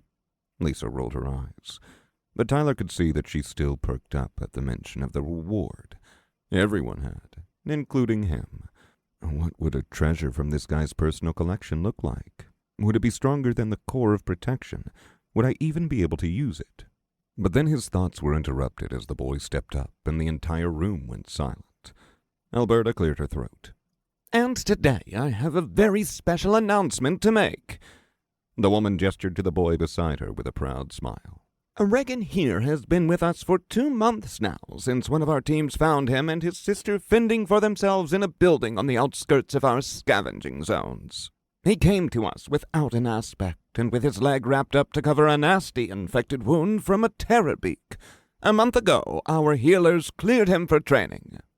I was there. Lisa nudged Tyler. It was gross. Also cool, though. Soon after, he managed to awaken the aspect of stone. Since then, this young man has been training relentlessly with it, and just 2 days ago he mastered the Spear of Stone technique that one of our own generously taught him. Now he has come back from today's skirmishes with his first kill. Regan stepped forward, one hand underneath the platter and the other grasping the bowl by the handle. With an exaggerated motion, he flung the bowl off, revealing a cracked canine skull that might have been bigger than his own. And the room exploded into applause. Cheers and hollers rang throughout the crowd, and a line of empty space opened up between the young man and the center of the room. A young woman wearing full plate armor dashed forward and tackled him as he sprinted down the path, and they came up laughing, rolling to a stop against a table that had only a moment before been covered in platters. Regan climbed onto the table, and the circle of people closed around him, everyone clapping and yelling for the boy. Incredible, Tyler thought as he shuffled toward the outskirts of the circle. He supposed for all the cruelty and judgment in this world, there were still bright shining moments of kindness. It felt so nice being in the midst of so much joy, even if it was just for a moment. Someone handed Regan a drink, and the young man raised it high into the air. But just then, a horrible blaring sound cut through the air. Flashing lights flared to life in every corner of the room, and Alberta's eyes widened, her voice cutting through the chaos in an urgent shout. Breach on the inner line! All hands on deck! 14. Bone-weld breach. Tyler scrambled forward as the room erupted into chaos, weaving through the sea of people in an effort to keep up with Brandon. What's going on? He yelled, his voice barely loud enough to be heard over the shouts and thundering of footsteps that now dominated the kitchen. He stepped over a fallen tray, its stew spilled and forgotten in the urgency that seemed to have overtaken everyone. In the span of 3 seconds, the room had gone from loose celebration to a manic rush of preparation. The skeletons made it through our defenses, Brandon growled as he fumbled with the many pockets on the interior of his coat. They normally don't push at this time. Alberta already spent all her mana trying to fend them off this afternoon. Brandon wiped his palms on his pants as they jogged through the chaos to the nearest window. The entire room of 50 or so people was rapidly streaming toward the 2 exits. How bad is it? Tyler asked. Bad, Lisa said from behind him. But we'll need to see for ourselves to figure out just how bad. The woman jogged up to meet them, a second crossbow now slung over her shoulder as Brandon undid the latches on the window and held out his hand. Suddenly, a floating slab of stone came rushing toward them from the exterior of the building, swooping through the air to climb upward until it bobbed up and down just outside the window. Tyler thought it must have been about twice his height and wider than his wingspan, made of a gray granite-like material with a rough polish. In one smooth motion, both of the siblings jumped onto it. Come on, Lisa shouted, reaching across the windowsill to extend a hand out to Tyler. Wait, no, Brandon said, but Tyler had already climbed aboard. I can help. Brandon shook his head. Too dangerous. The safest place for you to be is in the base. I'm a journeyman. Aspect of resilience. The man looked at him like he'd grown a third eye. No, you're not. He can help, Lisa reported. Trust me. I'll protect him if I need to. We don't have time for this. And they ascended at a fairly rapid pace, and Tyler kept a tight grip on the edge of the board, his heart pounding as they crested the first skyscrapers and the battle came into view. It was far, but through his journeyman senses, Tyler could make out a group of skyscrapers manned by what he assumed were friendly forces. raining arrows and magic upon an advancing swarm of metal and bone. Skeletons. They were everything he'd expected when he'd heard the phrase. Man-sized things made of cracked bone with eyes of dark green magic. They ranged from bipedal humanoids to full-on amalgamations with dozens of limbs jutting out at awkward angles. Their pitted ivory shone a dull orange in the evening light, and they swarmed across bridges like ants, reinforcements replacing their fallen faster than the storm chasers could take them out. The majority of the storm chasers from the base were sprinting across rooftops behind them, weapons brandished and ready to fight, but Tyler estimated that it'd probably be at least a couple of minutes before they made it to the breach. "Why are they pushing so hard right now?" Brandon said. "They never do this." The tall man whispered something to himself, and his aura flared for a moment as he blinked his eyes. "Building 5, right down the middle. They've brought a general out." Tyler turned his attention to where Brandon was pointing, and his journeyman eyes could just barely make out a lone human form, slinging fire desperately against a flying skeletal bat the size of a car. It swooped down and clawed at the middle-aged man, who scrambled to the side and shot a gout of fire its way. The bat easily dodged, unleashing an ear-piercing shriek before redoubling its assault. Dozens of skeletons were converging upon that building, and some were already beginning to leak through to the other side. Magic projectiles instantly slammed into them from the neighboring buildings, but Tyler knew it would be only a moment before they were replaced. The slab accelerated toward the battle, so fast that Tyler couldn't hear anything else save for the wind whistling past his ears.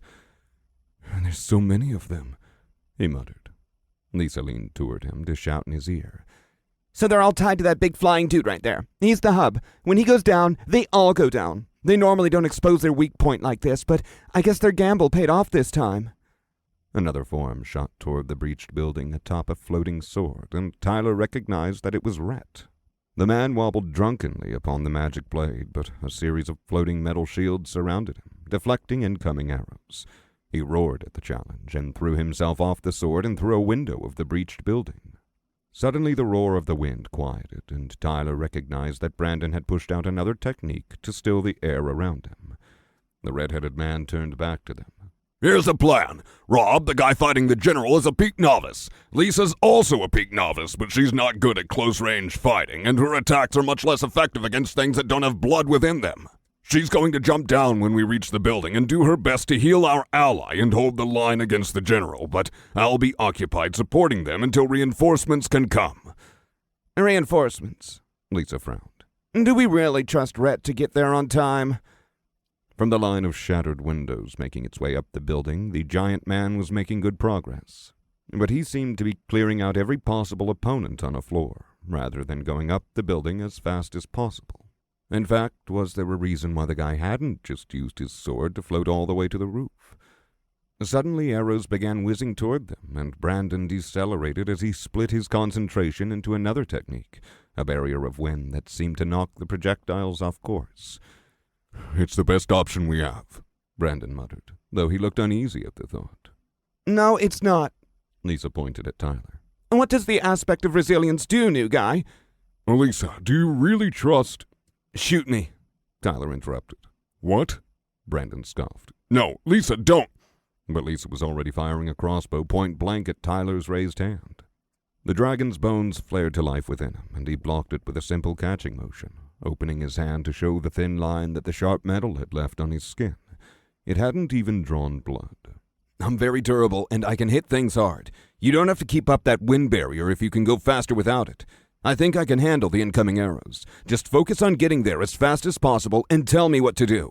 "Hell yeah," Lisa shouted. Her brother just stared at them for a moment, his mouth hanging wide open, before he regained his composure with a blink. "Okay, yeah." Lisa nodded in approval and pressed a hand on Tyler's back. Suddenly, the pain seemed to lessen just a little bit again. They accelerated again, and Tyler rose to his feet, trusting the flowing sands to keep him balanced as he fully turned his attention to the enemy. Another cloud of arrows whizzed toward them, and Tyler caught one that was about to strike him in the chest, feeling the dull tip and the flimsiness of the rotted wood. He could take one of those, certainly.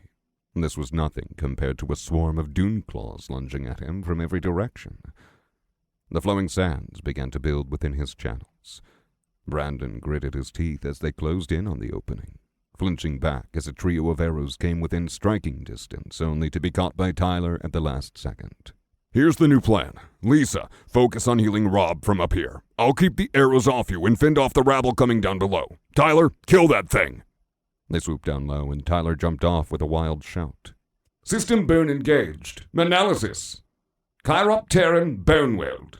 Upon the oceans of Cyrax, there once sailed a group of feared warlords well versed in the knowledge of life and death. They plundered not just gold, but the very essence of strength. Organs torn from the bodies and souls of monsters and cultivators alike, hoarded like treasures to be devoured in their relentless pursuit of power. But their ambition led them to one fatal mistake. They sought the inheritance of the Saint of Eternal Scarlet, the prize of knowledge meant solely for the woman's holy successor that they thought poorly guarded as the Saint waged war in a distant land. But even across the sea, the Saint felt the theft as keenly as she would a needle to her neck. For their crime, she struck them down in a single blow, but not before cursing their bodies and souls to forever arise at the break of dawn, to join the gruesome pieces that they once operated upon in a horrific amalgamation of magic and bone. This bone weld contains the soul of a warlord himself, and serves as a conduit for the living magic seared into its legion of ancient bones. The mindless rabble at its command will never stop till this Chiropteran is put to rest. Tyler stared down at the unholy thing. Its ivory wings flared outward as it stood frozen in the middle of takeoff. He could see the pain on its opponent's face, the blood running down the fire mage's shirt from a trio of arrow wounds, the paleness of the man's fingers as they held a mace uselessly at his side. He could see the desperation in the people holding the buildings around them, the panic in their eyes as their attention was forced between ensuring their own survival and preventing more enemies from spilling into the compromised skyscraper. They thought he could even hear the faint frozen sound of a drunken roar a couple stories below him, accompanied by the echoes of metal on cracking bone. For someone used to fighting oversized lobsters torn from their natural environment, this monster was a clear order of magnitude stronger than anything he'd ever managed to kill. He'd just woken up from the brink of death a couple of hours ago, and his joints should have been far too weak to support any sort of sustained combat. But the blood magic was easing his pain and lending him strength that melded with the new power of the flowing sands. Tyler clenched his fists, feeling the urgency of the situation. The bird's ominous dark green orbs for eyes turned toward him as reality snapped back to its usual speed. The circumstances certainly wasn't ideal, but with the power of a journeyman and a truckload of adrenaline coursing through him, he thought he could perform. After all, this thing still wasn't nearly as strong as that bird had been. He landed with a hammering two-handed blow that collapsed the monster's right wing, and the limb gave out under him in a sickening crunch, and he used the momentum from his attack to launch himself away, landing in a crouch on the rooftop before the thing could retaliate. It shrieked, a discordant, hair-raising tone like ripping metal, and rushed toward him in a scrambling limp. It was awkward and hunched, no doubt unused to being without its powers of flight, but it still closed the distance at a rapid pace. Behind him, Tyler caught what he thought was a choked thank you as a glob of red magic landed on the fire mage's chest. And then the bat was on him. It snapped forward with fangs that seemed strong enough to crack concrete, but he whirled around the bite and hit it with an uppercut, cracking the hard bone and sending the thing reeling. It twisted toward him in agony, its one good wing sweeping out like a reaper's scythe, and Tyler met the blow with the full strength of the dragon's bones. His arm stood against the blow like solid steel. Unfortunately, he'd forgotten that he still weighed the same as a normal human. He went shooting back, his bare feet scraping against concrete just feet away from the edge of the rooftop. "Fuck!" he muttered, scrambling back to his feet as a swarm of arrows bounced off of his back. "That was close." He really needed a way to stop that from happening. The bat was already halfway to him, brimming with rage that Tyler had somehow managed to survive its strike. But luckily for him, the fire mage had recovered. And this time, when the man lashed out with a technique, it landed on the distracted creature with a resounding boom. The monster screamed like 1,000 tortured locusts as it emerged through the attack, the left half of its skull charred and sizzling with embers. The edges of the burnt bones seemed to crumble off in flakes, the scorching heat too much for the animating magic to overcome. A sharp thunk signaled the success of another attack as a crossbow bolt embedded itself into the thing's skull. But it seemed Tyler still had the monster's undivided attention. It thundered toward him, its jaws gnashing as a handful of lesser fireballs hammered into the thing. In response, Tyler prepared the flowing sands. More arrows caught him in a half-dozen places, but they proved barely more than a nuisance as he coaxed his mana into a frenzy. The monster had caught him off guard that time. The feeling reminded him of his fight with the bird, or that first encounter with the Duneclaw. But there was a difference now. He was just more powerful. He was moving before the creature even reached him, lashing out with a kick that took its cracked right wing clean off. He hooked a hand onto its leg as he absorbed the momentum of the limb and flung himself up to the back of the hunched creature's head. It thrashed with all its might as it realized where he'd gone, snapping its skull back and forth and clawing wildly at him with its one remaining wing. But Tyler's grip held, and he endured the blows with the supreme confidence befitting a practitioner of the aspect of resilience. And with every second, he landed another blow on its skull with his free hand. Punch after punch after punch, he hammered the thick bone with all his strength, spreading a vast spiderweb of cracks through the torso-sized thing before his fist finally broke through with a resounding snap. The animating magic within it was hot against his hand, eating away at his skin like acid as he plunged his forearm into the hole, somehow grabbing hold of the ephemeral substance with nothing but instinct. It was like he'd suddenly latched on to 1,000 steel wires, vibrating in every direction and grating against his fingers with white-hot friction that touched on more than just the physical. It refused to be broken, refused to even be held, but some deep, defiant part of him raged with emotion from the heart-wrenching loss that to him felt like just yesterday. He clutched onto it with all his strength, straining as the first bits of magic began to snap. And as the car-sized creature trembled in his grasp, he ripped the strings apart with a guttural scream. It didn't even have time to make a sound before it collapsed into a pile of inanimate bones. Tyler barely remembered to catch himself as he fell with the thing. Holy shit! He was left there, huffing, his face flushed as the sound of thousands of clattering bones echoed throughout the buildings around them. Tyler turned around and saw a handful of awe-filled stares trained on him from the adjacent rooftops, and more were showing up by the second as people pulled their comrades from their battle stations, leading them up to see the party that had stopped the chaos. He heard confused, slurred cursing rising from the floor below them. Then Brandon and Lisa touched down next to him with the gentle thunk of boots on stone. "I told you so," Lisa smirked. Yeah, Brandon exhaled, smiling as he shook his head. you sure did. I'm sorry for doubting you, man. I appreciate the help, journeyman. Tyler paused for a moment. Of course, and thanks for having my back, both of you.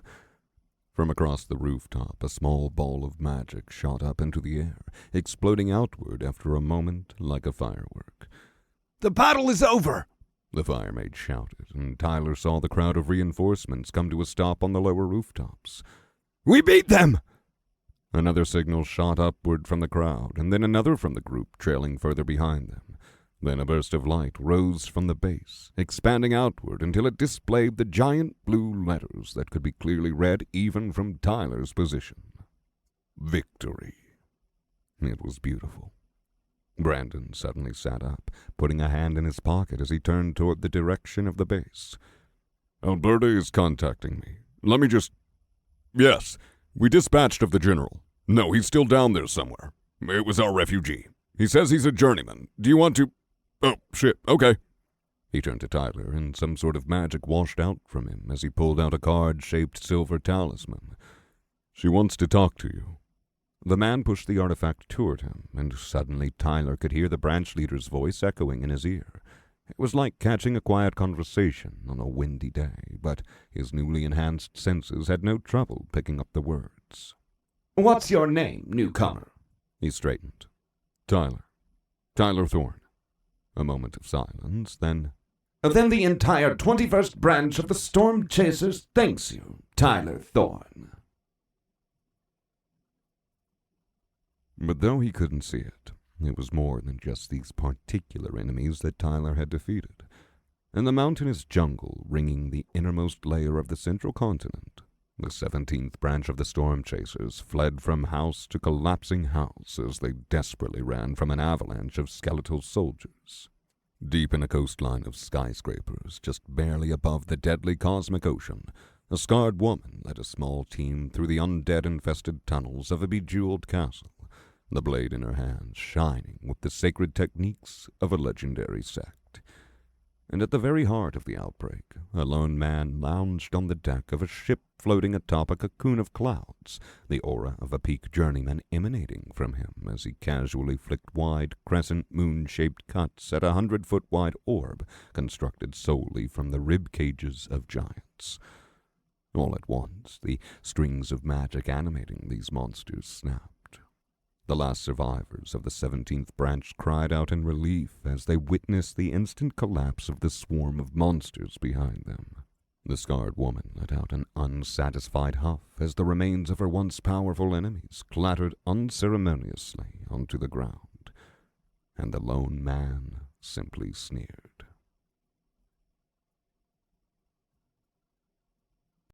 15. Morning Training. Tyler woke to moonlight shining through his window and black and purple veins creeping through the night sky. It was eerily quiet in contrast to the boisterous partying that he'd fallen asleep to. He thought it was only thanks to his journeyman's senses that he heard the occasional call of some nocturnal birds, sometimes followed by a whooshing that he assumed was the storm chaser guards driving said birds away. How many hours had he slept? 4? 5? Without a clock, it was hard to tell, but given that this little mismatched world seemed to have inherited Earth's day-night cycles, it was definitely less than he should have needed to sleep to feel so refreshed. Perhaps part of it was how he'd woken up closer to dusk than dawn, but even as he'd advanced through novice, he'd noticed he was probably sleeping slightly less than he would have otherwise. It made sense that journeyman would be a much more drastic difference. He slowly clambered out of his bed and did his morning stretches, wincing as the inflammation reminded him that this was what getting out of bed should have been like. Of course, he'd grown so healthy over the course of the island that even his bed of leaves could leave him feeling barely stiff at all, but now that he had a proper bed to sleep in, his body was back to being in a wreck. Tyler sighed in annoyance. He would just have to deal with it. He had for years, after all. And at least the strength of a journeyman was coursing through him despite it all. He stepped quietly down the hallways, careful not to disturb the residents sleeping across those poorly soundproofed doors. Office nameplates had been taken down or defaced entirely with black ink to dictate the room's new owners, and warm magical lights gave the hallways a more organic touch than the now useless fluorescent lighting hanging from the ceiling. The residential quarters of the building weren't big, all things considered, but the sheer mass of the skyscraper lent it this sense of grandeur that made him feel rather small inside of it, especially when most of his life for the past few months had been spent inside a cave. He followed the signs to the large restroom that had been rigged up at the center of the living quarters and took advantage of the free bucket of Scavin toiletries to give himself his second shower since the apocalypse had started. Well, he supposed the people in the med bay had probably cleaned him up when he'd gotten here, but last night had ended with his first conscious shower in months. It had been an incredible experience, a moment of physical bliss to cap off a hectic night. His entire squad had been celebrated the moment they'd gotten back, a drunken, rambunctious thing that picked up right where the previous celebrations had left off and grown to be twice as loud. Tyler hadn't drunk much himself. He didn't know if he would ever be able to enjoy alcohol after certain past experiences, but the taste of the sugary syrup mixed in with his colorful fruity cocktail had been enough to make him weep happy tears. He was really back in civilization, in a place close enough to modern conveniences that they were able to either acquire or replicate the taste of grenadine and ginger ale. News of his advancement level seemed to have spread, and the title of journeyman by itself would have probably been more than enough to help the 21st branch warm up to him. The people who directly witnessed his takedown of the Chiropteran bone weld treated him like a living legend, bowing to him in gratitude and showering him with gifts, and even their friends who hadn't been there to see him seemed to regard him with a level of deference. The respect made him feel awkward without a level of familiarity to go along with it, though, which was why his favorite fan had to have been Rob's daughter, Tammy, the 9-year-old girl who practiced the aspect of weight. The overjoyed "you saved my daddy" that he'd gotten from the kid had been worth more than all the gifts combined. The gifts sure didn't hurt, though. The first thing he'd gotten was his pick of rewards the branch leader had presented to him. Most of them were useless to him due to his inability to send mana out of his body, but one in particular had caught his eye: the Bag of Holding. It was a very strange multi-pocketed artifact, which his analysis told him had been crafted by at least a master of the aspect of space. There were different dimensions in each pocket, and the items placed inside different pockets would be completely separate from one another, making the bag ideal for alchemists and the like. The weight reduction component was weak compared to that of the average Bag of Holding, but Tyler's physical strength made that less of a problem. In fact, he had half a mind to ask if there were any weapons enchanted with a similar dimensional effect, but without the weight reduction at all. He imagined a super heavy mace would probably be one of the better things for his own fighting style if he was able to keep advancing at this rate. The blue bag shimmered with a celestial pattern, not that unlike the cosmic swirls present in the dimensional soup, just a couple stories beneath them, and his hand felt an odd tingly sensation as he reached within it to withdraw something. All bags of holding had a function where you could feed it a bit of mana and specify your intent for which item you wanted to withdraw. But without that capability, Tyler was left digging his actual arm through the pouches and grasping like it was a physical container. That was why he'd chosen the multi-pocketed one compared to a more traditional single bag with larger storage space. The edges of the bag felt weird and supple, but if he tried pushing too much at any given point, it would cease giving entirely. A part of him was curious about what would happen if he put more force into it, but he didn't want to break his new artifact just a day after getting it. And he had plenty of other gifts to play with in the meantime. The piles of donations he'd gotten were now safely nestled in the many pockets of his Bag of Holding, and the presents themselves had ranged from money to hand-knitted blankets to magic rings and daggers that had made Brandon's eyes go wide when he'd gotten a look at them. It had been a bit awkward for Tyler, especially since he'd had to refuse all of the enchanted items simply because he couldn't use any of them, but at least he had a fully stocked wardrobe now. Unfortunately, it looked like not everyone could take the pronouncement of his capabilities at face value.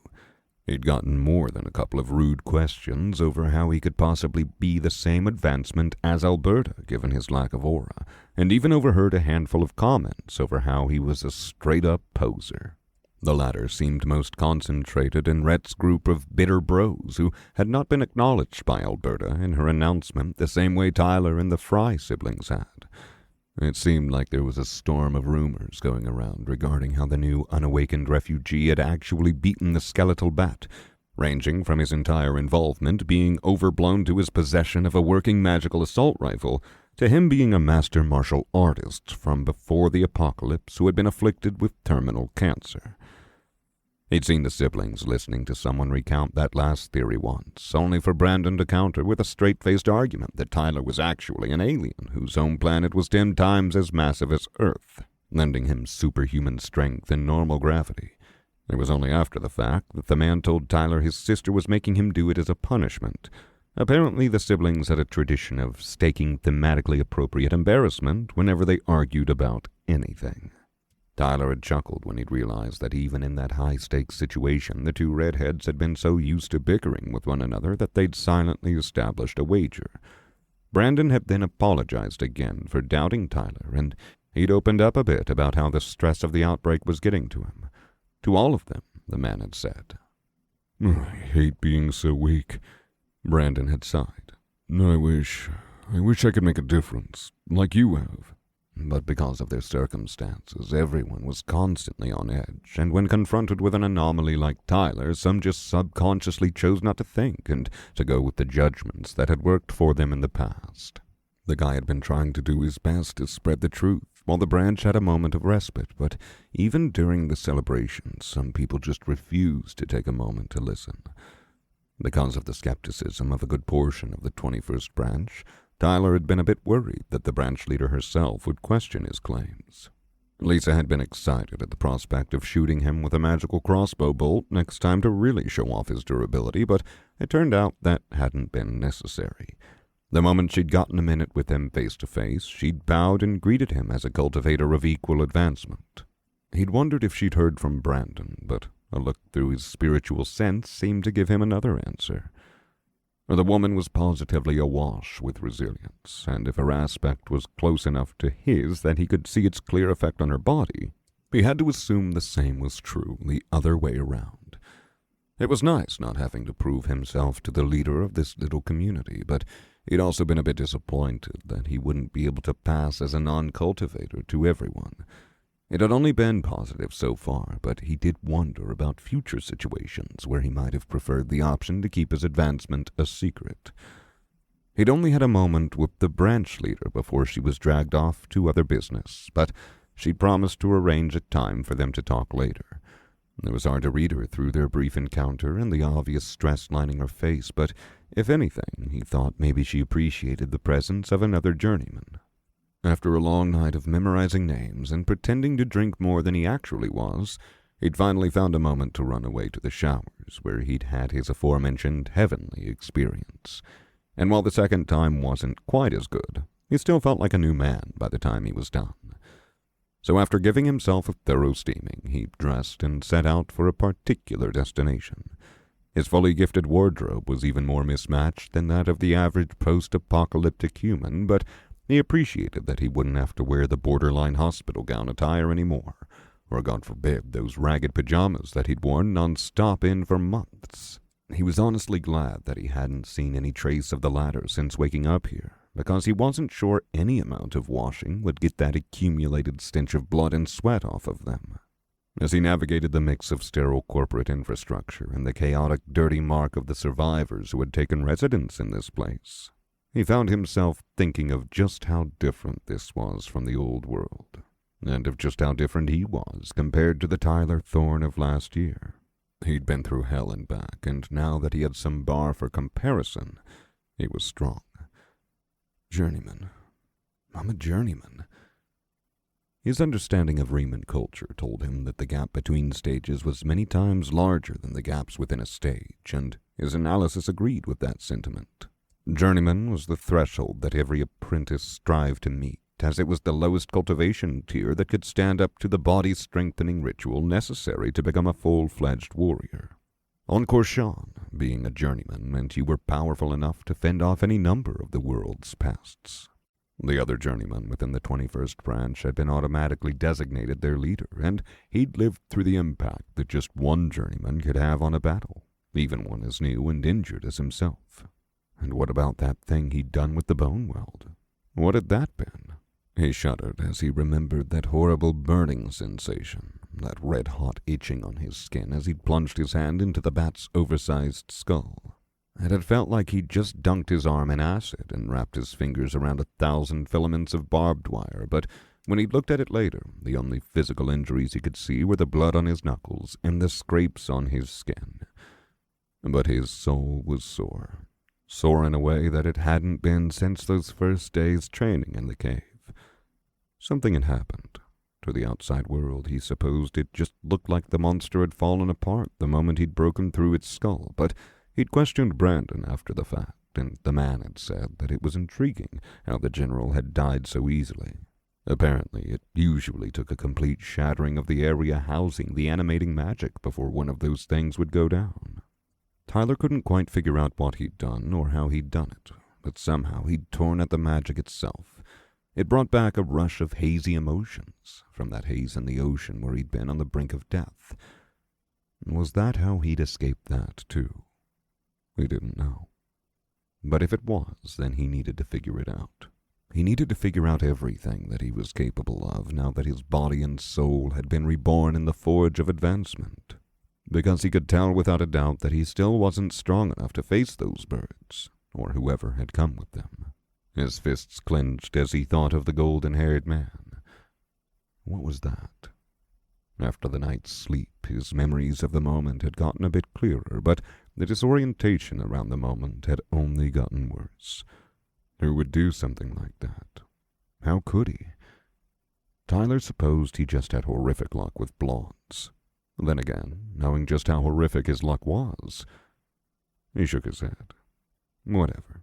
So after a couple of wrong turns and dead ends, he found himself facing the first training room of the 21st branch of the Storm Chasers.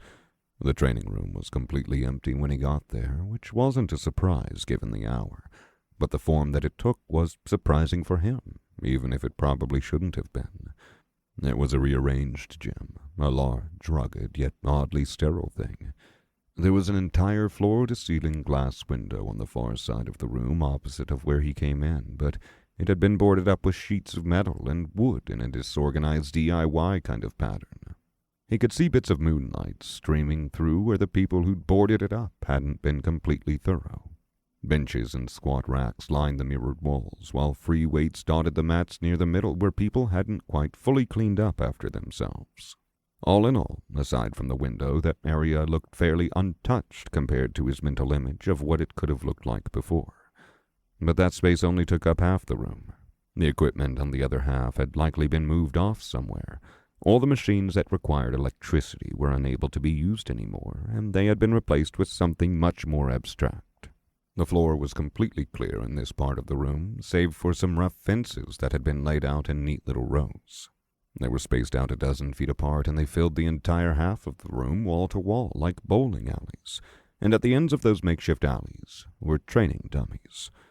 This was a firing range. Some faded motivational posters were still hanging on the walls behind them, half scorched or torn by the aftermaths of these people's training, he guessed. Around that entire side of the room, there was this magical blue shielding similar to the one he'd seen block that incoming attack right after he'd woken up. The magic flickered slightly as it hummed, just inches away from the wall. He could smell the scent of sweat and ash and ozone. Magic. Tyler drank it all in as he limbered his joints up.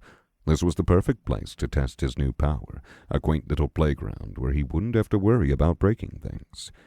He examined his potential targets, and one caught his eye. The leftmost training dummy was nothing but a big boulder that was taller than he was, oddly reminiscent of the one in the cave that he'd often used for his bone-strengthening exercises.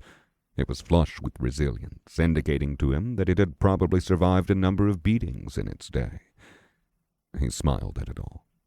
Things were so different here, but he supposed some things never changed. Tyler willed his mana into action, relishing the rush of power that thrummed through him as he engaged the flowing sands. His journeyman mana suffused him with a density that it had never had at novice, and he mentally pictured the face of that skeletal bat overlaid with the boulder in front of him. Then he took his first steps. In a flash, he was next to the stone, and his warm-up strike landed with a level of force that would have been incomprehensible for him just weeks before. His forearm pounded against the rock with a sharp crack that rang through the room, and the blow was instantly followed by a second as he ran through the first set of exercises prescribed by the ancestors' carvings. This version of the flowing sands lent him a level of speed and control that he'd never otherwise achieved, and he let the feeling of mastery over his own body wash over him like a rising tide.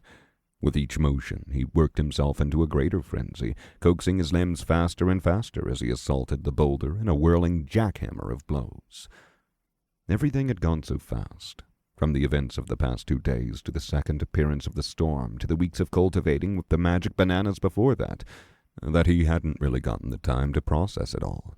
Even on the island, when he'd spent so much time thinking about the storm and how he'd ended up there, he'd been in a different mental state. A context solely dedicated to survival and advancement in this strange place where the world he knew previously held no bearing. Now that he was back in some semblance of civilization, it was like a switch had been flipped in his brain. Those old thoughts and mental processes that he'd worn for the first 2 decades of his life had been dusted off and reinserted into his mind, and he had to deal with the awful clash of those mindsets with the ones that he'd formed while on the island. all while in an environment that was itself nothing but a clash of these two worlds mashed into one. And those were the type of thoughts that he'd purposefully tried to avoid when he was going stir-crazy while locked in the cave. The ones that had become even more overwhelming yesterday when he was laying still in bed, trying to let sleep take him. But in this frenzied, powerful moment, that task felt so much more manageable. The motion lent him an outlet for his struggling brain, a physical sensation to focus on and ground him in the roaring sea that had awakened in his mind. And as sweat dripped down his brows and his calloused skin began to crack against the hard stone, he found that those two mental contacts had begun to blur together to match reality. It was still weird, chaotic, and overwhelming and mismatched, but he supposed that was just his life, now that the apocalypse had begun. This new environment was still confusing as hell, and he was still reeling from the loss of the island and the tree, but now it was all feeling just a bit more navigable. How would the ancient Remans feel about me wasting so much water in that shower, when for them water was this rare resource used only for drinking and sacred rituals? The thought arose randomly in the back of his mind, and he almost laughed at the absurdity of the image. It was like he was culture shocking himself. This really was an entire culture that he'd been immersed in, given that those cave carvings and the analysis screens about them were the only things even remotely resembling socialization that he had access to on the island. It was amusing to think about now. What would they think of some random human waltzing into their cave and making it his home, all the while stealing their techniques? Then again, Tyler thought he knew. The Remans were a warrior people. They respected strength. And if there was anything that Tyler knew, it was that he would keep getting stronger. He was putting more force into the forms now, aiming to not just go through the motions, but to really hammer fortitude into his limbs, as they had been intended to do. Before, that had been a fairly mundane exercise, but his new strength made even the mundane spectacular. His fists became a blur as they cracked like machine gun fire against the solid rock, and he could feel that the floor was beginning to tremble with the force of his attacks. His knuckles were beginning to scrape, and his inflammation was whining in the back of his mind, screaming that it wasn't okay to push his body this hard again. But he was feeling powerful, riding this high of advancement and pushing his body to the very limit. Every blow felt like a victory, a step forward, a physical demonstration that he would keep going and that he would never stop. Before Tyler knew it, he wasn't envisioning a fight against the Chiropteran Bonewell, but putting his fist through that tiny bird with the strength of a wrecking ball. That thing had been so far above him, so immensely powerful that he hadn't even been able to scratch it. Next time, he wouldn't let anything take him down so easily. His blows were really throttling the boulder now. Its humongous bulk and the little divot that it was settled upon were the only things keeping the thing from physically moving. That was better for him, though. He didn't want to move it. He wanted to break it. An elbow, a knee, a sweeping kick downward that sent him shooting into the air involuntarily. Tyler landed in a crouch and sprang right back, slamming into the thing with fist after fist after fist. He was making progress. He thought his strikes were landing just slightly differently, his fists becoming tougher as his mana instinctively moved to resist the damage coming back from his own blows. He forced his mana deeper, and the flowing sands came to a mighty wave that veritably flooded through his limbs. His arm physically trembled with the power, too much to use in any real fight. Against this stationary object, though, he could control himself just enough to throw it into the most powerful haymaker he'd ever thrown. His fist flashed through the air, his body twisting as he imagined tearing through a mountain of magic, working to impart as much force as physically possible into the strike. And then, whoop! Tyler was on the floor. He let out a breathy gasp, laughing a bit at the circumstance. He'd slipped. When was the last time he'd slipped on anything? Like with when he'd tanked the skeletal bat's attack, he supposed the drawbacks of superhuman strength were beginning to show themselves, especially since he was barefoot on polished tile. Well, he chuckled. I'll have to keep experimenting with that, I guess. As he wiped the sweat from his brow, he realized that streams of sunlight were coming in through those cracks in the boarded-up window. He could hear the sounds of people waking up and beginning to go about their days. Wow, he thought to himself. How long have I been training for? For a couple of minutes he just sat there, taking in the sounds and cultivating the small amount of resilience that his training had accumulated within him. It was nice, peaceful. Then he heard a herd of footsteps approaching the room. Tyler blinked, quickly breaking from his cultivation and wiping his hands off on his pants. He was hyper-conscious of just how much of a mess he was currently, and after making headway into the realm of social acceptance, he really didn't want to ruin his progress with a bad impression. But as Everett Brown waltzed into the room like he owned the place, followed by a gaggle of smirking followers, Tyler found himself giving up on any hope of a friendly conversation. He'd never had a good experience with this kind of encounter. 16. Some things never change. Everett Brown, aspect of iron. Rhett belched loudly as he walked up to Tyler, a full head and a half taller than him and at least twice as wide. The man's aura hung loose around him, with power equivalent to Lisa's, and a trio of metal sheets hovered around him in a slow circle. A half-dozen guys of more average builds trailed behind him, all around Tyler's age and absolutely drunk out of their minds. "Yo!" Rhett half spoke, half sang, dragging out the word like he was relishing the moment. "Now what do we have here?" Thanks to his journeyman senses, Tyler could smell the alcohol as soon as they got within 10 feet of him. Each waft of air from these guys stunk of vomit and dehydration, and the loopy, power-tripping grins on their faces brought back memories that he would much rather avoid. They'd probably been up all night drinking. The guy's lackeys sniggered, and one of them walked up to him, poking him in the ribs. "The hero of the day, Tyler Thorne, who took down a skeleton general with nothing but his own 2 hands. Another round of laughs. "John Reese, aspect of fire." Tyler stared blankly at the man. This was probably a high novice, just one step below that fire mage that he'd fought the skeletal bat with. He had some scars on his hands and a knife on his belt that looked worn with use. How could someone survive months in this world and still act like that?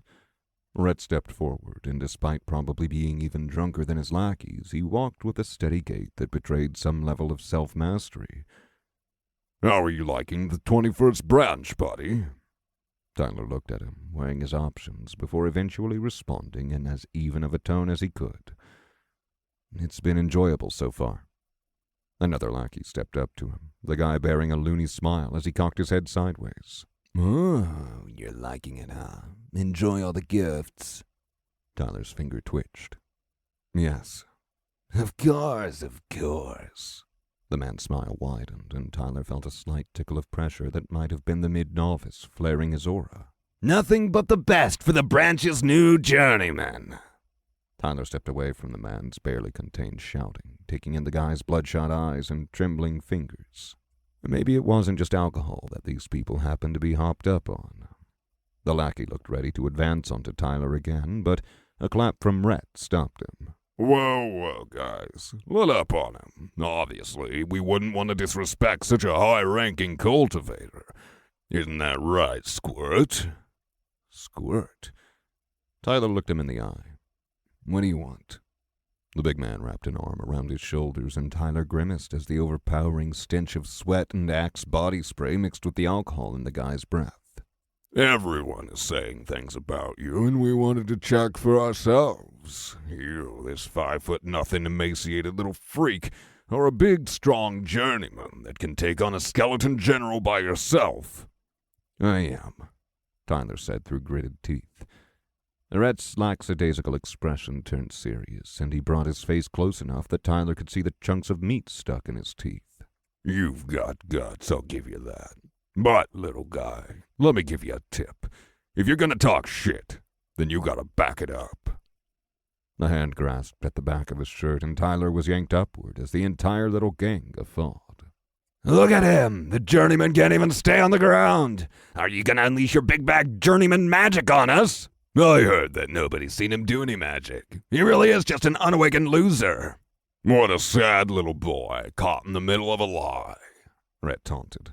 I don't know how you managed to convince the branch leader, but you can't just talk your way into respect with us, bro. You gotta walk the walk. Tyler took a deep breath. The stench of liquor and machismo condescension was reminding him far too much of a memory that he'd rather avoid. This isn't them, though. This is just some random frat bro drunk out of his mind. But that didn't make him feel any better. He looked up at the man, keeping his expression wholly neutral as he pulled his arms up, dropping out from the oversized shirt and landing with both feet on the floor. I don't want to hurt you. Oh, he doesn't want to hurt us, John cackled. Tyler swallowed hard, forcefully exhaling and taking a step away from the group of men. Oops, The short, overweight high novice exclaimed, extending a foot in front of him. Tyler easily avoided, but then another hand shoved at his back while he was on one foot. It took all of his willpower not to turn around and shatter that hand to pieces. Instead, he flared the flowing sands, forcing his body into stability. On the outside, it might have looked like the shove hadn't happened, but as he looked back, he saw the man behind him staring at him with wide eyes. As their gazes met, he saw the guy tremble. Walking away? Rhett sneered. Sorry, bro, but I can't let you do that quite yet. The man's arms bulged, and he yanked his hands apart, tearing the large green shirt into two. Tyler looked sadly at the falling pieces of a present given to him by the elderly mother of a woman he'd saved. His fists clenched. Why did you do that? Rhett laughed and stepped back into his face. You owe me a debt, little man. Your lies have gotten you a giant pile of valuable gifts that should have gone to me, so I had every right to do that. That shirt should have been mine. The smallest, youngest guy in the group squeaked out a protest. Rhett, didn't Alberta say... A large, sweaty palm grabbed at Tyler's now bare shoulder. Don't touch me. Rhett's eyes widened for just a moment, and then the guy's aura flared as his mouth spread in a shit-eating grin. What are you gonna do about it? Tyler's entire body shook as the man began to squeeze. Tyler could sense the resilience pooling within Rhett's hand. Clearly, the aspect of iron was doing a lot for Rhett's physical strength. His grip was like a vice, probably stronger than even the toughest Dune Claw's tail claw. But that wasn't why he was shaking. Tyler had long since surpassed that level of power. He was shaking with rage. A sharp crack rang through the room as he slapped Rhett's hand away. Rhett's nostrils flared and the burly man's jaw clenched as he stared at the red mark on his forearm. You! The lackeys were all staring predatorily at him, poised to spring into action. Tyler looked at each one of them in turn, and with every second that passed, his blood ran hotter. Wasn't he strong enough now that he didn't have to deal with this bullshit? Even after all that struggle and strife, all his relentless training and cultivation, these kinds of people just wouldn't leave him alone. Yes, officer. We tried our best to restrain him non-violently, but he kept trying to attack her, and Chase here accidentally knocked him out. Don't listen to any of his lies when he wakes up. I'm sure he's going to try and twist things to make him look like the victim. You know the type. Rhett was fuming, his fists clenching and unclenching as he worked his jaw, veins popping from his temples. Okay, buddy. I was planning on letting you off easy, but if you're really a journeyman, then fight me like one. The winding chains. A pair of hands shot toward his neck, and Tyler had had enough. The flowing sands burst to life within him, far stronger than it had ever come before. It thrashed through his channels like a roaring river, seeping into his muscles like the anger seeped into his mind. His hands intercepted the man's wrists before they could even get close. Rhett pitted his full strength against him, pushing up toward his neck like a charging bull, but Tyler's frustration would not be denied. We are going to stay right fucking here. They remained locked in place like statues as he held his hands steady. Rhett straining so hard it looked like he was going to burst a vein.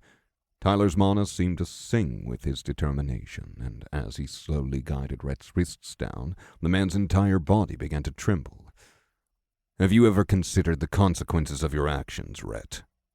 Rhett growled, his beady eyes bulging at the sensation of being overpowered, and his lips began to quiver as the discomfort steadily ramped up. His wrists were turned outward as far as they could go now, and Tyler watched as the rage in the man's face slowly began to turn into fear. I don't know. Maybe you haven't. Maybe you never even thought of the fact that you're inflicting damage upon a living, breathing person. Tyler increased the pressure some more. It was just a fraction of what he was capable of, but even the slight difference made the man whimper. Rhett's breaths were coming in short, panicked bursts, and as the hold tightened, Tyler could feel the creaking of straining joints. Maybe it's different in this new world, I don't know. Maybe with all the healers and magic, you don't have to worry as much about that stuff. In the old world, though, some wounds never healed. Some became permanent, agonizing parts of your life, all because some drunk asshole like you decided that your convenience was worth more than someone's future. No! Rhett sputtered, shakily levitating one of his shields and sending it shooting at Tyler's neck. I'll kill you! I'll fucking kill you! You can't. Crack. Tyler's control slipped for just a moment, and the man's right wrist caved in on itself with the snap of fracturing bone. Rhett's wails filled the room like the screams of a dying banshee. It was this guttural, horrible thing, releasing bits of spittle that stuck grossly against Tyler's bare chest, and the other men all flinched away from the sound like it was a hot iron. The shield bounced pitifully off of Tyler's skin, and he shoved Rhett away with disgust. Give me a reason to do the other one. Just one fucking reason. But as he glared at the screaming man, he saw that Rhett was pedaling backward in a terrified scramble. The rest of the shields were inert, and a large patch of liquid was spreading through the large man's pants. The rest of his lackeys had long since backed away from them, like mice before a hungry cat. John had gone as pale as a sheet, and his eyes were bugged out as he stood perfectly still like a deer in headlights. The man who had shoved him had one foot out the door, as if afraid that if he tried to run, that would only doom him further. "Now you know I wasn't lying," Tyler hissed. "Now you've checked for yourselves like you wanted to do so fucking bad, so now you can leave." His fingers still trembled with emotion, and his breaths were heavy despite the fight having been nearly effortless. He let out a shuddering sigh, his last words coming out in a whispered croak. "Just fucking leave me alone." And the group of 6 men fled from him like vermin. 17. Friends. Tyler? Tyler jumped as he turned to the source of the new voice in the entrance opposite to the one Rhett's gang had fled out of just seconds ago. Lisa? The woman was speaking through the doorway, holding a tray in both hands. A sympathetic grin stretched the corner of her mouth. I heard Rhett was gathering his little cronies for something, and I suspected he might have tried to mess with you. Looks like you were already handling it just fine by the time I got here, though. Tyler flushed, suddenly conscious of his bare chest and the lines of ribs visible through his pale skin. His long, shaggy hair was still covered in sweat from his training, and he was still breathing heavy from the rush of intense emotion. The echoes of Rhett's crew sprinting away through the halls were just barely fading. He felt ashamed that someone else had witnessed that, like a child caught in the middle of throwing a tantrum. He knew there probably would have been a better way to handle it, a more mature style of conflict resolution that didn't involve strong-arming his enemies into submission. But they just kept attacking him, and he'd just been so angry. It reminded him so much of so many things he'd rather forget. He closed his eyes, shoving the memory back down. He had been strong enough to protect himself this time. He knew it wasn't the same. But the thoughts just kept coming. The burning of his own joints seemed to wash over him like a vengeful tide. But Lisa didn't seem to judge him. She motioned to the wall, and they sat down next to each other in silence. She nudged him with the tray. Breakfast? It was a full post-apocalyptic rendition of the archetypal American breakfast, complete with sausage links, crispy hash browns, and a trio of weird purple eggs that seemed twice as big as normal eggs should have been. A gentle hand pressed into his back, and the inflammation that had begun to run red-hot cooled just a little. "Thanks," Tyler murmured, gratitude swelling in his chest. He didn't know what else to say, so he just began eating, letting the smell of potatoes and hot grease ground him in the moment. The breakfast was heavenly, perhaps not by the standards of someone spoiled by modern convenience, but at this moment it was all he could ever ask for. And just something to fuel his starving body and to shovel in his mouth so he didn't have to talk. So he closed his eyes as he let his heart come down from the intensity of the past couple of minutes. It was incredible how the mind could go from racing with adrenaline to completely deflated in so little time. You've gone through some shit, haven't you? Lisa prodded after a minute. Even before all this. Tyler sighed. Yeah, I guess you could say that. She looked at him with understanding eyes, chewing on her lip and gently grabbing his shoulder. She opened her mouth, then closed it again before chuckling and patting him on the back with a cheeky grin. Don't worry. We get into a lot of scuffles in post-apocalyptic society, Red especially, and it's nice seeing him rushing off to the medbay for a change. I honestly think you should have roughed him up a little more. I don't know if any lesson can get through Rhett's thick skull without getting thoroughly beaten into it. He paused mid-bite. Thanks. That means a lot, actually. I should have known that fucker would have pulled something. Lisa huffed, and Tyler suspected she was deliberately rambling because she could sense he wasn't ready to contribute to the conversation yet. He and his little mob only got here a month ago. Apparently he had pre-apocalyptic connections with the Storm Chaser CEO or something. I almost challenged him to a duel because I was so fucking fed up about him harassing Brandon and my healer pals, but I'm not a good matchup for him. I've been telling Alberta she needs to kick them out, but with the skeleton invasion, our branch needs all the advanced cultivators we can get. She rolled her eyes. It wouldn't be like this if the main branch didn't keep stealing our journeymen. Stealing your journeymen? Tyler asked. That wasn't what he wanted to say, but none of the other thoughts seemed to coalesce into words. So he just asked the question and let Lisa do the talking. Yeah, she fumed, shooting to her feet. Well, technically it's not stealing. If you get to peak novice and you prove yourself by the Eyes standards, you get the opportunity to advance to journeyman. Sounds like a pretty sick deal, right? Except apparently the knowledge of how to advance is too dangerous to be spread around, so you have to travel to the main branch and go unconscious while they do the procedure for you.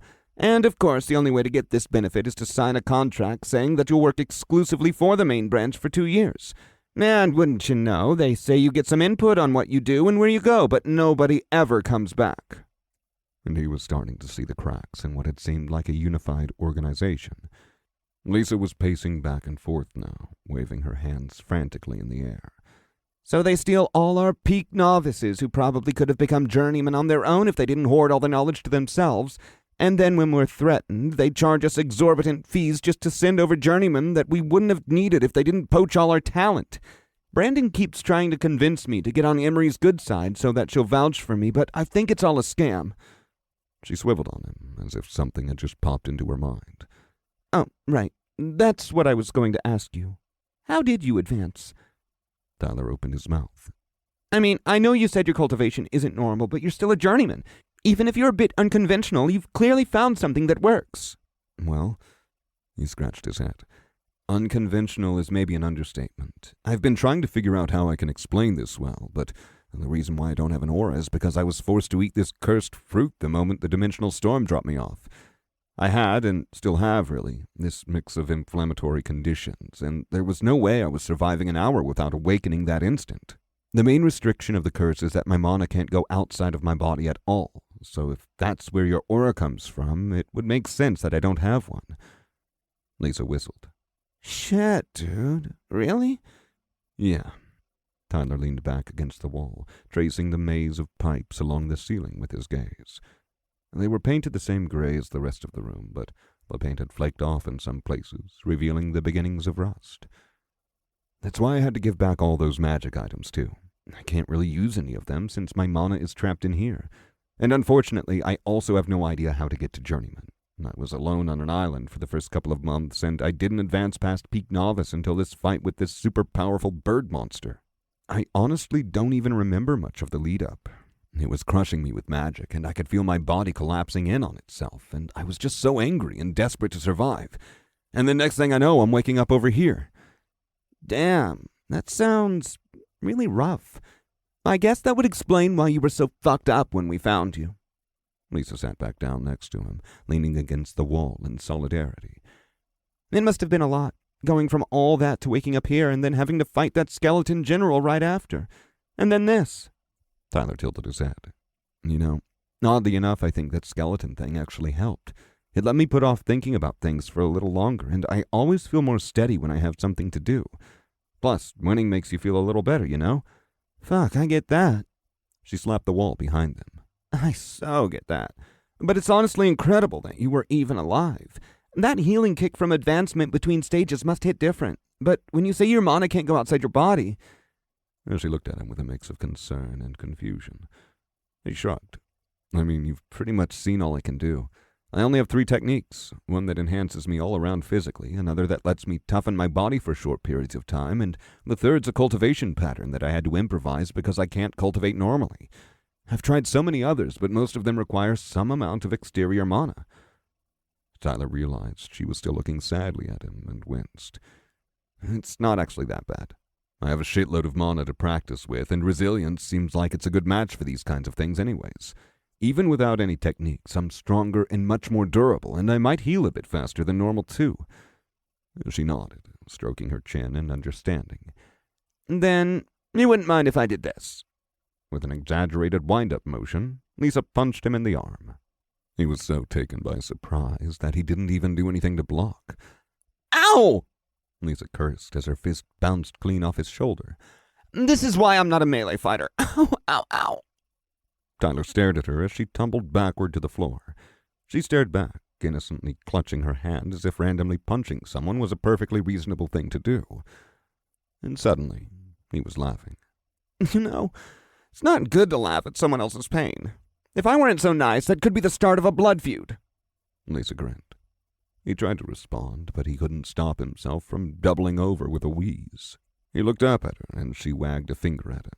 Except it was from the hand that she'd punched him with, so he couldn't see where the bottom of it was a bit swollen. That isn't a very good way to make your point, you know. Looks like someone really wants a blood feud. You know, that would mean you'd be in a blood feud with Brandon, too. I think. I don't know how blood feuds work, actually, but the point still stands. After a while, Tyler gathered himself, and they sat back down against the wall. His entire body felt just a tad bit lighter. Thanks for that. For everything.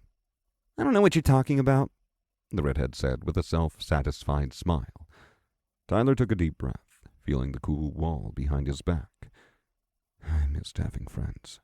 Friends are nice. He was snapped out of his thoughts as Lisa looked at the entrance of the room with a scowl. Man, I wish I could just casually shrug off 6 dudes trying to attack me like that. I hate being so pathetic physically. I feel like the aspect of blood is supposed to make you super strong and tough, but I just can't figure it out. One of these days, I'm going to be able to curl Brandon. Mark my words. Maybe I can help, Tyler said wryly. That's about the only thing I do know how to do. She nodded at that, leaning back against the wall. Man, and you said you improvised your cultivation technique. Yeah? Is that bad? No, at least I don't think so. It's just that I've never heard of anyone else doing that. Thought I was the only one. No? I make up all my techniques, actually. Brandon is always telling me to be careful, since none of us know how any of this shit works, but I mean, what was I supposed to do? Just not do anything? Because there's no fucking blood manuals out there. Same kind of thing as with you. Obviously, I would follow instructions if I had them, but there's nothing here that works for me like that. But apparently not everyone can just make up a technique on the spot. Wow, he whispered. Like, you could make one up right now and it would work. Lisa shrugged. Maybe if you gave me like an hour? Holy shit. How many tries had it taken him before he'd managed his first successful run of his cultivation technique? Granted, that had been a fundamental change to the core of the technique, but that's awesome. Lisa puffed out her chest, motioning for him to continue. Yes, keep praising me. Lisa Fry, cultivation prodigy and magnanimous judge of moral truth. Also expert healer and best-looking markswoman in 1,000 leagues. Then her smirk widened. I still can't believe you asked me to shoot you. Tyler chuckled. I just needed some way to show you guys that I could take a hit. Thanks for going with it, by the way. But why'd you think I had something going on here despite the lack of aura anyways? Oh, that? Lisa grinned, pointing to his chest. It was the blood. I've never seen blood resonance that strong in a person before, not even from Alberta or other journeymen. I told you, it's like you're on steroids. Huh? He supposed she had told him that. It was interesting that resonance correlation didn't necessarily line up evenly for both sides. Tyler was about to ask more when Lisa suddenly sat up, pulling out an inscribed silver talisman from her pocket. It looked similar to the one Brandon had used to communicate with Alberta, and this time he used the opportunity to push on his analysis. Transmission Talisman. This is a part of a 2-artifact set intended to be used by a practitioner of wind or similar aspects to speak with their allies over short distances. This talisman is spiritually linked with its twin, allowing both sides to be activated so long as at least one end is fed with compatible mana. Like a phone, but only one side can call. Yeah, we're in the first training room. No, I brought him breakfast. I wasn't goofing off. Did you know Rhett showed up? Oh my god, you won't believe what happened. Oh shit, I totally forgot. Okay, telling him now. Wait, what? Huh? What do you mean? You're shitting me. Holy... Lisa turned to him, voice shaking slightly with emotion that he couldn't quite decipher. Okay, Brandon just called me. We can go talk with Alberta now, and you can ask her all of your questions. No biggie, but, prepare for some questions of your own, because... The woman swallowed, and for the first time since he'd known her, she looked genuinely lost. The skeletons are all gone. The main branch is saying that you're the one that did it. 18. The branch leader. The branch leader's office was a large, spacious room on the top floor of the base. A wide-windowed modern suite, it might have been the office of a CEO or president in the olden days, and trophy cases were appropriately placed alongside the entrance. They'd likely been home to plaques and little paper commendations, whatever award its previous owner had amassed throughout their corporate lifetime. Now, though, they shone with immense resonance. The moment they entered the room, Tyler was bombarded with powerful resilience coming from every direction. From broken shields and armor to chunks of rock or precious metal, the shelves and cases around the room had been full of treasures shimmering with enough resilience to match any of his magic bananas.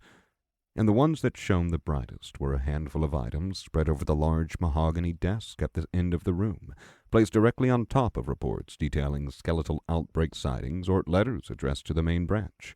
2 scales of what his analysis called a drake of heaven, a glass bottle swirling with metallic fluid, and a broken shielding artifact, apparently once used to protect an immortal king in an ancient desert world. Alberta sat cross-legged in the plush chair behind her desk, eyes closed and hands resting palm down with a finger on each of the powerful scales. Her aura filled the room, a voluminous presence expanding and contracting with each breath. She's cultivating, Tyler realized. As Alberta inhaled, he saw the resilience in the artifacts draw slightly toward her, and as she did so, her aura contracted back, taking with it some amount of the resonance within the artifacts. And in that brief moment where her lungs were completely full, he sensed the resilience within her grow just a tiny bit. Then she exhaled, her aura relaxing, and the resonance within the artifacts returned to their natural state. But now the artifacts were just slightly weaker. Incredible. He understood the traditional way of cultivating from the ancestors' cave, a methodical process for drawing in resonance from the world to build up your own soul, but he'd never seen it in practice before, and this was with a journeyman. She wasn't even cultivating resilience, but it still felt like such a noticeable difference. What would it look like if he were able to do that? How much easier would advancing be if he could just sit down and let a powerful treasure do all the resonating for him? He felt a twinge of jealousy at that thought, but at the same time he reminded himself that if he'd been incentivized to cultivate normally, he might never have reached peak novice on the island. It was only his enormous mana pool and sheer amount of training he'd done that had allowed him to generate so much resonance in an environment that was relatively lacking. As cursed as he was, it was also a blessing, and that wasn't even considering the latest revelation. The skeletons are all gone. The main branch is saying that you're the one that did it. The door closed behind them, and Alberta sat up with a jolt, her eyelids fluttering open and fixing on them in an instant. Oh, my apologies. Thank you for coming, Tyler. Thank you for bringing him, Lisa. Brandon. Tyler walked up toward her, passing the plush chairs on either side of the middle of the room, and shook her hand with a smile. As he'd seen the last night, she was absolutely teeming with resilience, middle-aged approximately, and with a dozen different markers of stress along her face, from the bags under her eyes to the gray hairs that seemed to have appeared just a tad too soon, and the redness ringing her pupils. He could tell that the last couple of weeks had been tough on her. First thing, I apologize profusely for the incident today. Tyler's mouth opened, and he looked back at the siblings. Lisa gave him a thumbs up. Of course, that idiot Rhett came in trying to say that you accosted him and his little posse. Alberta scowled. But even without our witness here, he's done his bullshit far too many times for me to believe that. He just was minding his own business when you, who are not only recovering from your fight with the general, but also the coma that you just woke up from, suddenly decided to attack him. I can't imagine how frustrating that might be, waking up in this new place and then having to deal with the attacks of not only these monsters, but our own members as well. Oh well, former members now, she said with a satisfied huff. I've convinced Emery to remove him from the Storm Chasers entirely. As of 5 minutes ago, Rhett does not have access to our magical healing or any of our other services. He can stay around as a neutral refugee, but I've heard from the two behind you that there seems to be some heavy pressure coming from some of our members that might disincentivize that. Emery is usually pretty resistant to the notion, but she was very compliant this time for whatever reason. I was planning on waiting to make the case until after the skeleton threat was taken care of, but she smiled. I have recently learned that that's no longer an issue. Lisa snorted, and Brandon put a hand over his mouth to try and hide the satisfied grin creeping up his face. I feel ashamed that this has been your first introduction to our branch, Tyler, the branch leader said. But I hope that this reward will in some ways make up for it. She reached under her desk, withdrawing 2 letters with the lightning bolt insignia that he had learned was the official symbol of the Storm Chasers. One went in front of Tyler, and the other in front of Lisa. Tyler opened his own with a curious frown. Mr. Tyler Thorne, we hope that this message finds you well. It is with great appreciation that we acknowledge your successful completion of a high-priority bounty assignment. Your diligence, accomplishment, and unwavering commitment to our organization exemplify the level of excellence we strive to uphold. It went on for a while longer like that, spouting corporate ease at him like he was a 10-year-old employee of a Fortune 500 company and not a member of a post-apocalyptic faction who hadn't even known of said faction's existence before yesterday. But at the bottom was the most important bit. We are pleased to extend a formal invitation to visit our main branch headquarters to be personally presented with your reward by your sector president.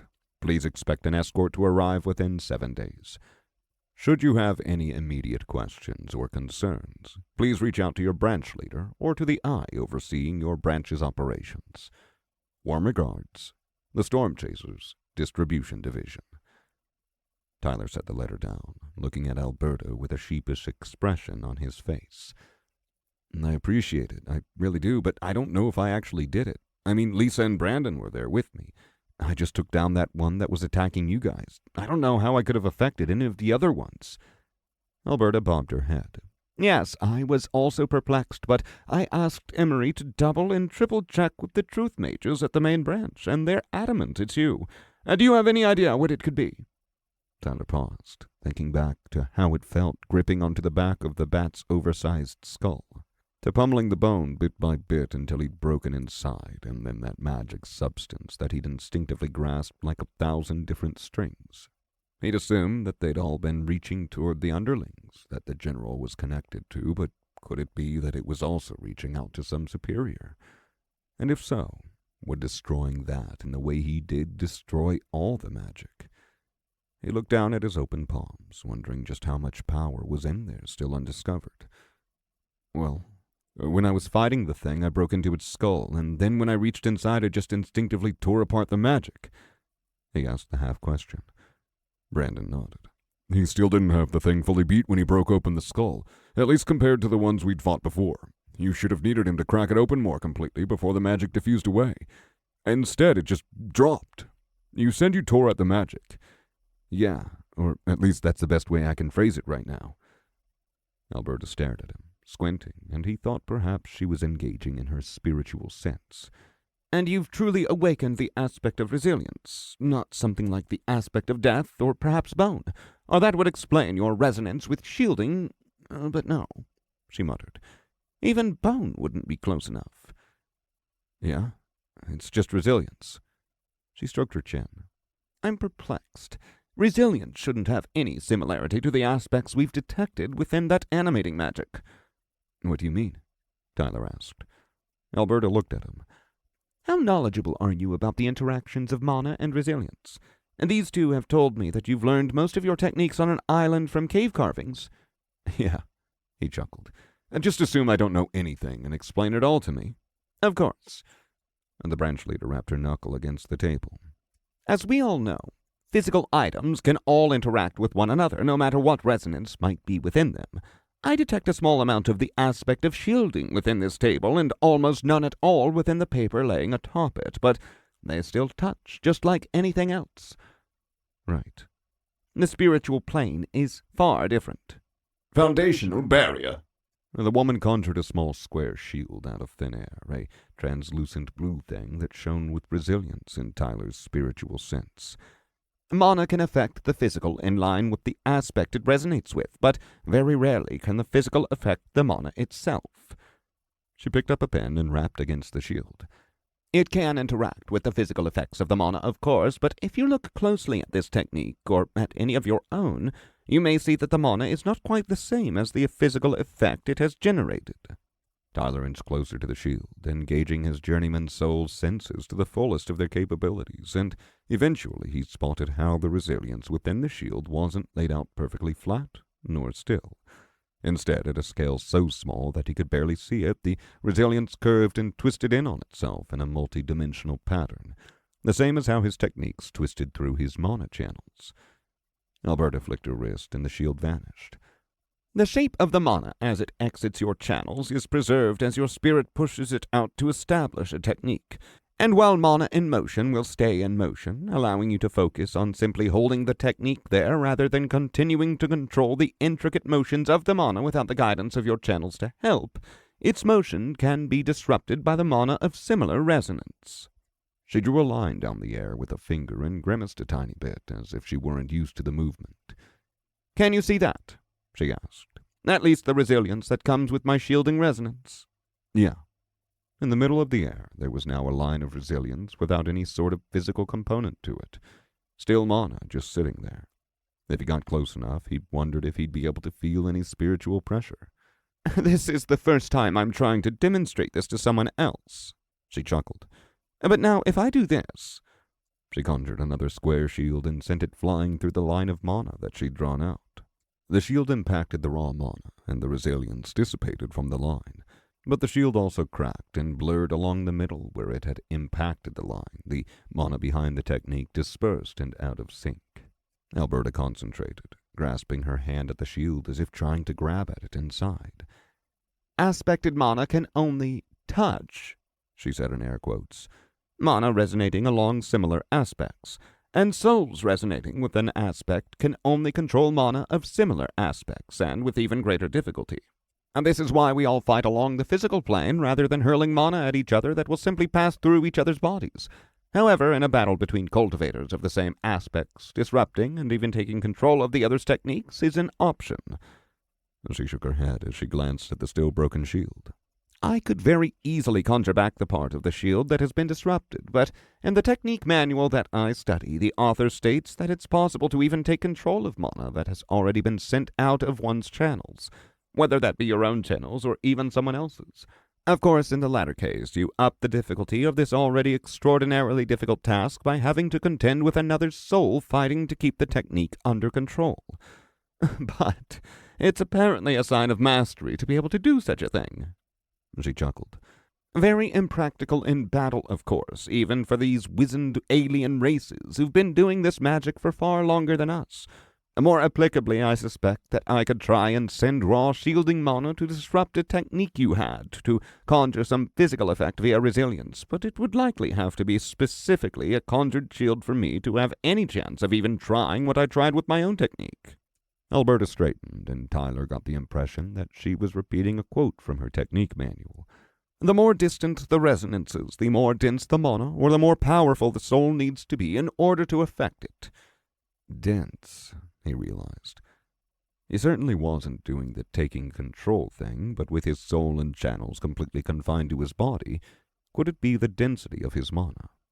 Tyler gazed into his soul, feeling at the vastness of it, at the veritable ocean sitting in his core, despite the spiritual organ somehow being restricted within his relatively small form. At Journeyman, his mana had gotten much denser, but it was still fluid, liquid, and vast. Certainly not that much denser than the techniques from Alberta, especially given that he suspected the resilience he was seeing was still not quite a full indication of how much resonance with the actual aspect of shielding was held within her techniques. To have such a large amount of mana, practically an infinite amount, yet bound to such a finite space, he internally chuckled. He did remember his analysis saying something about his curse being bound in paradox. "I have a theory, then," Tyler said, and he gave the group a brief rundown about the mechanics of his curse. He was a bit wary about telling them, given that despite how he'd warmed up to them, he'd still only known them for 2 days, but he realized most of it would be obvious if he hung around for any bit of time. "I never thought about it this way, but I guess because I have so much mana running through me at any given time, I might be able to touch the spiritual whenever I'm actively using a technique. Well, if I'm in that right mental state to actually grab onto some magic." He shrugged. Alberta's eyes had gone as wide as dinner plates. "Incredible. It would be the same effect as someone sending mana of a similar aspect to disrupt it. I was actually theorizing about if a death mage could try and disrupt the entire network of skeletons from a single general, but I've never even heard of anyone awakening anything close to the aspect of death or rebirth. Could you perhaps demonstrate this power for us?" "Of course," Tyler said. He was also in awe of just what he'd been able to do. Blurry memories came back of his fight with the bird. Now there had been no feasible way for him to fight back as the bird directly exerted its control over his body. This had been the only thing that had saved him. And then he'd done it again against the skeleton general, and he'd been excited about the fact that it had let him defeat just one powerful monster. Now his mind raced with the possibilities. Alberta conjured a small shield in front of him, and he activated the flowing sands, bringing his hand around the thin blue rectangle and pinching. Without that strange mental muscle, his fingers just impacted the shield like he was tapping on glass. But when he tried to remember that feeling of tearing the magic from the bone weld, it instantly caught on his fingertips. Not the physical shield of force being conjured, but the magic underneath it. Straining against the resistance, he brought his finger down like he was motioning for someone to come toward him, and the entire fabric of the magic came pulling downward. The shield warped, then cracked into a million dissolving pieces as the technique unfurled before his eyes. "Holy shit," Brandon breathed. "How much power was in that shield?" "Maybe a third of my maximum potential," Alberta said with a gasp. "At that level, I could protect against the average low journeyman for at least a couple of strikes, and yet for you, dismantling it seemed almost effortless." Tyler stared down at his finger, and his heart felt ready to explode out of his chest. But he calmed his excitement just a bit. "That's just a small technique from a very similar aspect, though." "Right," the branch leader nodded. "Were it another shield mage, I could have done the same thing with my raw mana, and it would have taken even less effort. But what about other aspects?" "Catch," Lisa said as she flung a glob of red magic toward him. Tyler turned, bringing his hand up just in time to let the technique sink into his palm. His skin tingled and the inflammation in his knuckles dimmed just a tad. Unlike with Alberta's shield, the technique attaching itself to his flesh didn't resonate at all in his eyes, or at least not strong enough to be noticeable compared to the powerful resilience already in his body. He was actually surprised, since Lisa could clearly see the incredible amount of blood resonance within him, but he supposed it made sense. The blood in his body said a lot more about his resilience than the resilience in Lisa's said about her blood. "Okay, let's try it out." As he'd seen before, the healing magic worked perfectly fine in tandem with the flowing sands if he just used the technique normally. And this time, simply willing himself to grasp at the magic wasn't quite enough. It did feel easier on an intuitive level to break the magic off of his body compared to an external technique, but the resonance within the technique was still evading him. Tyler set his jaw and conjured up the image of the bird standing before him, the entirety of his body crumpling downward, a web of crushing magic worming through its flesh. And suddenly, his metaphysical grasp seemed to take hold. He clenched his fist, and the technique burst apart in a poof of red light. "Wow," he breathed. "A bit harder, but doable." It was certainly harder than Alberta's journeyman-level technique, but not nearly as hard to tear as the undead animating magic. Even if she were a journeyman, he doubted it would have taxed him that much. Both the magic animating the skeletons and that enchantment might have loose connections to resilience, Brandon theorized. That kind of makes sense. What about one of mine? A gust of wind blew steadily in Tyler's face, but as he tried to grasp at the mana behind it, he couldn't even begin to feel at it. Nope, too dissimilar probably. How about this? Lisa asked, shoving a crossbow bolt toward him. Enchanted to pierce flesh easier. He turned the projectile around in his hand, glimpsing the slight red glow that appeared near the tip of the bolt.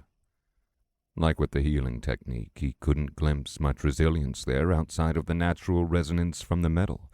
The magical power and the amount of mana within it was too little to have any sort of spiritual pressure, too. Were it not for the visual effect, he could have never been able to tell that this was any sort of magic. But as Tyler brought his mana into his hands and pinched at the tip of the bolt, he could feel the magic within it. It was there and it felt doable, but as he actually attempted to pull at the technique, it was a bit like trying to grasp at clouds. He fumbled for a couple of minutes with it, his fingers slipping off of the magic like it was slick with oil. He guessed that the technique being imbued into a physical object also made it harder. The mana had something to hide behind, in a certain sense. I know I can do it, he muttered. I just need time. I believe so too, and the connections between resonance are not set in stone, Alberta said. I have heard of people doing exercises with their minds and souls in order to increase the bandwidth of their mana and let them affect a wider range of things. But I realize we've gotten off track. The woman tapped the letter. Thanks to that skill that you've just shown me, the sector president is going to have you personally receive the reward. Tyler nodded. I've been told you also don't know how you advanced, the branch leader said sadly. But if you want to know the secret to power, which I'd hazard anyone still living in this world would love to know, advancement to journeyman and maybe even adept might come into your knowledge with the favor of the sector president. He's an adept himself, and the only person I know who may be authorized to share details about such things. An adept, Tyler thought. If the gap between novice and journeyman was already so large, he couldn't even imagine how powerful an adept would be. And don't forget the treasures, Brandon mentioned, picking up the letter that Lisa hadn't touched since it had been placed in front of her. Oh, yeah, Lisa chuckled. If there's anything that'll be able to bypass the effects of your curse, it'll probably be in the hands of this sector president dude. Those types of major bounty reward, they're the types of treasures that can be life-changing, even for a journeyman. And if you do not find anything suitable, Alberta said, you'll also be getting the credit reward as soon as your escort arrives. 10,000 chits should be enough to find at least something that would work for you, especially since the same people escorting you will also likely bring things to trade. 10,000 chits, Lisa whistled. That might be as much as all the rest of us in the branch have combined.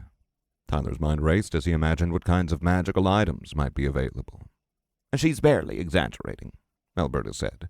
Only 1,000 or 2,000 chits can afford you a proper journeyman weapon. If you were a standard cultivator, that amount of money could fund you all the way until the peak of journeyman and then some. Wow, Tyler exhaled. Without any frame of comparison, his mind still couldn't quite comprehend it. But as Lisa began talking excitedly about the prices of various trinkets and elixirs she'd seen in previous passing caravans, Tyler began to get giddy with her. Surely, out of all the available options, there had to be at least something that would work for him, right? And then I saw this thing that they call, the Moonbeam Crescent Sword, and I guess the name makes it obvious, but if you pour in sword mana, it shoots out these crazy slices that look like a crescent moon. And then there's these heart protection artifacts, and...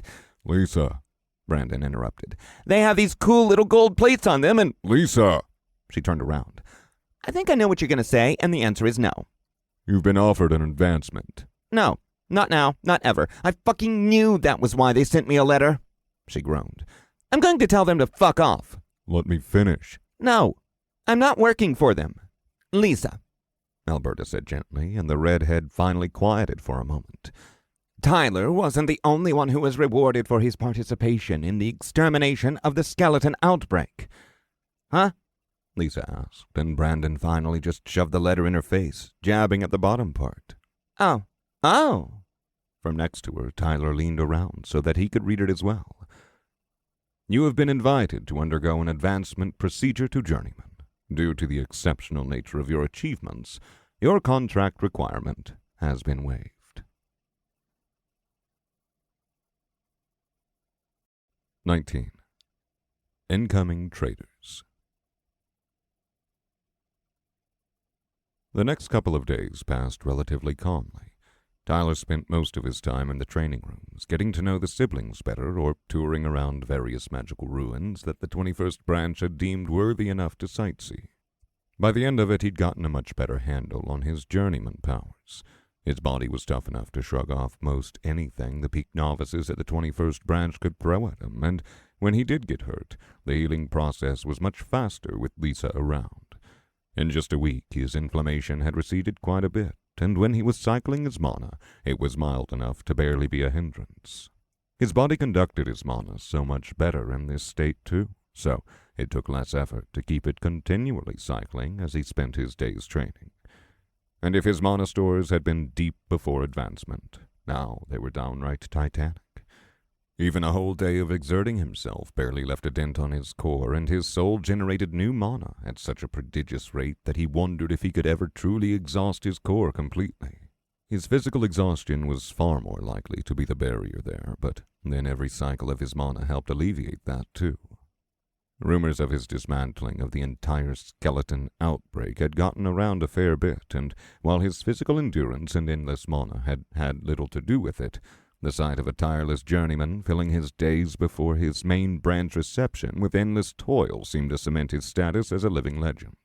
People smiled or even nodded their heads to him in deference as they walked by, and he'd gotten more than a handful of heartfelt thank yous and apologies among those who hadn't fully believed him at first. And while there still seemed to be a small group of people who were skeptical of his prowess, he hardly paid them any mind. He was already focused on the future, on the main branch, and on advancement. It felt weird having spent all that time on the island at Novice without any idea how to go further, only to now be looking to the next stage within a week of waking up as a journeyman. He knew it had actually been far longer than that, even if he was still figuring out exactly how much, but the actual time mattered far less than his perception of it. This week in the flooded city must have felt like a month of time on the island, to not say anything about the potential months that he'd been unconscious before the storm had spit him back out that second time. It was the novelty, he thought, the magic, the sights, and the people. And no two people had quite as much impact on him as the Fry siblings. And despite only knowing any of these people for a couple of days, they'd made a strong impression on him. He enjoyed the quiet moments with them while he had them, relishing the feeling of having people he could somewhat call friends. He got a tour of Lisa and Brandon's rooms, which were unsurprising in their messiness and cleanliness respectively, and had a glimpse of their cultivation routines as well. While cultivation rituals could differ drastically, as evidenced by Tyler's own routine of working himself to the bone and then lying on the ground while imagining weaving threads of resonance through his soul, the siblings followed what felt like a standard approach of lay a bunch of treasures around you and close your eyes. It seemed most people here owned some sort of artifacts that they could use for their cultivation, and a large portion of the money that they had went toward funding more artifacts to help power them up. Lisa couldn't do much with hers at the moment, of course, but she told him she still regularly practiced in hopes of squeezing out just a tad more benefit from the artifacts. He also got to talk to Rob and his little daughter Nina with the gravity powers, who had in her excitement suspended Tyler in midair for half a minute. Zero gravity had been a fun experience, and he'd gotten the practice of trying to break the technique with his newly discovered magic-tearing powers. Tyler also visited the med bay and the limited shop selection, though neither proved very helpful for either his inflammation or in acquiring a magic item that he could actually use. He also visited their cultivation library, which Lisa told him used to be bigger, but had been depleted thanks to a main branch policy of needing to send over any cultivation manuals that had yet to be recorded in order to better disseminate the info. They had gotten a couple of manuals back, she'd said, but it was a very slow process, and she was once again skeptical of their intentions. Still, he found some insight in a couple of techniques that he hoped to integrate into his understanding of the flowing sands and dragon's bones. And while he still wasn't having much luck with an actual offensive technique that would boost his strength past the level of the flowing sands, he did get a good amount of practice with the magic tearing.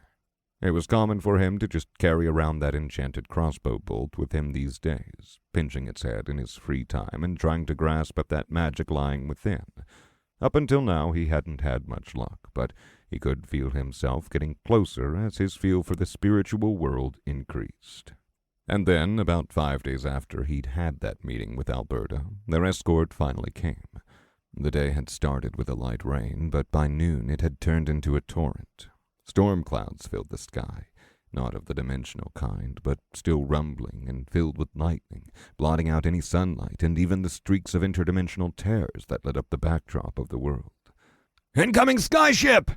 Someone shouted, and bells rang throughout the 21st Branch's base as people began streaming out onto the rooftop. Rain poured against Tyler's skin in a massive sheet, plastering his hair to his face and soaking his gifted shoes with so much water they seemed to overflow. Lightning flashed, and through the downpour his journeyman's sight caught the outline of a ship on the horizon, but not one on water, one floating atop its own bed of magical clouds. A booming horn sounded from the ship, and multiple auras flared out, causing a couple of the people around him to gasp. Journeyman, Tyler thought. Maybe stronger than Alberta. The branch leader herself stood at the edge of the building, staff in hand and a small translucent shield above her to protect her from the pouring rain. She activated some sort of signaling artifact, sending a flare of light shooting up into the air. It was met with a similar signal from the incoming vessel. People kept gathering around as the ship got closer, and Tyler caught sight of the first figures atop it. A lone man stood at the helm, head full of gray speckled long hair and robes swaying in the wind, but without a drop of rain to be seen. Rowan Grayson, aspect of wind. Through his spiritual sense, he could see that there was a shield of some sort around the ship, repelling all the water in a light haze of resilience. Tyler could just barely make out the outline where the rain was bouncing off. The man who looked to be the captain yelled, and it was with such force that Tyler felt like it was coming from all around him. Trade ship and escort arriving. Another horn, another pair of signals. The ship turned as it approached, and Tyler could see the crowd gasping in awe at the sheer size of it. It was almost as long as the skyscraper itself, and made of ornate red wood that clashed with the deep blue clouds it floated on. The insignia of the storm chaser dotted its hull at every face, and a trio of what looked like magical cannons swiveled on an upraised turret at the center of the deck. That's way bigger than the normal trading ships, Brandon muttered. Lisa clapped Tyler on the back. They really went all out for you. Holy fucking shit. The ship came to a rest beside their skyscraper with a silent shudder. All set, the man at the helm said, and with the flare of a journeyman aura, he thrust a hand toward a spot on the wheel, and ropes went flying up the ship's bottom in every direction, latching magically onto the surrounding skyscrapers to create a sort of net that the clouds of the ship's bottom gently sunk into. Safe for landing, he called. A dozen novices scurried around the ship's deck, and a trio of bridges extended out from the boat's side and slapped onto the hard concrete. The journeyman leapt from the top of the deck, spinning in midair and landing in front of the crowd with a grin. Come on, 21st Branch, come get your goods. Powerful resonance sources and life-saving treasure suitable for novices and journeymen alike. He opened a bag at his waist, and suddenly a swarm of tables and stalls flew out of it, expanding into their proper forms from collapsible, compacted states. Another artifact came out to block the rain around the rooftop, and then a flood of magical items poured out onto the tables. Crown of Hollow Eyes. A circlet made from bleached bone and onyx. When fed with the right mana, it may grant the wearer the ability to see in complete darkness. The Verdant Fang. A dagger carved from the bones of an ancient druid, wrapped in living vines. All strikes will contain a powerful paralytic, and when fed with mana, this weapon may heal the wielder for a fraction of the damage it deals. Tempest Crown. A regal circlet passed from an emperor of storms to his 17th daughter, Rusted and worn as it is, it still holds powerful resonance within it that can be dissolved for a one-time search. Suitable for advancement to Journeyman or within the sub-stages of Journeyman. Wow. There were so many that his analysis couldn't keep up with them all. A couple members of the ship's crew came out and began manning the stalls, most between mid and high novice, but some may have even been at the peak of it. Brandon whistled beside Tyler. That type of stuff is much better than even the normal caravans. I don't know if we have a single thing in our current stock from the main branch that can stand up to even the lowest quality artifacts here. It seems overpriced to me, Lisa grumbled, pointing to a cloak of invisibility that cost 1,000 chits. Read that plaque. You've still got to manually restrain your aura. How are you supposed to sneak around when you're doing the soul equivalent of holding your breath? Brandon shrugged. Maybe we just haven't been exposed to stuff of this quality. Alberta shook hands with the captain of the ship, and they exchanged smiles. It's nice seeing you again, Rowan. Likewise, Alberta. Like the new setup? Certainly. Seems like you've gotten promoted. Yeah. Comes with a whole lot of responsibilities, too. But the bigger ship is nice. A young man dressed in all white came out of the ship behind the crew, and Tyler's analysis identified him as Finnegan Ing. Another eye of the main branch, Brandon pointed out. There has to be at least one at every branch, so they swap out whenever a branch's assigned eye is traveling. Emery was there to meet the young man, and they exchanged silent nods as they swapped bags of holding with one another. And then, without a word, Finnegan was off to the stairs. It's kind of creepy how they're all like that, Lisa whispered to Tyler. I wonder if they've been, brainwashed or something. Brandon rolled his eyes. Or they could just be choosing people that all have similar personality characteristics for this job. Yeah, whatever. You don't have to ruin my fun, you know. Then Lisa perked up, and Alberta looked up from her conversation with Rowan as a new journeyman crested the deck of the ship. Tammy Martinez, aspect of glass. A mid-journeyman, perhaps, similar to Rowan. After only having access to Alberta and not having any reference for journeyman besides his analysis before that, it was shocking seeing so many at once. Neither Tammy nor Rowan had as much resilience within them as Alberta, but they still dwarfed any of the novices by a considerable amount. It seemed that just by virtue of being journeymen, their bodies were significantly enhanced. And I'm on the same level as them. It was still crazy to think about. Sometimes. Tammy! Lisa shouted, and the woman jumped as she tried to track down the source of the call. Tammy gave Lisa a weak smile and slowly made her way down the bridges to greet them. She looked a bit haggard, with bloodshot eyes and her hair a mess of frizz around her. Oh, yeah, the wind journeyman remarked. She's been excited to see you guys again. Probably would look more like it if she didn't have motion sickness. Tammy, Alberta exclaimed as the woman made her way onto the rooftop. How's the main branch treating you? I see you've made it to mid-journeyman. That's cause for celebration. Hell yeah, Tammy. What's it like? Did you see any of our old friends? Lisa paused for just a split second. Do you think you made the right decision?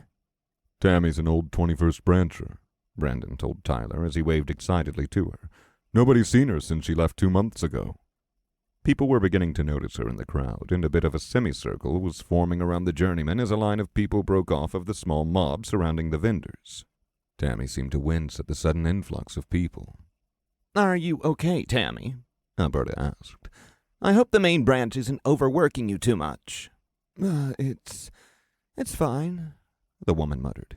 She must have been in her late 20s, but Alberta was fussing over her like a mother hen nonetheless. I get to see some of our friends. Only a couple, though. The woman's voice quivered as she spoke. Nah, Alberta sighed. I suspected most of them would be sent out to the broader branches, but why are you here, Tammy? Not that you need any reason to come visit. You know you're always welcome.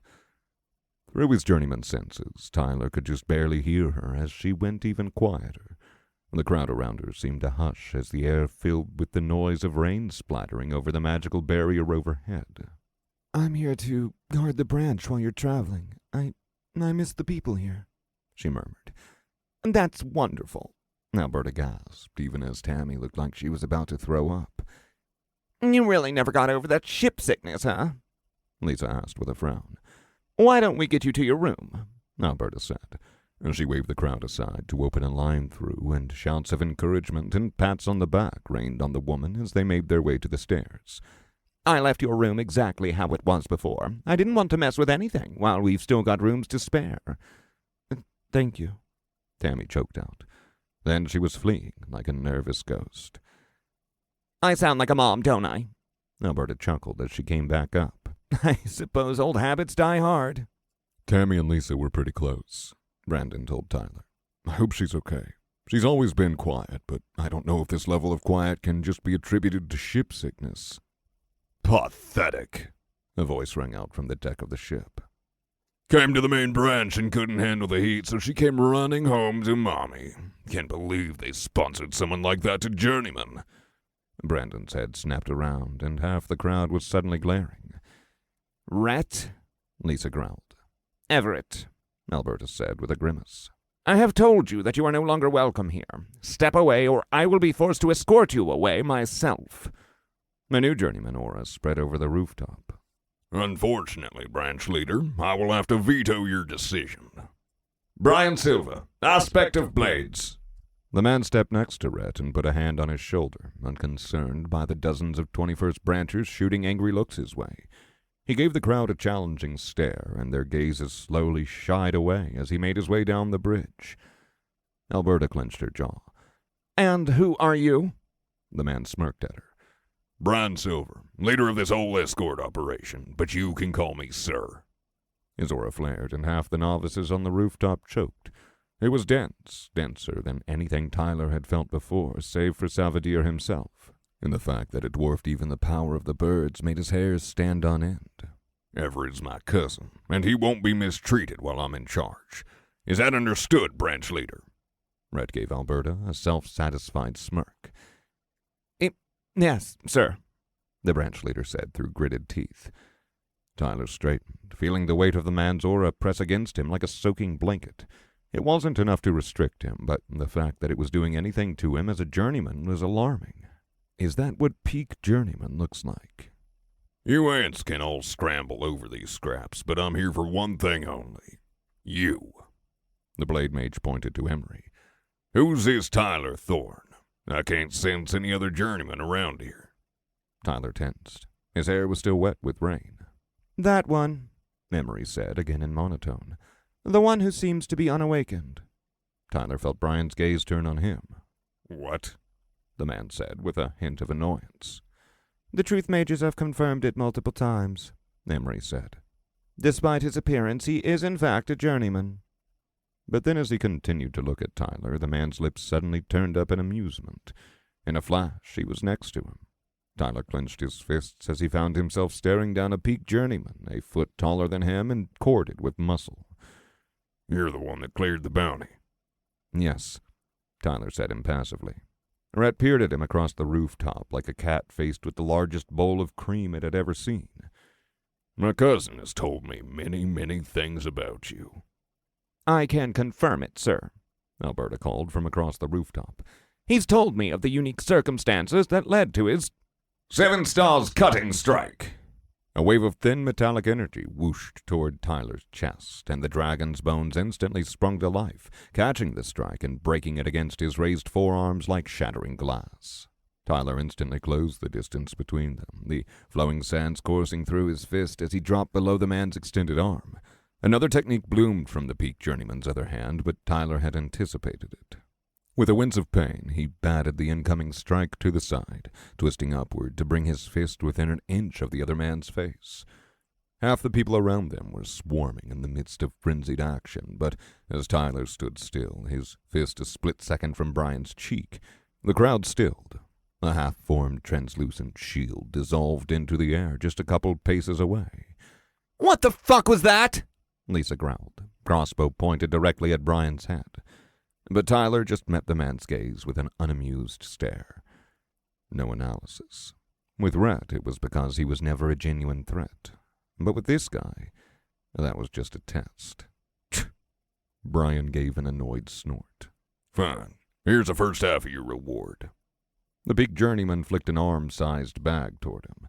Tyler barely stepped back in time to catch it, keeping his eyes on Brian even as he felt the bag jingle with the sound of many, many coins. Arrett stared at them incredulously. What? But But the peak journeyman was already turning back to Alberta.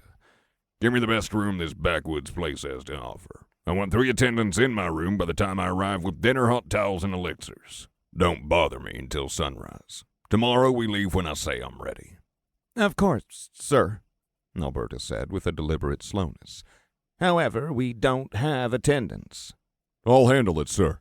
Brandon stepped in, wrenching Lisa's crossbow down and putting a hand over her mouth.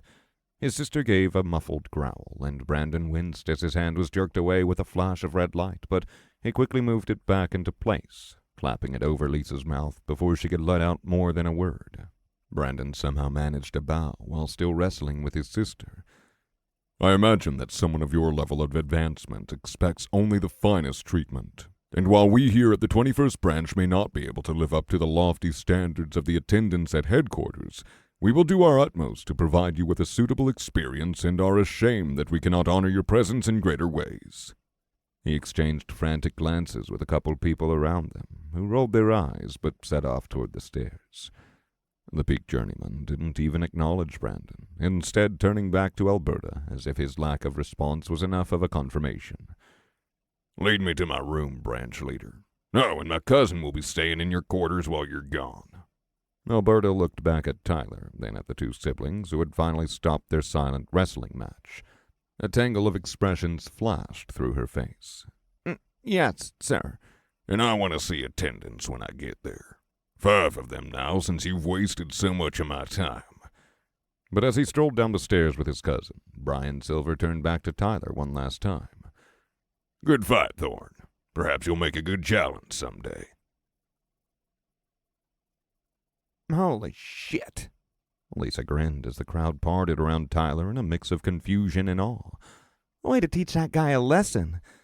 I don't know if I actually did anything, Tyler said with a scratch of his head. He didn't seem to be treating you guys any better than before. No. Here's the thing with these kinds of people. They'll bully anyone they feel are below them because in their mind, anyone who can't stand up to them isn't worth their respect. But you? Her grin widened. Notice how he didn't order you around at all, because you just held your own against a peak journeyman. That was incredible. Brandon laughed from behind them.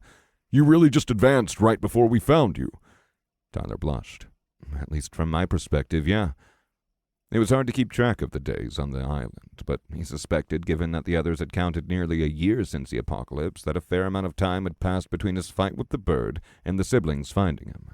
And considering that he'd been on the brink of death that entire time, either his body was even more resilient than he'd thought, or there was something funky going on with time while within the dimensional storm. But either way, it was nice to see that all those body-strengthening exercises had done their job.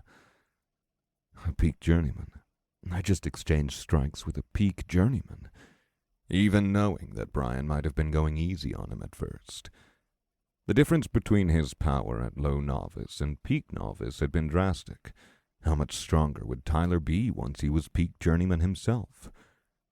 All right, everyone, Rowan said with a clap of his hands. Now that we've all had our fair share of entertainment today, we can get back to the real reason everyone is here.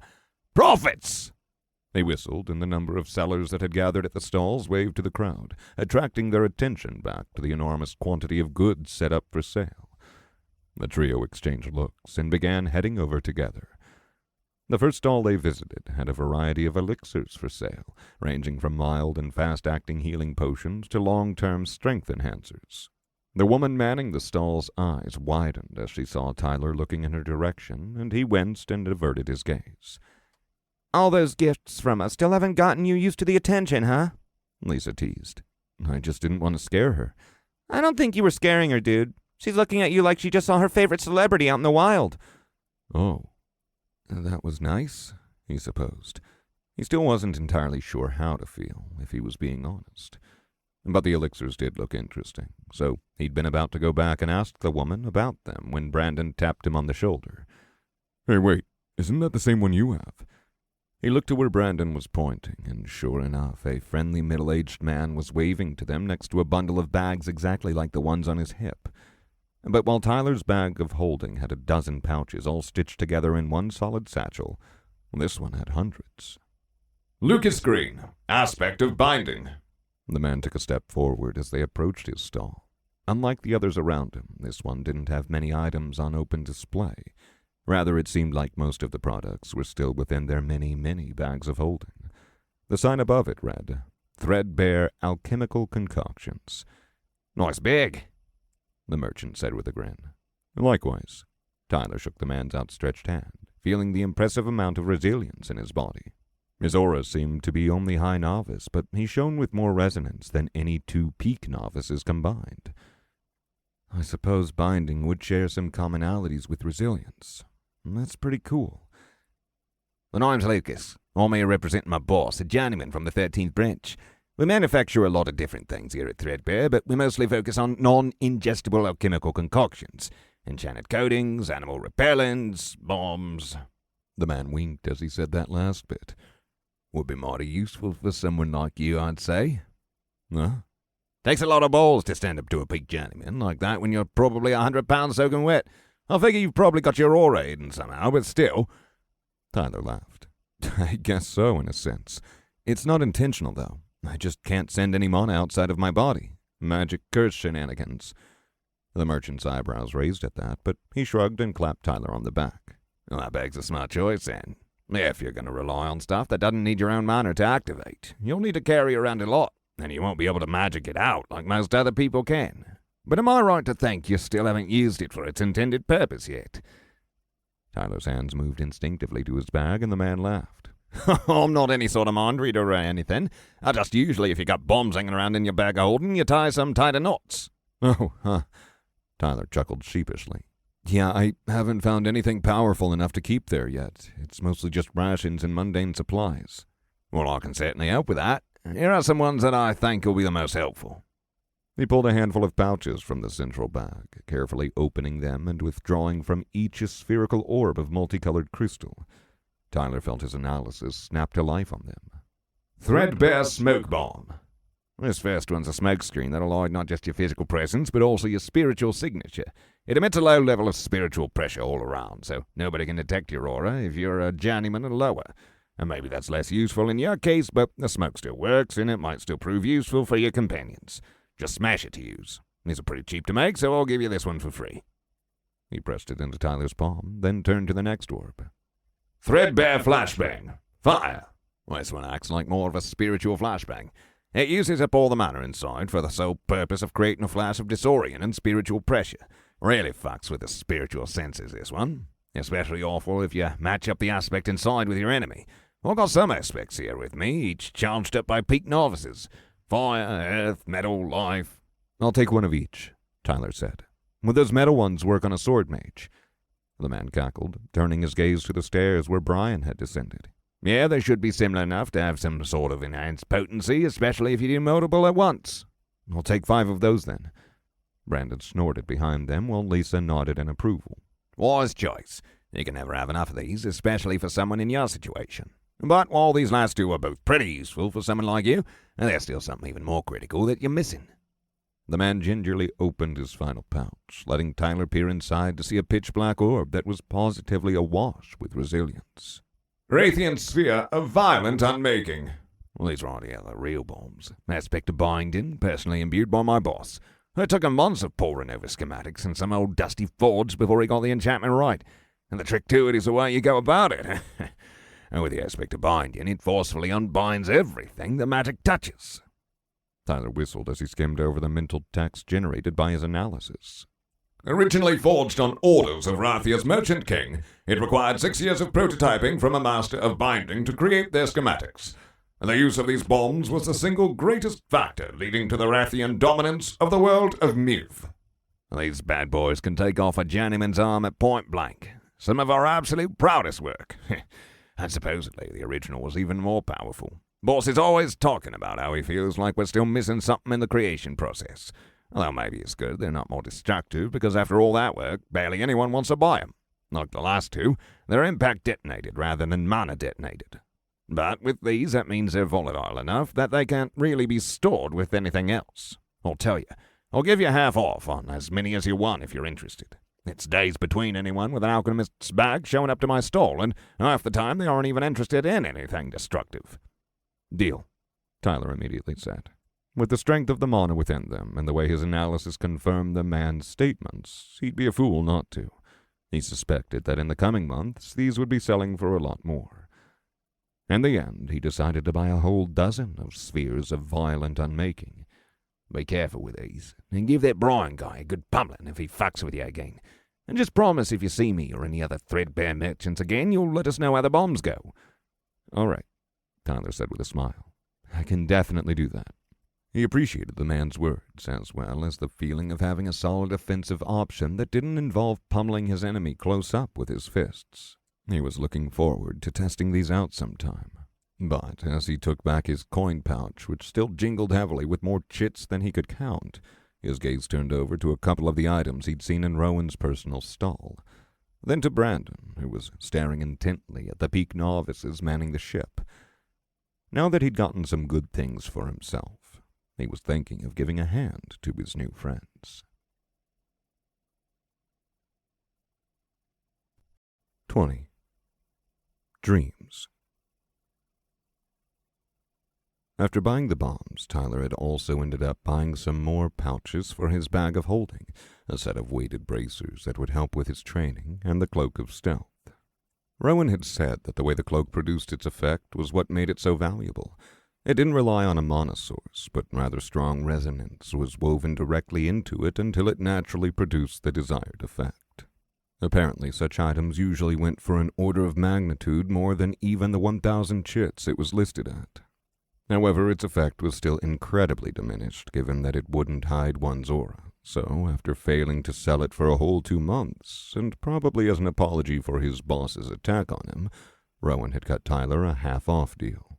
That lucky bargain had brought his coin bag to just under 3/4 full, which felt like both an astronomical amount of spending and barely anything at all. He'd pondered getting some of the weapons laid out that were just enchanted to be strong or extra sharp without any magical effects needing mana, but his fighting style had always revolved around his fists. And all of his magic, both his experimental magic tearing capabilities and a properly focused offensive technique, once he learned how to make one, relied on his bare body. So rather than get more things for himself, he decided to get something for someone else.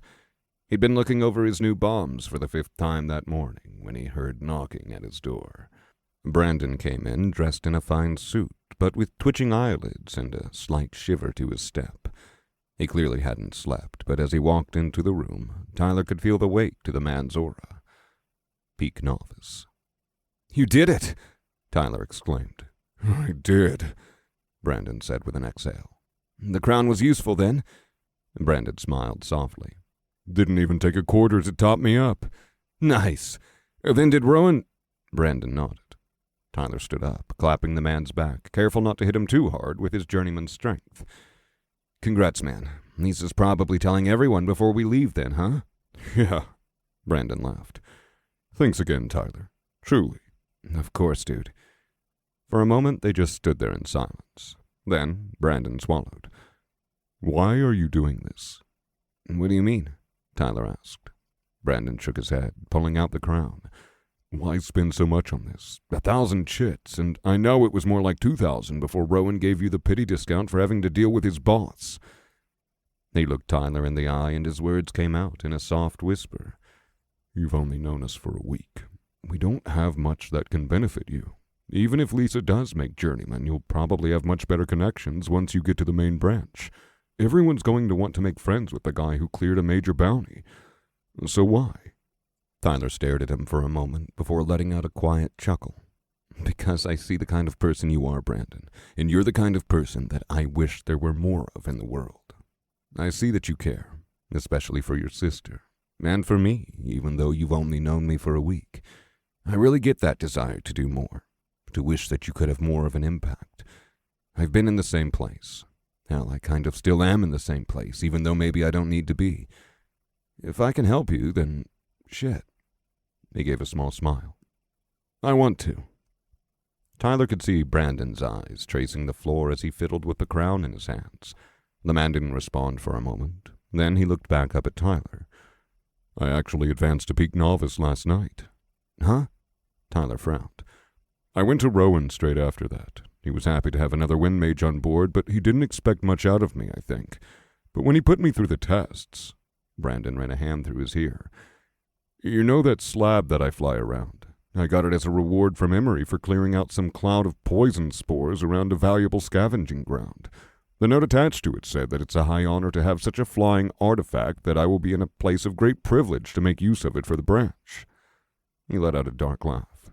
Apparently it's a piece of shit. Brandon rubbed his fingers together, and a small gust swirled around them. I've been going through testing procedures all night. When I power the scripts of the skyship, I can produce more lift than any other novice on the crew. I'm not quite as powerful as the best crew members, but I can do a lot with my mana. Apparently I have an above-average capacity for it. And I never knew. I was always the only one here, aside from fucking Rhett with his flying sword. Now that some other wind mages have noticed me... The man quieted. Yeah? Tyler said. I've been offered advancement in the future, too. Tyler coughed. You too? Holy crap, is it supposed to be this common? Brandon shook his head with a laugh. No, Lisa has been stuck at peak novice for months without any sort of offer, and mine will almost definitely come with the standard contract. Rowan says he can usually get the people to assign his invitees to him or his org, and they don't always have such dickheads bossing them around. I'm seriously considering it. Brandon reached out to place the Tempest crown back in Tyler's hands. The half-rusted metal crackled slightly against his skin. I really wish I could do more to thank you. What you've bought for me with this is way more than just a single advancement level, but at least I can give this back mostly intact. Keep it. Tyler waved him off. You'll need it for when you advance, won't you? Brandon opened his mouth to protest, but Tyler shook his head. Without you, I wouldn't even be here right now. I'd probably be dead, and some monsters would be gnawing away at my corpse. Consider it your finder's fee for getting my unconscious ass into medical care. Brandon frowned, but eventually took the crown back. Tyler grinned. So, have you told Lisa? The man laughed. Hell no. She'll tell me I'm insane. Nothing's finalized yet either. It might be a month until anything happens. I want to support her and her advancement before bringing anything up. Brandon sighed. I still have a ways to consider anyways. And my sister getting an unconditional offer is much more impressive, even if that was mostly from her being around you. Tyler shrugged. I mean, same thing. Without her healing, I don't know if I'd be here. I'm glad she got it. It's not like I need to advance to journeyman. He chuckled. Brandon nodded, turning toward the small cracks in the boarded-up windows, and they returned to silence once again. Tyler took in the small man, the half-suit, half-robe he was wearing, a perfect blend of modern human tastes and the ancient alien cultures he'd come to appreciate. And then he spoke again. What will you do? Brandon turned back toward him. Huh? You said that you wished that you were strong enough to get the advancement offer for yourself. Now it looks like that's going to happen. What are you going to do? Brandon chewed on his lip for a moment. Shit, man, I don't know. As much as I've thought about it, now I have no idea. I've always hoped that Lisa would get the offer, but something like this is already way better than anything we could have expected. I can't really tell you. She'll be strong enough to protect herself, and me along with her. I guess we can really do whatever we want. All this time, I've been so focused on survival that I never really stopped to consider what happens next. Yeah, Tyler nodded. Me neither, but maybe we'll have all the time we need to figure it out one day. Wouldn't that be nice? Yeah. I'm excited to see what we can come up with. Me too. Brandon smiled, turning to the window and looking out into the purple-veined sky. The slightest bit of sunlight was creeping through the blinds, illuminating his tired but hopeful face. Me too.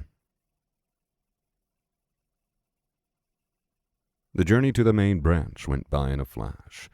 They took off in a haze of congratulations and tearful goodbyes, the shield around the ship protecting them from the wind, but not from the howl of cheers that washed over them as they slowly ascended up from the home base of the 21st branch.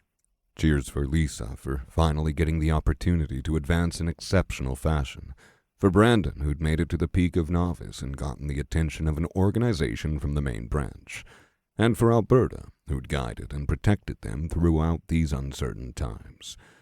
And finally, Tyler. Tyler, who they'd only known for less than a week, who had come as a refugee they believed to be powerless and then quickly turned into their savior, a journeyman capable of defeating the Bonewelds, and then something more than that, a living legend. Their cheers for him thundered against his ears as the skyship slowly rose into the air, their waves and displays of celebratory magic sinking into his vision. Even after his week with the 21st Branch, these people were still a sight to see. Relatively weak, rough around the edges, and still new to this deadly landscape, but brimming with resilience and will to survive. He found himself giving them a warm wave goodbye and a bow of gratitude for how well they'd welcomed him. Well, at least how well most of them had welcomed him. But then they were high in the sky, looking down upon the landscape, and he found himself looking over the skyship's edge in awe. He'd never truly grasped the magnitude of the flooded city before.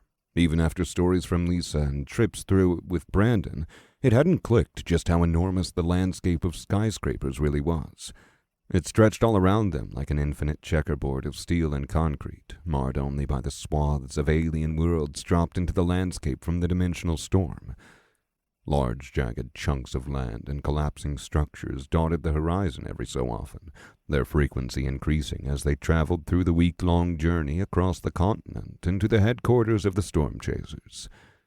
Tyler felt the intense urge to jump off and explore the ruins at every turn, but the other journeymen and members of the crew seemed relatively unfazed by all the miracles within their sight.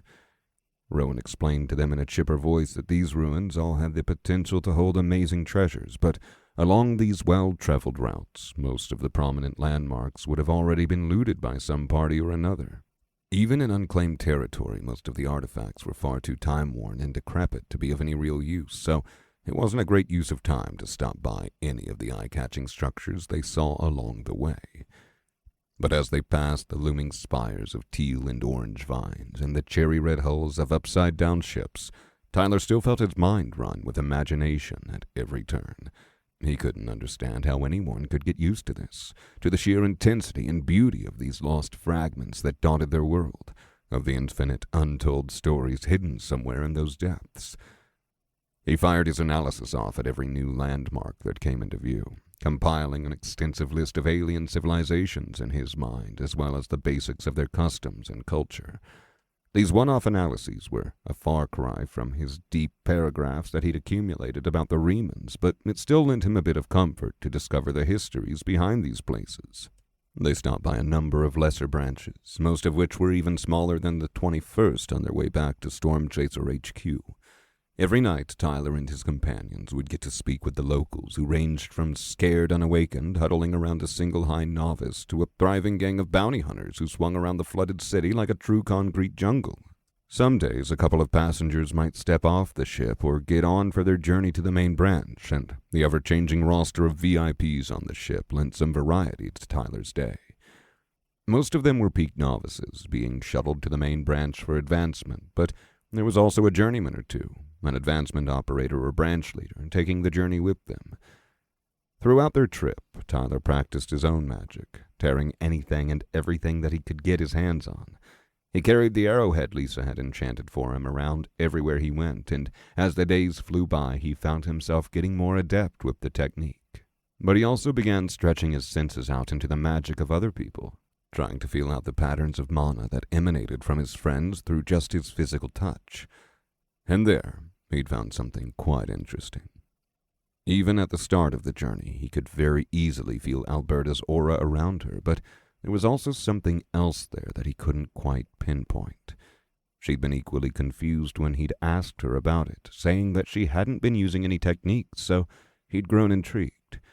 He bumped fists with Rowan one day and felt the same subtle magic around him, so he'd assumed it had to do with being a journeyman. Elisa and Brandon hadn't shown anything similar, but then one day he'd bumped into a member of the crew, and the small old lady had also had it around her. To a lesser extent, yes, but still noticeable in his newly honed senses. After that day, it had become a bit of a hobby for him to casually shake hands or bump shoulders with everyone on the ship, and see who did or didn't have the strange magic around them. It seemed most of the crew did, and most of the journeymen as well. Only one of the peak novices being escorted to advancement did, out of the four including Lisa, who had boarded the ship. And most interestingly, Tyler recalled that Brian didn't have the magic around him. Granted, his one point of contact with the man had been a split second during their initial spar, but he'd been actively using his magic tearing at the time. It hadn't worked very well, due to the difference in their aspects, but if that foreign magic had been there around him, he was very sure he would have felt it. And Brian was the only journeyman who hadn't had it, save for Tyler himself. And the magic did seem to be on average stronger around the journeyman too, or at least he'd thought so until he'd bumped into Emery. When he'd tapped her shoulder under the guise of asking about the ceremony, he felt the foreign magic rippling around her like a sheet of liquid steel. It was an order of magnitude stronger than even the magic around the journeyman, and while that made it easier to notice and get a grip on, he could also immediately tell that it would take a lot to rip, and maybe more strength than he had at the moment. So while everyone else rested, Tyler trained. He started every night with a honing of his basic techniques, the flowing sands and dragon's bones. He was pushing his mana through his soul in the same patterns that he'd grown used to in his fights on the island, but in the comfort of peace, he pushed himself to pull more mana through at any given time to accelerate the flow and generate greater effects throughout his body. Lisa would sometimes join him in his workouts, given the lack of other things to do with her time. She would experiment with new techniques, muttering to herself about the vibes of the magic and how she felt like she was getting close to something. What that something was, Tyler had no idea. Brandon's magic was also getting quite the workout, as the man slowly adjusted over the course of the trip to the rigorous schedules of the professional transportation mages to the skyships of the main branch. Tyler saw more than once as members of the crew threw impressed or jealous stares at the male Fry siblings, and by the end of it, it wasn't just Rowan who seemed to be vouching for him in his prepared letters. The man was apparently an incredibly fast learner and blessed with a large enough mana capacity to more than hold his own despite his inexperience. He arrived back at their beds every day, soaked in sweat and with his hands trembling, but a satisfied smile sweeping across his face. And then there were the duels. Tyler and Alberta would often duel on the deck of the ship or the roofs next to their camps when they'd set down, and many of the crew members would come and watch as the two journeymen fought it out in a different manner every day. Of course, the fairest fight was without any sort of his magic-tearing abilities, and in those it would often become a game of endurance. But in order to preserve Alberta's mana, they'd also come up with a handful of other challenges they could play at. The one that seemed the best for his magic tearing was where he would stand perfectly still, allowed to move nothing but his arms, and attempt to defend against an onslaught of barriers that would come at him from every which direction. If he was ever knocked off balance or forced to take a step, he would lose. The high-intensity motion of the incoming barriers trained him to react quickly and instinctively with this new power that he'd awakened inside of himself. By the end of it, he could tear through a full-powered magic shield the size of his own body with a single swipe and shatter the projections of protective artifacts like they were nothing. Both Alberta and Rowan were in absolute awe of his capabilities, and even Brian had given him a begrudging nod of respect. Though, of course, the latter two didn't know the true mechanisms behind the power. Still, the progress was undeniable, and with the rapid pace of his training, he felt himself sink into that same state that had taken over him while he was on the island. The weeks flew by in a blur of training, sightseeing, and midnight talks, and before he knew it, they were approaching the main branch. And a slight, imperceptible sensation brushed against the part of his spirit that had been quiet since his advancement to journeyman.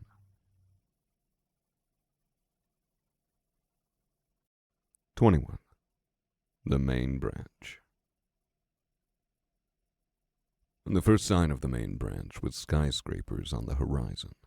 Even as they flew over buildings dozens of stories tall, the side of the main branch jutted up like an entire extra city layered on top of the existing landscape. Massive buildings, an order of magnitude greater than the ones that comprised the rest of the flooded city, shot up like towers in the distance, and a constant stream of flying ships milled about like bees around a nest. The feel of magic was everywhere. Gleaming, multicolored talismans and mythical beasts dotted the vast bridges between buildings, mixing together with the hyper-corporate modern aesthetic that had been plastered atop the skyscrapers in a way that was just a little too uneven for it to have been a natural part of the landscape. Someone wheeled over their ship on the back of an enormous butterfly with the aura of a peak novice, and he could feel the bits of mana falling from it like wind on his fingers. Before the journey, he doubted he would have even noticed, but now every speck of magic he came into contact with seemed to burn in his senses. He licked his lips as he felt the wispy strings of mana running through the air. He couldn't catch anything about its shape beyond what he touched, but he thought it was all connected like a large ephemeral cushion pushing up against the butterfly's wings. If he wanted to, he could just use a single finger to tear it all apart. Of course he wouldn't, but just the feeling that he could was enough to bring a smile to his face. Trade ship and escort, returning to base! Rowan bellowed from the front of the boat, and a bored-looking journeyman guard atop a high tower rang a series of bells. Bay 13! The guard managed to shout in the same sort of monotone voice that Tyler had seen from the eyes of the main branch. He pointed to the second-to-last floor of the multi-stage docking area past his tower. Cheerful as always, Rowan grumbled as he steered the ship to the correct location. I don't know who's worse, the guards or the eyes.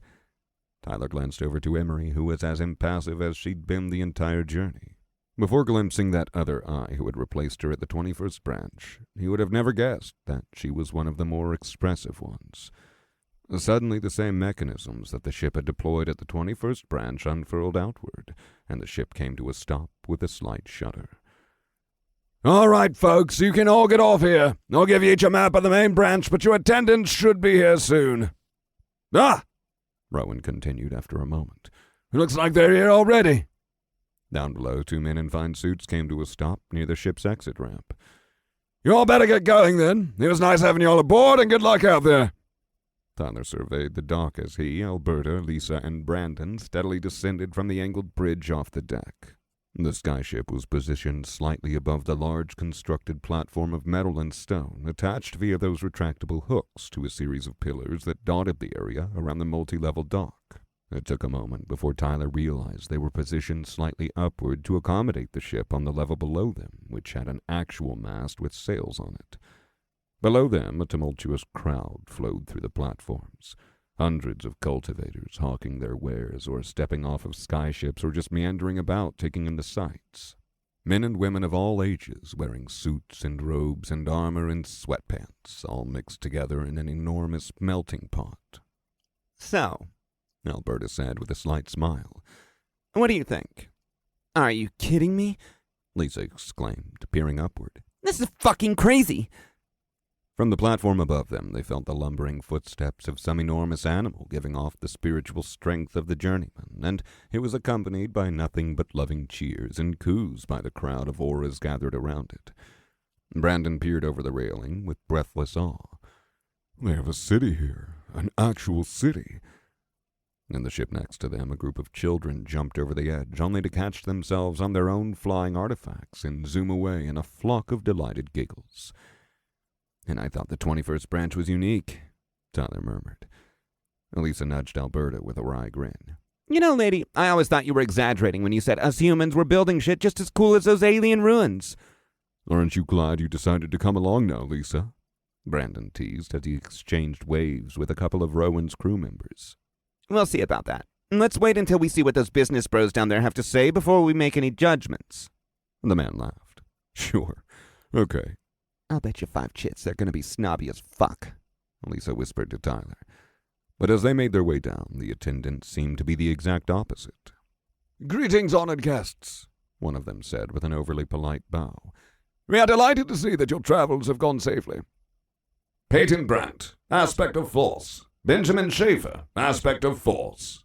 They're greeting us kind of like how the Remans greet each other in formal settings, Tyler observed. On their chests, he could see gleaming silver tags with their names, as well as the subtitle of personal attendant and the insignia of the storm chasers stamped on both sides. Benjamin, the taller one with slightly longer hair than his counterpart, stepped forward and gave a separate bow toward Tyler. It is a privilege to meet you, Tyler Thorne of the 21st Branch. I am Benjamin Schaefer, and I will be your personal attendant during your stay here. Your ceremony with the sector president is just an hour away, so please tolerate my absence in a moment in order to confirm your attendance with the staff. I will return to fetch you afterward when it is time for you to begin your short travel to the destination. An hour? Tyler's eyes widened. Do I need to prepare anything? Do not worry, honored guest. The foremost priority of the ceremony is your personal comfort. The sector president wishes for nothing except your timely presence. Tyler nodded, and the man turned toward Alberta and Emery, who was trailing behind them slightly with a blank stare. Branch leader and honored I, you two will also be expected to attend this ceremony. Mr. and Miss Fry, you may accompany Mr. Thorne and Miss Richardson to the ceremony. Miss Ellis, please come with me now to rejoin the group of eyes that will be present. Oh, wait, Tyler said abruptly as Emery wordlessly turned to go along with the attendant. Emery. He internally winced at how awkward he sounded, but he pushed through the embarrassment. He was taking a risk, but something in his gut told him it was important. Thanks for reporting my accomplishments to the main branch. He placed a hand on her shoulder, trying to look genuinely friendly as she stared back at him with the same blank expression that she'd worn the entire time. I, wouldn't be here without you. He could feel the magic around her, like a steel fog clinging to her skin. It felt binding, suffocating to his senses, and he could have sworn that it tightened just a bit around her at his touch. So, with all the strength and subtlety that he'd honed in his weeks of practice, he tried to tear it off. But even after all his training, it was too strong, too distinct from resilience. It strained against him as he tried to make pulling his hand away from her shoulder look as casual as possible, all the while putting every ounce of spiritual strength that he had into fighting the opposing magic. And then his hand slipped. He cringed as everyone around him saw him slowly withdraw his hand, only for it to suddenly slingshot toward his hip like he'd just won a tug-of-war. Rather than the entire spool of magic dissolving in his hand, he only felt a bare strand. Emery blinked at him once, then she turned without a word back to Tyler's attendant. Your gratitude is heartwarming, honored guest. Now, if you'll excuse us. As Tyler continued to internally cringe, Benjamin and Emery stepped away toward the greater city. Brandon patted him on the back in pity, and Lisa's escort stepped up to greet her. And Miss Fry, it is likewise a privilege to meet you. I am Peyton Brant, and I will be your personal attendant. Please do not hesitate to request any services from me while I am at your service. Your wish is my command. We anticipate your advancement operation will occur tomorrow at noon, but please stay prepared for a visit at any time. As you understand, our advancement staff's schedule is subject to many changes throughout the day. The man tapped at the bag of holding on his waist, and a large golden shield unfurled itself from a collapsed position to float beside him like a mini UFO. I am a trained courier, so I will personally be delivering you to your advancement site if it pleases you. Lisa gave an impressed whistle. Okay, dude. Sure. Nice artifact, Brandon said with an impressed bob of his head, and the attendant continued to stand still in silence. Hey! Lisa waved a hand in front of Peyton with a frown. Did you hear him? He's complimenting your ride. Of course, honored guest, I simply have no obligation to address the rabble novices of outer branches when they speak. Lisa's frown deepened. My wish is your command, huh? The man stared at her innocently. Of course, honored guest. Then I command you to respect my brother, dude. The attendant turned toward Brandon in a single smooth motion. It pleases me that the honored guest's retinue is pleased with her mode of transport. Brandon blinked. Now prostrate yourself in front of him to show that you're sorry. Wait, Lisa, he doesn't need to do that. I deeply apologize for my disrespect, brother of my honored guest. The man pressed his head on the ground with such speed that Tyler was surprised he didn't hear a crack. I assure you no further transgressions will occur. Brandon looked back at Tyler as Lisa waved the attendant off with a surprised but satisfied smirk. This feels weird, doesn't it? Yeah, Tyler responded. I hope he isn't going to inconvenience her for that.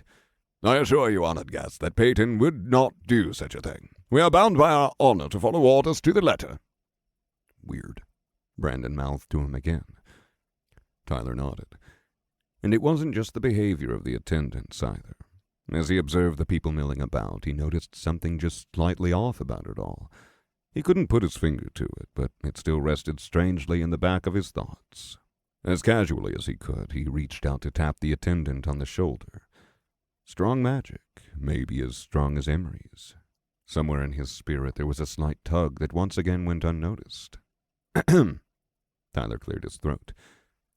If you don't mind, Peyton, would you mind standing a bit further back? Not that I'm not grateful for your presence, but... Of course, honored guest. The man bowed. I will stand within sight, but far enough away so as to not impose my presence upon your group. Brandon sucked in air through his teeth as the attendant went to stand over by a food stall. So, The attendants are always a bit strange, Alberta said with a laugh. I don't think I've ever seen one call anyone rabble, though. I wish I got a more normal one. Lisa rolled her eyes. And then again, if I got a polite one, I probably wouldn't have gotten to make a grown man in a suit do the kowtowing thing. What should we do? Tyler asked. I know my attendant was going to come back pretty soon. Do you think he'll be able to find me? Fuck that, he'll work it out on his own, Lisa said. That's his whole job. Let's explore. Tyler gave Alberta a questioning look, and the older woman shrugged. The attendants are usually quite competent. If you were required to stay here, Benjamin probably would have said so. I think looking around for a little is fine. And just then an ear-piercing call rang through the docks like booming thunder. Tendrils of magic stretched through the air, thick enough that Tyler didn't even have to try to sense them, and a trio of bright specks joined the mix of flying figures overhead. Songbirds. Immediately the flowing sands thrashed to life within Tyler's channels. His eyes narrowed toward the incoming beasts, and his fists clenched hard as his heartbeat accelerated in the rush of incoming battle.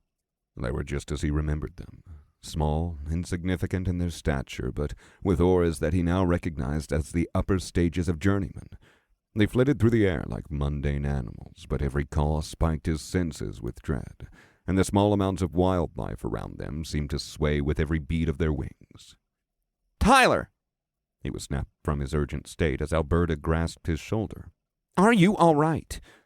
Are those birds natural around here? He said with a strained whisper. They're dangerous. The branch leader gave him a sympathetic smile. Don't worry. These creatures are tamed by the sector president. Tyler swallowed, gradually letting the flowing sands go and unclenching his fists. No analysis activation. My system boon doesn't think I'm in for a real fight. The songbirds flew past his group with another series of cries, flying in perfect formation, and some members of the crowd clapped as they continued on toward the city. Rowan tells me they're fairly commonplace these days, thanks to the president. Supposedly one of his specialties is the taming of magical beasts. I see. You okay, dude? Lisa poked Tyler. Yeah, he sighed. And those are just the same birds that appeared on the day where I lost my island. I was fighting one of them, and then the next thing I know, I'm waking up with you guys. Sorry for getting tense all of a sudden. At the back of his mind, buried memories began to stir once more, and that subtle tug continued to pull at the forgotten part of his soul. But then his group was moving again, and he was moving his feet on autopilot. So much has changed here since my advancement, Alberta told them as they wove through the crowd of cultivators. Back when I first came, this place couldn't have been more than a flimsy wooden thing built between the outermost skyscrapers. How many journeymen are here, do you think? Brandon asked. Maybe close to 100, counting the ones visiting like we are. 100. Tyler turned the number over in his head as he swept his gaze over the various stalls around them. Most were manned by peak novices, but at least a few had journeymen watching over them. Counting him and Alberta, there were at least a half dozen just within sight of them. I guess that's just what happens when you make this place the only place anyone can advance, Lisa grumbled. How was your advancement anyways? Brandon asked the branch leader. I know you were unconscious during most of it, but is there anything we should know now that Lisa is about to go through it? Alberta laughed. Oh my, it was quite the experience. It was the closest thing I've seen to surgery from the pre-apocalypse times. The building they took me to was this massive hospital-looking one in the middle of the city, and as I entered through... She tapped her chin. I can't quite remember, but at the start of my operation there were many nurses in surgical masks and a doctor next to a genuine heartbeat monitor complete with the little line on the screen. And they had this needle of magical substance that they stuck in me. And the next thing I know, I was waking up in that contract room, waiting for the sector president to come in and complete the documents with me. Wow, Brandon said. That seems pretty quick and easy at the very least. Lisa shrugged. Yeah, I guess it doesn't seem so bad. And you have until noon tomorrow to explore around and stuff, Tyler said with a grin. Alberta, do you know if they're allowed to come with us, or would the attendant have said that if they were? I'm unsure, Alberta said. We can ask Benjamin when he comes back, though. Yeah, Lisa nodded. Right now we gotta explore. They slowly made their way through the maze of stalls and pedestrians, keeping an eye out overhead for the constant whizzing of couriers on flying artifacts.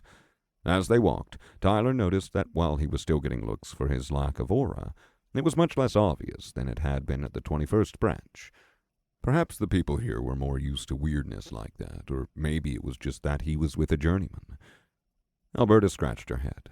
I reckon they must keep a sizable portion of their novices as couriers, seeing how little a novice's mana pool can usually stretch on those flying swords. They can afford all those for the main branch, but can't even get one good one for us, Brandon said with a grumble. They picked up some food from a stall after a couple of minutes of walking.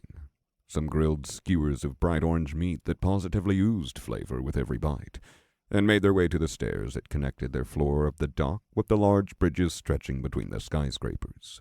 There they saw that a sizable chunk of the nearby skyscraper's walls had been torn down, leaving just their foundation beams to expose the various shops and stalls to the hanging walkways between them like street vendors. The people there were selling everything from mundane household items to weapons and armor of a high enough caliber to make Alberta stop and share. Unfortunately, none of it was of any use to Tyler. Really? Lisa asked after they left from their 5th shop without a single item in hand. Still nothing. Nope, Tyler said with a lopsided frown. Though even without the presence of anything relevant to him, perusing the shops had still been a fascinating experience. Each ping of his analysis came with another prompt detailing the history and engineering of an item, and as he stacked them up one after another, his growing comprehension of the civilizations that had fabricated these artifacts in turn yielded more information from the analyses. Still, it would have been much better if he could have used any of that info. He'd even offered to buy a couple of items that his companions had been practically drooling over, but they'd refused to take any more charity until he'd at least found something for himself. He was about to try and overturn that rule and buy them a set of protective bracelets when something caught his eye. "Exotic creatures! Come see your exotic creatures here!" the man shouted. Behind him, on magical leashes of all sorts, was an assortment of animals spanning from tiny rat-like buzzballs to an enormous mammoth-like creature that might have been the source of the noise back on the platform. "Straight from the sector president's own beasts," the man shouted. "Freshly conquested, here for your entertainment." Hey, where are you going? Lisa shouted, but Tyler had already leapt over a fence and was speed-walking toward the stall. "Oh, look at that one! Is that where the butterflies came from? Man, that mammoth looks huge. I wonder what's going on with that one. Hey, that one's really funny looking." Tyler wove through the crowd with as much speed as he could afford, pushing through novices and receiving more than a handful of glares his way. But he was focused on only one thing. "This right here comes from a far-off island," the man proudly proclaimed, slapping a dune claw on the head. It chittered angrily at him and attempted to lunge, only to be stopped by the leash around its neck. Its pincers were strapped closed with large metal bands, and its tail had been tied to its back. It reminded him of a supermarket lobster. "A dune claw," Tyler whispered. The burning in his joints seemed to grow just a tad stronger. "Oh, is that what they're called?" The tall, mustachioed man leaned down at him with a smile. "I didn't know that." "Where did you get this thing?" Tyler asked with wide eyes. "Ah, Sector President brought them back from the island he conquered," the guy said with a shrug. "Supposedly that's where those powerful bananas they're handing out as rewards come from, too. Although who knows about that? All I know is that these little guys are really interesting. They can apparently seek out magic, so you can follow them to find the best resources to plunder. I've been taking a couple to scavenging sites with me, and it's been such a boon for my search team." Tyler's companions had finally caught up to them, and Brandon put a hand on his shoulder. "What's wrong, Tyler?" Tyler just stared at the dune claw in silence. Above, an eerie call sounded from some bird. "I need to talk to you guys." He shoved his way back through the crowd, this time not even bothering to hide his strength. His companions followed through the gap in the crowd despite a series of irritated remarks from the people they pushed past, and as they got to a less populated area, he grabbed them and looked them each in the eye. "We gotta get somewhere more private. Something's going on." "What's going on, Tyler?" Alberta questioned with a hint of concern. Lisa leaned in toward him, waving a hand in front of his face. "Yeah, you look like you just saw a ghost." "Those things came from the island I was on. He was talking about a banana tree. There's no way that was just a coincidence. He took a quick breath, letting his eyelids flutter closed for a moment as he steadied his racing heart. I have so much to tell you. About my time on the island. I don't know what's going on. Excuse me, honored guests. Tyler stiffened, and they turned around to see Lisa's escort floating above them, hovering on his golden shield. The man bowed deeply, then turned to Lisa. Miss Fry, your advancement procedure is ready. What? Lisa squinted at him. I thought it was at noon tomorrow. Apologies, ma'am, but plans have changed. If you would please come with me now, it would not do to keep the operators waiting. Lisa turned back, and they all exchanged looks. Tyler clenched his jaw, and Brandon looked at the escort with harrowed eyes. How about... No, Lisa said blankly. Don't I have to go to that ceremony anyway? Unfortunately, honored guest, your presence was entirely optional at the ceremony. Only the branch leader, I, and guest of honor are required to be in attendance. Of course, you are always free to forego your advancement, but you should not expect any other opportunities such as the one presented to you now. By not attending your currently scheduled operation, you will forfeit the waived service requirement extended to you. Tyler saw the siblings exchange more than a handful of looks, before eventually Brandon just shook his head with a frown, and Lisa tentatively got onto the golden shield with the escort. Thank you for your cooperation, honored guest. I will do my utmost to ensure that your flight goes smoothly. The man lifted the flying artifact further into the air, crossing his arms behind his back with the same robotic expression that he'd worn the entire time. Oh, and Mr. Thorne, Ms. Richardson, you are to be expected at the main building now. Your escort should arrive in a minute to lead you there. Then, with Lisa looking as uncomfortable as ever, the shield flew off toward the way they came. Is that normal? Brandon asked Alberta tensely. That they're going to the outskirts of the branch? Alberta swallowed. The building I remember being taken to was right at the center of the city. I'm going to follow them, Brandon quickly said. He held over his flying artifact and hopped onto it. I'll tail them and see what's going on. Take this, then. Tyler handed Brandon his cloak of stealth. And probably this, too. He detached a couple of the pouches from his bag of holding, just in case. Brandon hesitated as he looked at the labels of the pouch's contents, but after a look from both Tyler and Alberta, he grimaced and grabbed them in his offhand. In the stream of heavily armed cultivators around them, the exchange hardly drew an eye. Stay safe, Brandon, Alberta told the male Fry sibling. You have our communication artifact. Of course, Brandon responded. I'll keep you up to date. Wonderful, she said. And just don't let them get out of your sight. If anything sketchy happens, we can also report them to the main branch. Perhaps the sector president himself, if something happens during our meeting. He nodded and jumped onto his stone slab, chasing the golden shield that had already become barely more than a speck in the distance. The cloak turned Brandon's form into a bare mirage as he draped the thing over his flying artifact, but Tyler still had an uneasy feeling in his gut as he watched the man fly away. Are you all good, Brandon? Alberta whispered, tilting her mouth slightly down to the amulet around her neck. She stepped slightly closer to Tyler so that he could hear better, and Tyler could just barely make out Brandon's voice through his journeyman's senses. Everything looks fine so far. Looks like they're flying at a reasonable pace. I don't think Lisa can talk without giving me away, but she looks fine right now. Just bored. Alberta nodded, tucking the amulet back under her blouse and looking up to Tyler. What was going on back then? He swallowed, looking down at his open palms. Despite nothing changing, as he felt them clench and unclench before him, his joints seemed to revert back to that state of endless agony that had plagued him for all those years. Before I washed up on the 21st branch, I was on an island with those exact creatures, and they were pretty much the only thing that inhabited it. I could recognize one from a mile away. It could be that they just happened to be on multiple islands like that, but the one I was on, when the storm came, it brought birds. Elementals that destroyed the entire place, including a magical banana tree that I was growing. I was fighting one, and I was on the brink of death, but I'd just broken through its technique when... He paused, sighing. Someone pushed me out into the cosmic ocean. It just feels like too much of a coincidence. I don't know what... Excuse me, honored guests. A polite voice spoke from behind them, and Tyler's escort promptly bowed as they swiveled around to look at him. Mr. Thorne, Miss Richardson, I'm here to escort you to the ceremony. Thank you for your patience. Tyler could feel the hairs on the back of his neck rising, but with a glance between them, the duo stepped into line behind the escort. And they spent the rest of the walk there in silence, save for Brandon's periodic quiet check-ins. Everything's still normal. They're going so fast now, I don't know how long I'll be able to keep this pace up. Lisa's getting antsy, I can tell, trying to calm her down. Okay, we're entirely outside of the city now. They're descending. Fuck. I'll keep you guys updated.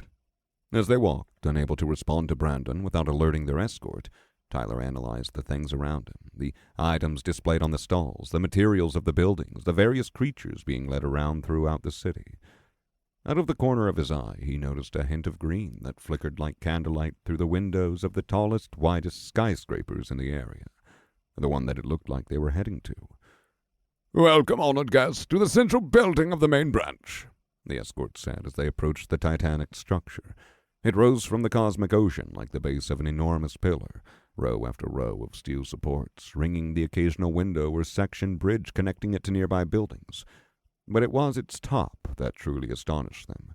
It rose above all the other gargantuan buildings, ballooning out into a wide semi-spherical top, wider across than an entire city block. Its shadow loomed over them as they approached, despite traveling across the tops of the buildings around it. These are the honored guests set to meet the sector president, their escort said with a bow to the woman waiting for them behind the desk.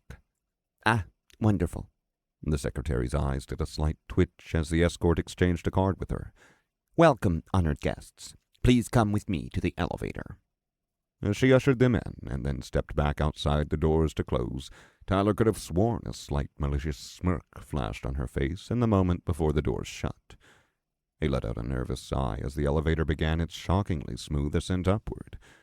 At least they were the only two in there, but it was a long, long ride up. His inflammation seemed to remind him more of its existence with every passing second. "How's Brandon?" he whispered to Alberta. Tearing the magic of the elevator and putting a hole in its walls would surely leave them in a worse situation than they were already in, but a large part of him still screamed to bust himself out of the cramped thing before the other shoe dropped. The branch leader brought her amulet up between them, speaking softly into it as she cast a tense gaze upward. Brandon, we're in the elevator up to the ceremony. Is there anything you need from us? Is everything still all right? Brandon's voice came through in a rush of crackling wind. Wrong. Giant corpse. Shield. Accelerating. Shit, I can't. Brandon. She looked at Tyler in alarm. Brandon, listen to me. Brandon, can you... He could hear the crackle of wind as the device shut off. What happened? Tyler said, barely keeping his voice steady. I don't know, Alberta said with a jittery shake of her head. My advancement was nothing like that. I don't remember anything like that. Her voice died out as her pupils suddenly dilated. I don't remember. She grabbed Tyler by the shoulders, and all of a sudden he could acutely feel the magic constricting around her. Tyler, the advancement is all wrong. My memories, and they... Suddenly she convulsed as if she were having a seizure. Alberta! He shouted. He could feel the magic coiling around her like a constrictive snake, chaining itself to her soul, to her mind. It tingled on his skin like the fabric around Emery from that time he'd bumped into her on the ship. Alberta! Tyler grabbed her wrists as her hands unintentionally squeezed him with the full force of a journeyman's body. With a panicked wince, he cycled his mana through his hands and ripped the magic apart. It tore like crumbling clay in his fingers before dripping down through the air like an ephemeral spill. Immediately, the branch leader slumped in his arms. Alberta, he said quietly, taking her by the shoulders to keep her from collapsing onto the floor. Are you okay? He gently shook her, and her eyes fluttered awake as she seemed to jerk back to consciousness. Tyler, she gasped. My mind. Tyler, they... Ding. Arriving to floor 151. A cloud of magic pressed against his skin, and he stiffened as the elevator opened and dozens of voices washed over them. He recognized that magic. It was the same as the magic around Emery, the same magic that he had just torn off of Alberta. It pressed against the edge of his flesh as it attempted to burrow into his skin, to worm through his nerves and silently drill into his skull. In front of them was a hall of reinforced steel, covered in plush carpet and leading to a grand meeting room. Through the glass of the door, he could see dozens of people arrayed around a large table, all in pristine business clothes. Peak novices, eyes of the main branch, and servants fluttering around, delivering food and drink to all the attendees. And at the head of the table, a man with perfect golden hair lounged with a songbird on each shoulder, electric blue eyes crackling with magic. He locked eyes with Tyler, and his lips turned up in amusement as he slowly peeled a banana that shone with resilience. 22. Advancement. Where the fuck are you taking me? Lisa asked for what felt like the 1,000th time this hour, and the escort looked back at her with that same blank little stare of his suit jacket fluttering in the breeze as they sped through the air on the large golden shield. We're almost there. Please be patient, honored guest. And that's what you said the last 10 times, too, Lisa grumbled. I'm still tailing you. She heard her brother whisper through her amulet. He's going fast, but I can keep up for at least a little bit longer. She could hear the slight panting in her brother's breath as he tried to push his subpar slab of stone to the same speeds as a top-grade artifact distributed by the main branch. She couldn't whisper back without letting the escort know she was communicating with someone, so she just rolled her eyes and hoped her brother could see her complying with his message, although she was definitely getting antsy. Bad feeling after bad feeling. Nothing had happened so far to justify her caution, but she'd always trusted her instincts above all else. Buildings flashed by one in quick succession as they sped through the flooded city. They were past the tall, upraised skyscrapers of the main city now, onto the rough section of varying heights that ringed it in an almost mountain-like texture, each square jutting up and down in cuboid canyons and valleys, with only the occasional bridge to occupy the space between them. And all the while, the cosmic ocean bubbled menacingly below. The air stung in her eyes. The escort didn't put up a barrier like Brandon normally did, and even with the man standing at the front of the shield, the roaring winds threatened to unbalance her more than once. She had to furiously blink to keep tears from coming up from her pupils. As they descended further into the skyscrapers, Lisa clenched her fists another notch tighter. Their vision was getting obscured. There were less and less people around. She really prayed that Brandon would be able to keep up. After another couple of moments, she snapped. Okay, my branch leader told me this shit was going to be completely different. You tell me what the fuck is going on right now, or I'm gonna... Her mouth snapped shut as an enormous corpse came into view. Our destination is in the distance, honored guest. It was a massive heap of rotting flesh and yellow-stained bone, opened up to the world along a gargantuan jagged cavity that lined its chest. Head-sized copper scales covered the outside of the beast in a dull, lifeless sheen, and 4 broken limbs hung limply from the edge of the large building that it had been cratered on top of. Even from a mile away, she could taste the overwhelming stink of rot. Lisa, what the fuck is that? Her brother's voice seemed to fade into the hum of the wind around her. She remained speechless for the 30 seconds it took for them to touch down. They flew down and down and down, through a pair of ribs the size of great oaks and onto a ground of festering flesh. Her soul was buffeted by the resonance like a tiny raft in the ocean waves. She stumbled to the ground as the shield retracted back into the escort's bag, glaring at him with mana swirling in her channels. What the fuck is this? The escort ignored her, fidgeting about with some small magical artifact in his hands. Servant guy, answer me!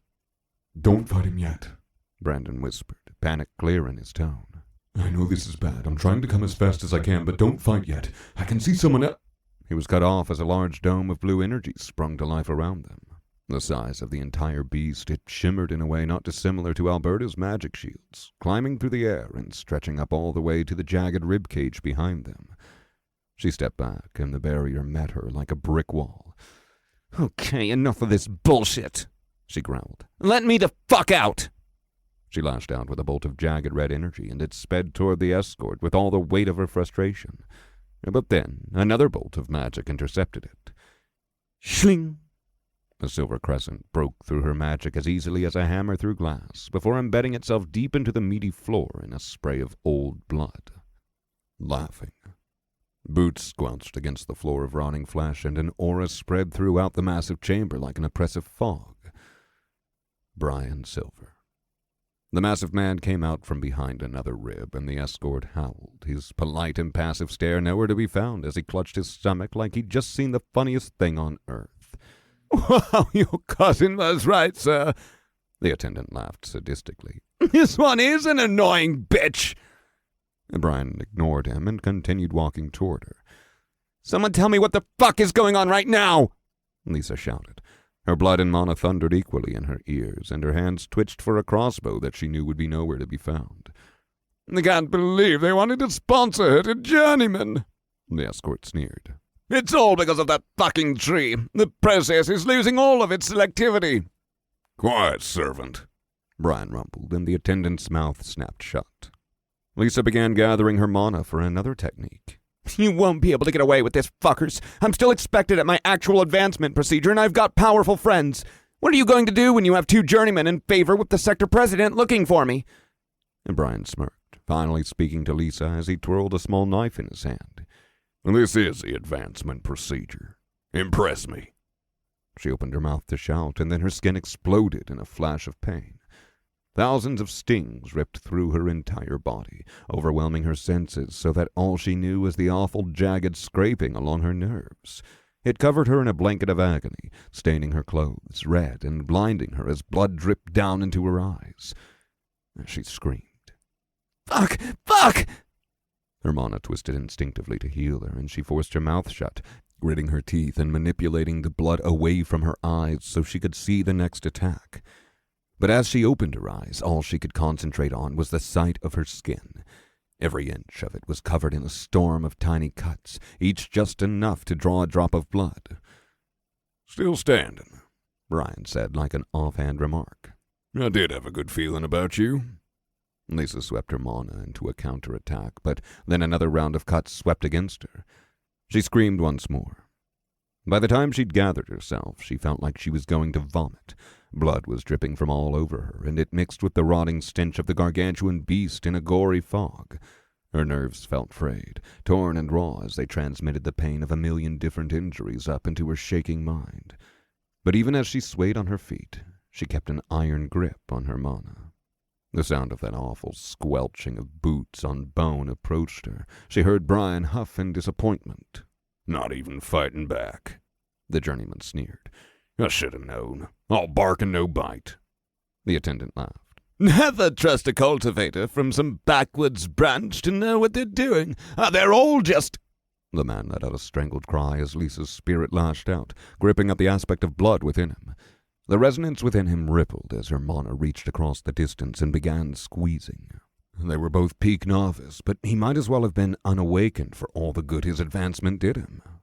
The man clutched at his neck, his eyes bugging out and his hands shaking as his veins began to bulge. Let me go or he dies, Lisa snarled, looking up at Brian with a sudden surge of strength. The first cuts on her skin were already scabbed over, and a wave of healing energy spread over her even as she maintained a literal stranglehold on the attendant's resonance. Something in her soul quivered. But then another wave of cuts crashed against her like a storm of glass shards, and her technique failed as her soul went limp. These were somehow even deeper than before, a horrific bloom of molten agony as her flesh felt like it was being cut to ribbons. Stars danced in her vision as she fell to her knees. Pathetic! She heard Brian roar from in front of her.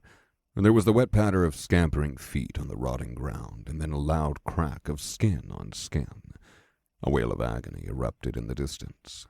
You, who serve the most powerful organization on this coast, who the storm chasers have spent a small fortune on to ensure your superiority, who had only a single task during this whole operation, failed to defend yourself against a backwoods novice of equal advancement.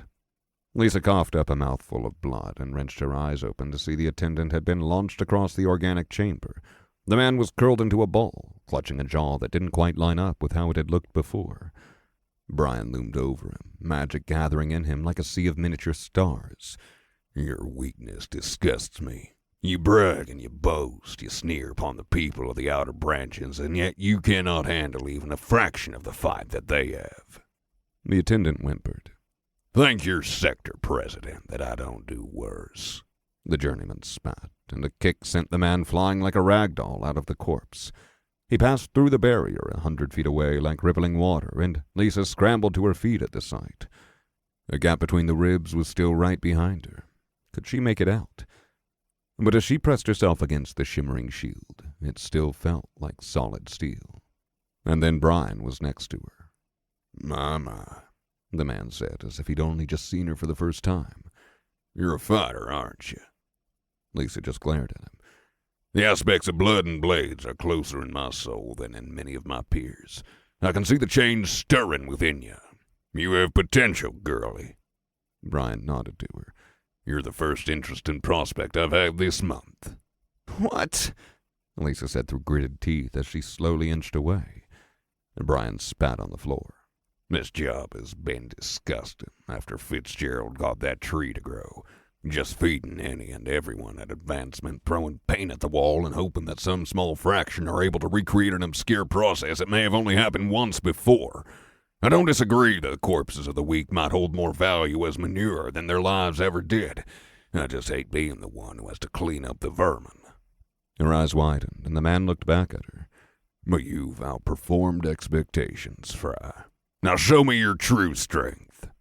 Magic began gathering around the journeyman once more, and Lisa quickly lunged toward him.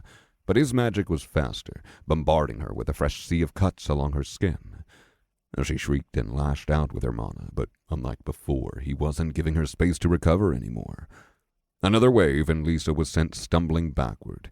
Each cut seemed to go deeper than the last, another note in the symphony of agony sweeping through her body. He swept out a large, slow-moving blade, and she desperately threw herself to the side, only to be hit by a dozen of the smaller projectiles. Her skin was stained red, her vision a flood of crimson as she lost hold of the resonance within her spilling blood. She could barely hold together the wave of healing she was running through her body just to keep herself alive. When had she fallen to her knees? When had she begun shivering? The rotting flesh of the titanic beast felt cold beneath her palms. Without her control, something swelled in her spirit. "Come on, girlie. Fight!" The hand gripped her hair, and the man yanked her up to be eye level with him. "Show me that rebellious fire. Show me that spark of greatness that even the sector president's magic is going to have a hard time washing away." She blinked at him as the world spun, her muscles convulsing and the endless agony radiating through her body.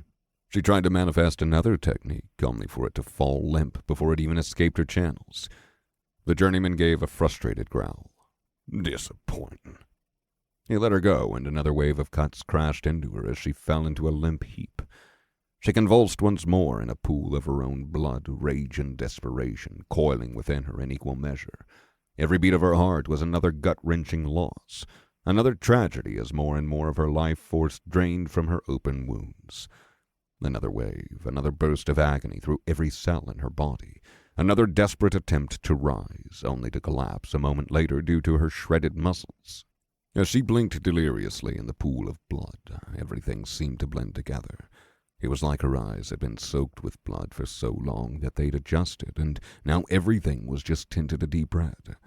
The fog of resonance around her no longer felt so suffocating. "So close, too." Brian spat from above her. "How pathetic." Suddenly yells rang out from outside the barrier. Brian leapt toward the noise just as the wards broke apart into a million pieces of glimmering light. Smoke filled the area in an instant, and a projectile flashed through the air. The journeyman still reacted fast enough to slice through it, but then the entire space was engorged with a flood of blinding light and suffocating spiritual power. A gust of wind blew Lisa backward, and then an enormous boom sounded out. Her vision was still consumed with light and smoke. Something was thrumming within her soul. Then, as she blinked the spots out of her still bloody eyes, she saw Brandon flying toward her, atop his flying artifact, with the servant's shield on his back and with a half-filled satchel of bombs at his waist. He chucked another flashbang at Brian. The journeyman roared as he blindly swiped blades all around him, each carving large swaths into the flesh below. As the bomb hit, Lisa convulsed as her spiritual sense was once again completely smothered by the onslaught of spiritual power. But after a moment, the world seemed to become clear again in a deep red tint.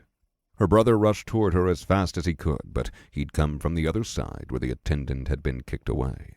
He needed to pass over Brian to get to her, and just before Brandon could throw another flash bomb, the man seemed to catch sight of him with his natural vision. Even repeatedly blinded, the eyes of a journeyman were not to be underestimated, and Brian was still a practitioner of blades. A single rippling crescent of cutting energy flashed from his fingertips, and the man laughed, even as the next flashbang hit his feet in a head-spinning burst of disorienting energy. As Lisa's vision pierced through the blinding light to the core of blood present in all things, she watched, as if time were frozen, as her brother's face contorted in agony. The wave of magic had sliced straight through his flying artifact, continuing upward until it hit fragile flesh and bone. Brandon's arm was cleaved off at the shoulder. He was screaming. She was screaming. The flesh and bone slowly fell to the ground in a lifeless sprawl, trailing a line of blood that shone bright in her vision. The hand that she'd held since they were children was now limp, dead before the life could even drain from it. Her heartbeat felt like thunder in her ears. Disappointment after disappointment, Brian sneered through the fog. Every time I get excited, all the fighting you pathetic whelps instantly vanishes. Brandon tumbled to the ground in a shuddering heap, and Brian was instantly next to him, twirling a knife in his hands. Couldn't even reach peak novice yourself, now could you? Your life isn't even worth the scraps others have spent on you. No! Suddenly all the blood in the room stopped flowing. Brandon blinked, clutching at his stumped shoulder as the profuse bleeding that had begun just seconds ago stalled to a halt. The shards of bone and flesh flung into the air by the explosion seemed to float in a time-frozen state. Then Lisa glared at Brian's silver, the resonance in the air having gone from a churning sea to a roaring typhoon. Die! At the utterance of that word, her core exploded with power. It was dense, a deep coiling mass of mana that rushed over every inch of her channels and core. Resonance thrummed in her spirit like a waterfall of strength cascading outward until it was woven into every fiber of her being. In an instant, every cut on her body ceased to be. Her hands tore through the flesh underneath her as she gripped the floor unconsciously, and a wave of red light shone around her like a setting sun. Then her spirit gripped at the blood resonance within Brian. And though he was a journeyman far more advanced than she was, it didn't seem to matter as she began to crush. For just a moment, the man's heart stopped. They locked gazes from across the scape of rotting flesh, and as Lisa stared at him with every drop of emotion and power surging through her, she recognized shock staining his face. And then a heavy form tackled her in a flash of gleaming metal, and she found herself flying through the air. Lisa! Brandon gasped, holding on to her with his single remaining arm. I got you! I got you! Brandon! And she choked. The wind rushed past her in a roar of motion. Instantly her mana was turned to his wound. Newfound power merged with her ever-present instincts to patch the injury, and the stream of blood dripping from the stump staunched in a second. They flew past the towering ribs and out into the open air, and the siblings just gripped one another, both of them shaking with adrenaline. A roar erupted from behind them, and a trio of blades sped through the air, but they soared out in random directions, missing them by hundreds of feet.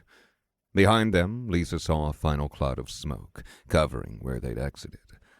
It worked, Brandon said with a loopy gasp. It actually worked.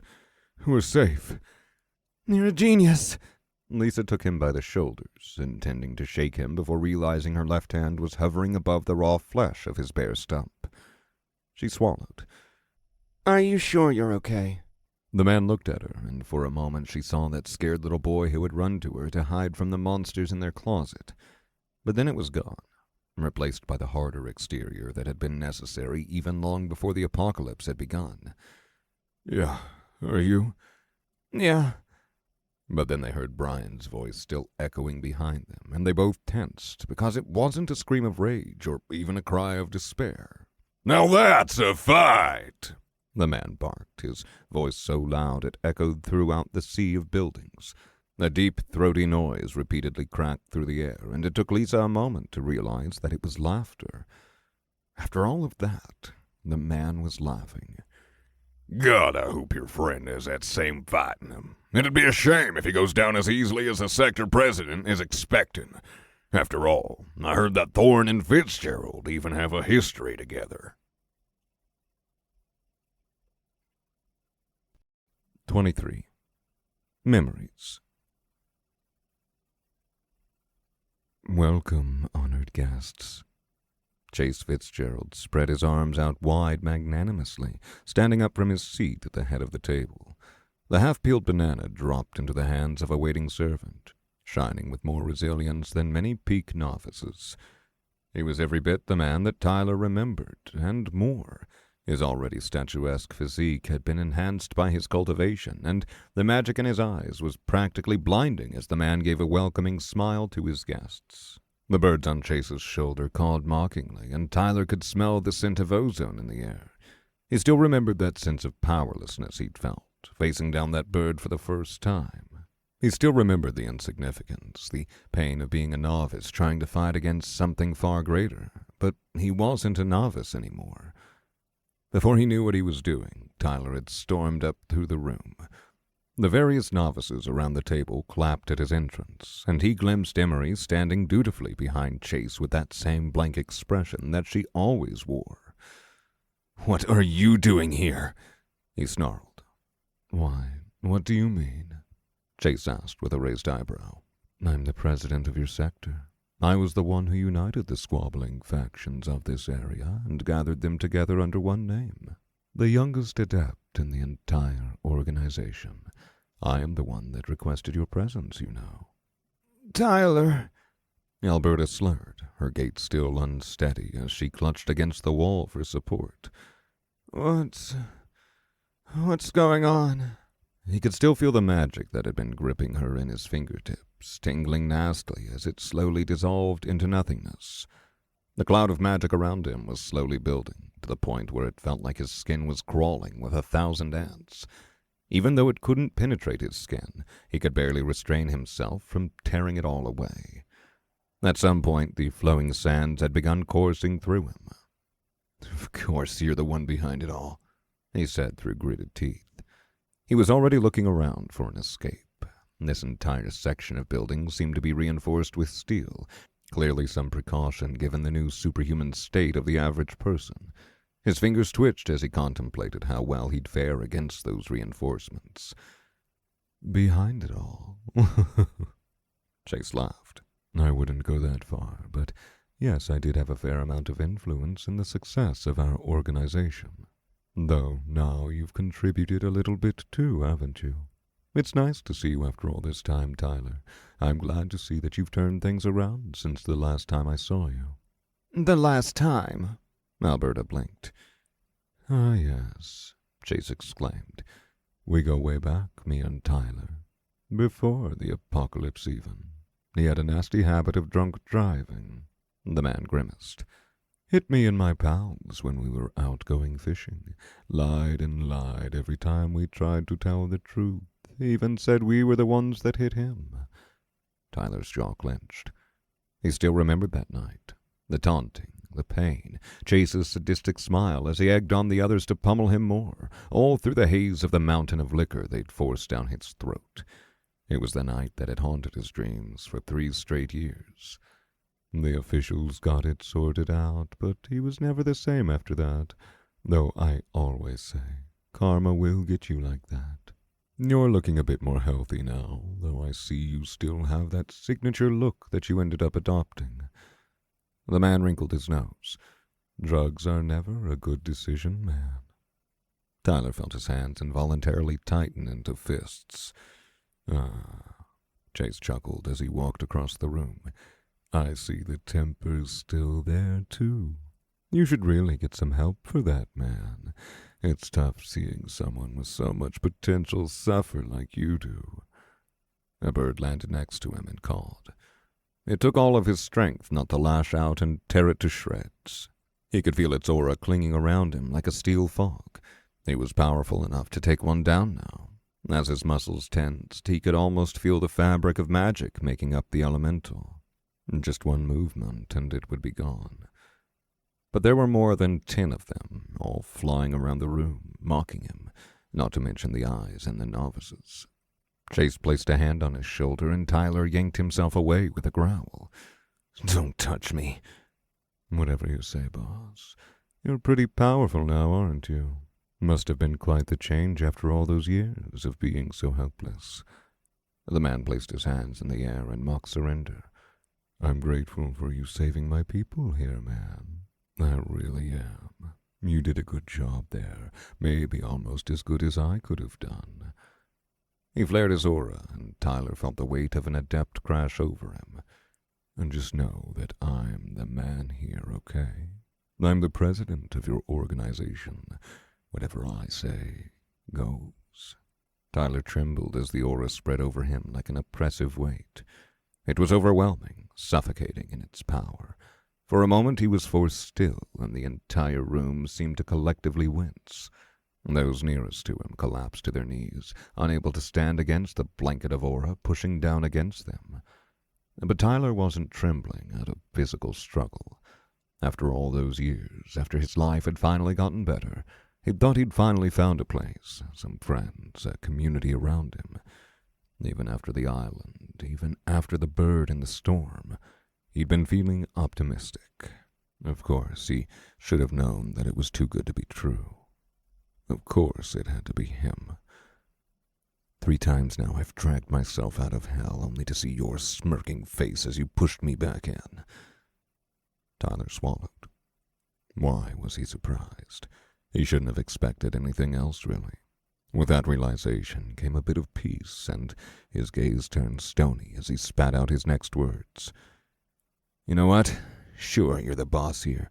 I don't even care that you shoved me into the ocean, stole my prized possession, then brought me all the way over here just to taunt me. You promised me a defensive treasure. I want the one you took from me. Give it to me, and I'm gone. The link in his spirit felt closer than ever now, like the core of protection could be anywhere. Tisk, tisk, tisk. Chase slowly shook his head. Careful with the lies, man, and you can't just demand stuff like that in these parts. I've actually decided to change my mind about your reward. Tyler tried to keep the stone mask on, tried to delve into the world of cold logic to shield himself from the torrent of emotion thundering through him. Don't worry, though. Instead of whatever treasure you're blabbing about, I'll give you something that's even more valuable. You can be one of my personal attendants and accompany me wherever I go to do my errands. Then you'll always be protected because you will have me, an adept, watching over you to save you from anything. That's way better than some flimsy treasure.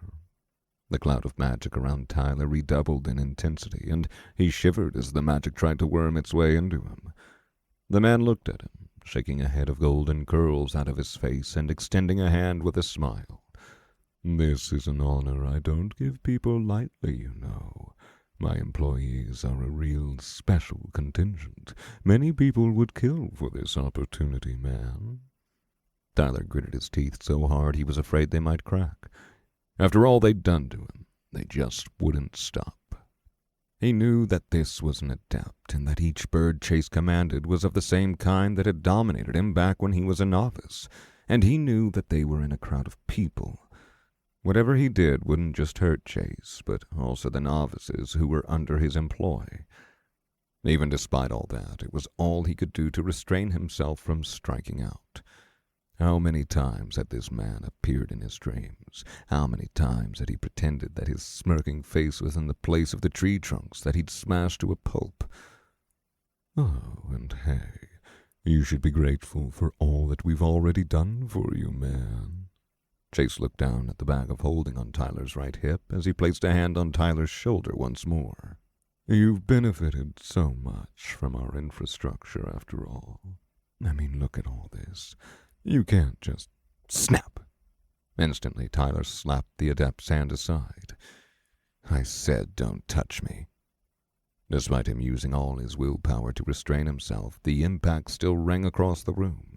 Gasps spread from the crowd. Chase rubbed his hand with a fake frown of disappointment, even as his eyes turned up in delight. Oh, are you attacking the leader of your organization? Well, things never change, I suppose. Birds! Suddenly, every muscle in Tyler's body went taut.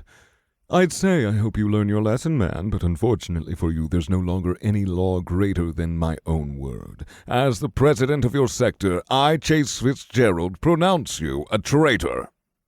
Tyler's jaw worked, his muscles straining against the magic, but it refused to move. It was as if he'd been bound in a sheet of iron. The man leaned in close as Tyler struggled against the collective magic of a dozen songbirds. How unfortunate that you've come so far just to make those same dumb mistakes. The man looked up to the rest of the crowd, shooing them out of the room. "I would suggest you all leave. It could be unpleasant here." "Yes, Mr. Fitzgerald. Of course." As the crowd filed out in a sea of excitement and fear, Emery bowed to the sector president, locking eyes with Tyler in a deliberately slow motion. "Shall I prepare the tree just in case, sir?" "Why not? Sure." Chase shrugged, then his lips spread into a grin. "I'm quite confident I won't need it, though." Another bow from Emery, and another split second of eye contact as she spoke. "I will leave the doors open just in case." As she left the room, Tyler could suddenly feel something else in his spirit. Not just the link to the core of protection, but to something larger, more distant, but more alive, linked to the web of resilience that suffused everything around him. It sounded like the screams of an entire ecosystem. He could feel his system boon stirring in the corner of his spirit, and with a grunt of effort he shut it down. "All right, now that it's just us, I feel like I can be a bit more personable. You should know that as a traitor you will be forcefully detailed and re-educated in order to best serve our organization." The magic pressed even harder against him like a burrowing parasite, and Tyler shuddered as a slight bit of it made it past his defenses. It felt like golden chains and sickly sweet lies. "It's such a shame, really, because I've benefited so much from you, Tyler. From you taking care of the skeletons for me to your little tree on that island of yours.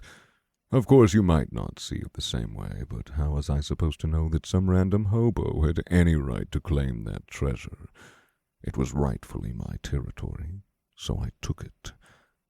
To his left, Alberta was looking from Tyler to the president and back, her eyes wider than he'd ever seen them. "Sector President, please." Chase frowned at her. "Was I talking to you, Miss Richardson?" Alberta trembled under Chase's gaze. "No, Sector President." She stared at Tyler, and after a second of silence, she stepped behind him. "You won't believe how much profit you've made me, Tyler," Chase said with a wide grin. "That tree you grew was really something. Now all my men are stronger and more durable than ever, and well," he chuckled, "I was never much of a physical fighter myself, but now my adept's body truly lives up to its name." The magic began to tighten around him. It coiled like a constricting snake, even stronger than the bonds around Emery, and increasingly jagged and violet at its edge. It scraped against him like a tangle of barbed wire, slithering across his body and soul in an itching, agonizing bind. Through the convulsing, Tyler slowly muscled past the magic of the birds. It was a Herculean task, fighting so many of them with just his physical strength, but after a moment of struggle, he broke through. Slowly, his hand inched downward. "I was just thinking about how much of a shame it was that I haven't found anyone to cultivate that weird aspect produced by the tree." The man chuckled. "Then I could have really seen what this treasure trove was made of." The man's head quirked, and he shrugged. "But hey, after you've learned your lesson, I'll certainly take you under my wing. I'm sure we'll be thinking much more similarly then." He brought a hand to Tyler's forehead, and he could feel the magnitude of magic was even greater than what had been set on him now. This was the power of an adept. It gleamed in his senses like a miniature sun, so overwhelmingly powerful that there was no way he'd be able to physically withstand it. So, Tyler didn't try. Finally, he thrummed his mana into the magic-tearing form. One of the birds squawked in alarm, and Chase's eyes snapped to where Tyler's hand had moved. But it was too late. In a split second, he ripped not just the magic of the bird, but the magic of his bag as well, letting the torn satchels tumble to the ground below them. The clump of explosives fell at Chase's feet, and the man's eyes widened, an engraved metal shield materializing in front of him just before they hit the floor. Then the bombs activated with a deafening blast, and Tyler's vision was consumed with endless white. His entire body coursed with the dense power of his magic-tearing technique, but it was still all he could do just to keep himself standing. A wave of magic crashed against him like a tidal wave, seeping through every pore in his body in a destructive blast of dematerializing force. His mana circled faster and faster, his perception of time slowing as he let a slight bit of his system boon materialize in his mind. But for the first time, he didn't just stand still in the frozen space. He kept his mana flowing, faster, deeper, and with all the density wrought of the curse of primordial infinity. Anything he could do just to keep himself from getting blown to pieces. His skin charred, his eardrums burst, and through the slowed time he felt an enormous rumble reverberate slowly through his chest. It washed over him as he stood, his arms crossed over his head, his fists clenched so tightly that his fingernails drew blood from his scorched palms. But despite the overwhelming power he held, slowly the magic parted before him, like a sea splitting against a demigod's wrath. As time came back to its original speed, a series of aftershocks burst through the broken room. He let out a cough as the flowing sands came back to his channels, their enhancing power the only thing keeping him from collapsing on the spot. Smoke, chaos, his eyes barely worked, and his spiritual sense was pummeled by the aftershocks of a half-dozen flashbangs going off all at once. But in front of him, a massive hole was blown through the steel-reinforced door, and against the far wall, Chase was collapsed in a scorching crater. Alberta was gasping behind him, his magic tearing, and her own defenses just barely enough to protect her. They locked eyes, and he thought he saw the word, "Go," on her lips. Tyler staggered forward through the wave of soot and ash, cycling the flowing sands as he dropped through the hole in the floor. His quivering knees barely withstood the impact as he landed hard from the drop. Every room around him was reinforced with solid steel. This one was another meeting room of sorts, and he ignored its contents as he rushed through it out to an open hallway.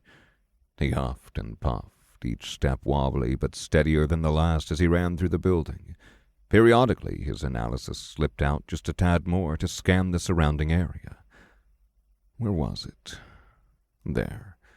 He pivoted on a hallway adorned with plush red carpet, smashing through a door to fly up a set of large steel steps. Then he felt magic gripping at him. A bird screeched from above, and for a bare second his limbs seized. But then he activated his magic tearing once more, snapping its control and leaping up to batter the injured bird away. It crashed against the railing with the crackle of breaking magical energy, instantly replaced by another behind him. Tyler turned, and with all the rage of a man stolen from the peace he had once known, he yanked backward on the thread connecting his limbs to the bird. It let out a confused shriek as it was pulled toward him, and he blasted it back with the crunch of mana on mana. But then a silhouette appeared at the top of the staircase. A knee hit Tyler's face, and he went flying backward, barely clutching onto the railing of the next floor up. Blood filled his mouth, and he felt a sharp chunk of tooth fall away from his lips as he swung himself over to a locked metal door. His analysis flashed for a moment, but Chase was faster. Another spike of pain. Tyler barely managed the dragon's bones on the follow-up strike, but even then the punch sent him staggering. Chase touched down next to him, his entire lower half charred and blistered, grinning like a madman despite the blood running down his face. "You thought you could get away that easily." A punch, and Tyler flew through a steel door, breaking it off at the hinges. A bird caught him with magic, cawing in almost human laughter, and Chase slowly ambled toward him. He broke through the bird's technique in a second and swiped at it with a clawed fist, but it danced out of the way. And then Chase was on him again. Tyler barely dodged a punch with the burst of the flowing sands, only to catch a knife slashing against the meat of his leg from Chase's opposite hand. He screamed in pain as Chase pivoted around and launched a kick straight into his abdomen, sending him through a wall and into a heap of broken furniture. These ones weren't reinforced. He just barely noticed that as the world spun around him. There were even windows in the neighboring rooms. Another flash of his analysis spread outward as he tried to get his bearings. He jerked to the right where he'd glimpsed windows. But Chase just laughed, wagging a finger at him. A bird caught him mid-stride, and even as Tyler broke its wing with an elbow, another one struck him straight in the chest with its beak. He slapped it aside with a roar, and the bird dissipated entirely in a burst of wild magic. "Tisk, tisk," Chase said with a frown. "Play nice now." Another knee, and Tyler broke through the wall on the left, slamming against a broken pile of furniture as he slowly slid to the floor. But through the hallway he could see a shimmering green barrier. and just a tad bit more of his system boon leaked out. System boon engaged. Analysis. The core of protection. This treasure was broken in a fierce battle against an emerald dragon, but reborn in the aftermath of a journeyman's awakening. It is fundamentally attuned to the aspect of resilience, and it holds a blood bond to Tyler Thorne, the man who reawakened it. The core of protection is engaged. He smiled, but Chase was already in his face once more. Oh, we're not done yet. Another kick. He was slammed straight into the floor, a web of cracks spider-webbing through the concrete as he coughed up another mouthful of blood. Another technique attacked his mind, but even delirious Tyler was able to break it with a single surge of his magic tearing. You know you're oddly durable for what, a low journeyman? Chase said as he swept another kick at Tyler's face. Another mouthful of teeth fell from him as he stumbled deliriously against the barrier. You really should be dead by now, but given that you're not, and given how much grief you've caused me, I'm going to have a little fun before I get to your re-education. Chase slammed a kick through Tyler's abdomen, and for a moment his vision blacked out. He felt his back slam onto something much more solid than the rest of their surroundings, and a familiar link of magic reignited in his soul. Nowhere for you to run anymore, huh? Tyler blinked the spots away from his eyes to see Chase standing above him, arms crossed as he tapped his feet impatiently. There you are. Now let me think about which weapon I should try. Slowly, deliberately, Ty got his hands to the ground in front of him. After what felt like hours, he managed to heave himself up. It is quite ironic, you know. You tried so hard to escape, but we ended up right where I wanted, right outside your own prized possession. Chase laughed. You probably wouldn't recognize it, but that barrier behind you is that same treasure you were so desperate to get from me. But then Tyler grinned as he finally got himself up to a knee. Yeah, you said it yourself. This is my treasure. Chase's eyes widened, and he hurled a spear crackling with lightning at him, but it was too late. Tyler leapt back through the shimmering barrier generated by the core of protection, and he phased right through. No! Chase roared. Through the translucent shield of green, Ty could see a myriad of techniques blast against the shield. But the barrier barely even shook as the sector president tried to carve his way through it. The core of protection is engaged. Without another wasted second, Tyler stumbled through the hallway, his vision still spinning from the injuries. His ears still rang from the detonation of his own bombs just bare feet away from his body, but he could still walk. Walk. That was all he needed to do. One step, then another, then another. He stumbled through the halls at a glacial pace, his limbs too weak to break through even the plain drywall that occupied this space of the building. Wave after wave of heat washed over him from the after effects of his bombs, aggravating the newly rampant inflammation that surged out of every injury. But as he let just a bit more of his analysis through, he smiled. He was almost there. A right, a left, and just down the hall. Lavish paintings and technique manuals and ornamental glass sped by as he limped as fast as he could to the tree, his pace agonizingly slow compared to his usual speed. More and more strikes thundered against the core of protection in the background, but then he saw it. Heavy doors of black metal had been propped open despite the clear restricted sign plastered over them, and through them was a massive chamber, and at the center of it was a tree. His tree. It was so tall now that the half-dozen floors above it had been carved out and replaced with a shimmering ceiling of silver and black metal.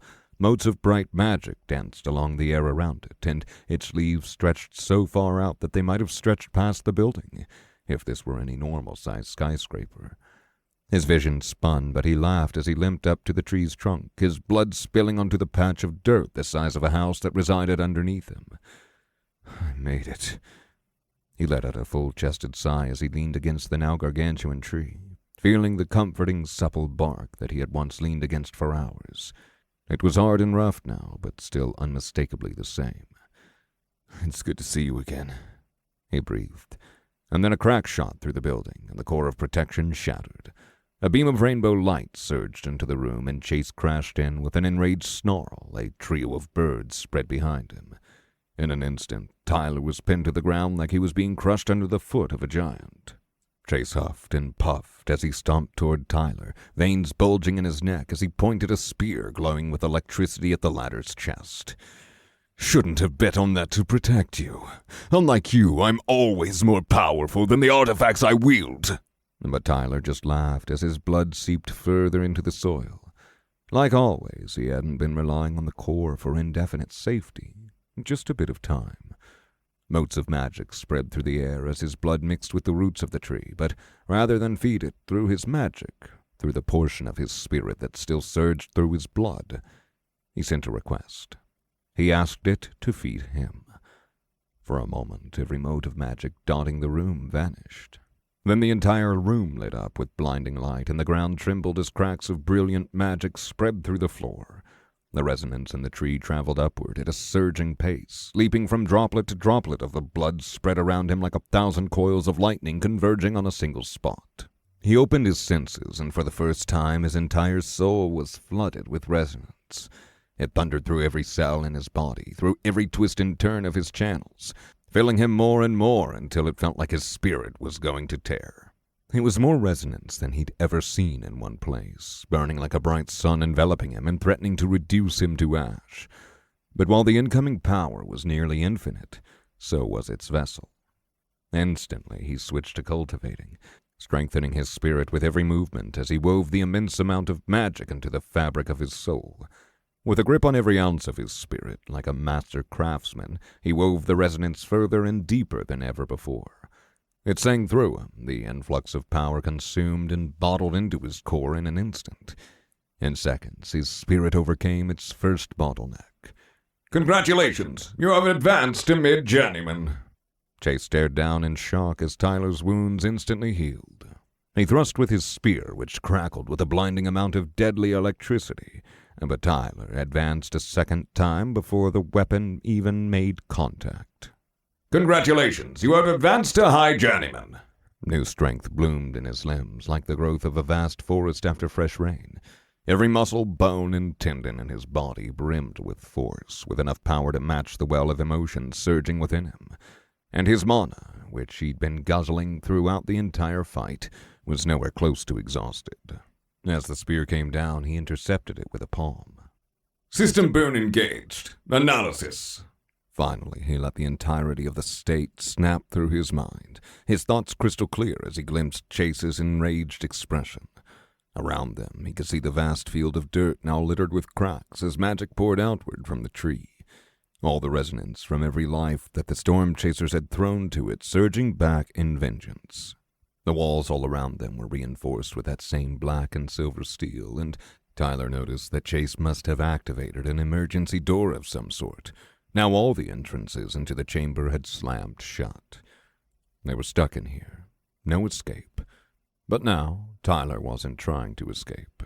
Threads of electricity crackled just hairs away from his chest, and the dragon's bones enveloped his hand, just a tad too fragile to fully protect him from the strength of the adept-level weapon. But he could afford to take some damage. As he'd learned long ago, advancement cured all ailments. He watched Chase's eyes slowly go wide as he prepared to move, and as time sped back up, Tyler leapt forward, pushing the spear to the side, and brought his fist up toward Chase's chest. A trio of protective treasures shimmered into existence around Chase, each of them resonating with the spiritual force of an adept. Once, just the pressure of these artifacts unleashed at their full capability might have been enough to silence Tyler, but now he tore through them like tissue paper. One by one, the shields shattered, each giving way before the incredible density of his newly found mana. And as Tyler drew deeper on his magic tearing than he ever had, he brushed against the resilience within Chase. Magic born of hundreds of souls, twisting into a glimmering shield to protect the man's frail physical form. It was a weave so deep and strong it felt like solid steel, stronger perhaps than even the resilience within Tyler's own body. But only one of them was a practitioner of the aspect of resilience. His fist struck and resilience cracked. The sector president was blasted backward with a sickening snap. Birds were swarming him, but he simply grabbed onto their magic, shunting them all toward him and splattering them into mist with a single swing. Their remnants tingled against his skin like a shower of sparks. A darkness descended upon the room, and some more magic formed around Tyler's head, but he shook it aside in an instant. Even at their biggest difference in power, Chase had no hope of overtaking his mind. Across the room, he could see the sector president ducking into a bubble of conjured magic, some intricately crafted artifact that seemed to suck in mana from a series of pipes branching from the top of the walls. One shield and two portals bloomed to life around it, and an onslaught of attackers hit Tyler in a unified wave. An enormous winged snake, a tiger whose jaws erupted with molten fire. A trio of journeymen appearing from the outside of the chamber, throwing their entire arsenal into a series of concentrated attacks that hit Tyler from every angle. But he just advanced through it all. A single blow, and the snake's spine snapped. 3 punches, and the tiger was thrown to the ground in a quivering ball. One by one, arrows, beams of magic, bombs, and bullets struck against his skin, but he just took it all on the dragon's bones. He could feel his skin cracking, his muscles tearing, but he was far too angry to care. That beam of shimmering light blasted against him, and he marched through, even as the magic chewed away at his flesh like acid. A crossbow bolt slammed into both of his shoulders, and a third was slapped aside as it grazed his neck. But throughout it all, Tyler would not stop. He advanced relentlessly toward Chase, who was now trapped in a prison of his own making. And even as he fought against the magic of a wind artifact trying to sweep him up into a storm, Tyler could see the man's expression change. It was no longer rage, nor surprise, nor that mocking politeness that had grated on him more than anything else. For the first time, he saw fear. A bird came crashing toward him. He batted it aside without even blinking. A wave of toxic gas flooded his lungs. He broke its composition with a single circle of his mana. He finally arrived at the barrier, and he plunged his fist through it with a single violent strike. Why? Chase screamed, his hands desperately moving through his bag of holding as he used up more and more priceless artifacts with every second. Why can't I kill you? A host of bombs detonated point blank in his face, and Tyler spat out a freshly regrown tooth, the power of his magic sinking through his broken body like the chorus of a newborn god. Not even as powerful as my own.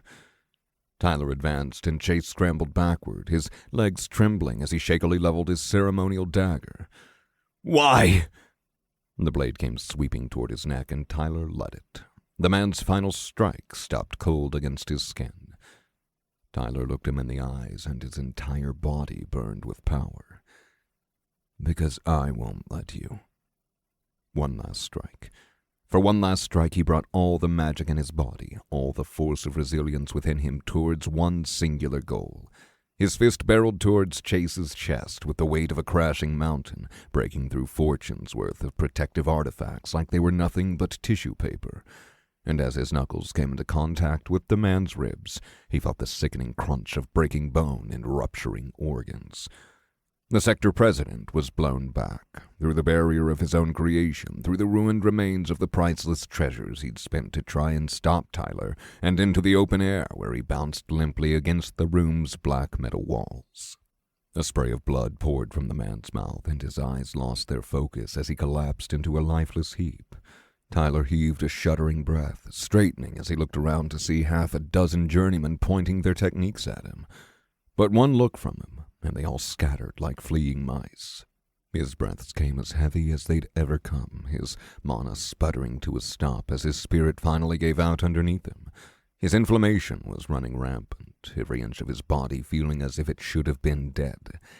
But the song of the trees settled softly behind him, the sound of triumph blooming through his chest. His eyelids became too heavy to hold up, and he fell to his knees, only to find himself caught in a blur of movement. Through bleary eyes, he could barely make out a streak of red hair, of voices calling his name, and then a flash of some technique. Another burst of pain, and a pair of hands holding his own as they fell through the cool, scorched-tasting air. For just a moment, he managed to rouse himself, just in time to hear the panicked screams, to see the rush of concrete and windows passing by, and just in time to witness the oncoming surface of the cosmic ocean. And then they were engulfed in a world of black and violet. Images flashed by like worlds in a kaleidoscope, and his injury-addled mind, none of them seemed to make any sense. A woman leaping through the halls of an enormous crystalline ship, sword flashing in a million colors as she single-handedly carved her way through an army. A slow-advancing fleet sailing through the cosmic ocean on wings of incredible magic. And then a stern-looking man seated in an office even more regal than that of the main branch. To his side, a black-haired woman with an unreadable expression held up a glowing crystal labeled C. Fitzgerald. As the crystal's light flickered out, the man's face contorted in rage. A million other scenes passed by in that moment, between time and space and wakefulness and dreams. All of it washed blankly over his delirious mind, instantly forgotten without the mental capacity necessary to remember it. All save for one. The island. The same island he had once known, changed in so many ways, but still home to that same precious little cave. Now it was surrounded by a dozen far greater masses, teeming with sandstorms and swarming cultivators who fought and scraped as incredible treasures fell from the heavens above. Ancient circles of script dotted the entire joined mass, and a circle of caves around it glowed with the symbols of ancient tradition. The trials. Through the exhaustion, his mind just barely made out the concept. It was embedded so deep within him that he recognized them even in this state. They'd been carved into his memories time and time again throughout those months of solitude. A series of caves spread far and wide, unified only by the trails of magical script connecting them one by one. A desolate, deadly land in the middle, home to a vast bounty of resources and an even vaster wave of scavengers swarming to get them. The trials were activating. The Riemann trials. And in the center of it all floated a corpse with long, shaggy hair surrounded by scattered shards of broken metal and glass. The air around it distorted in every which way, the light reflecting as if the man were trapped in a sea of mirrors. And atop his head were two large, spiraled horns. System boon engaged. Analysis. An immortal's corpse has fallen.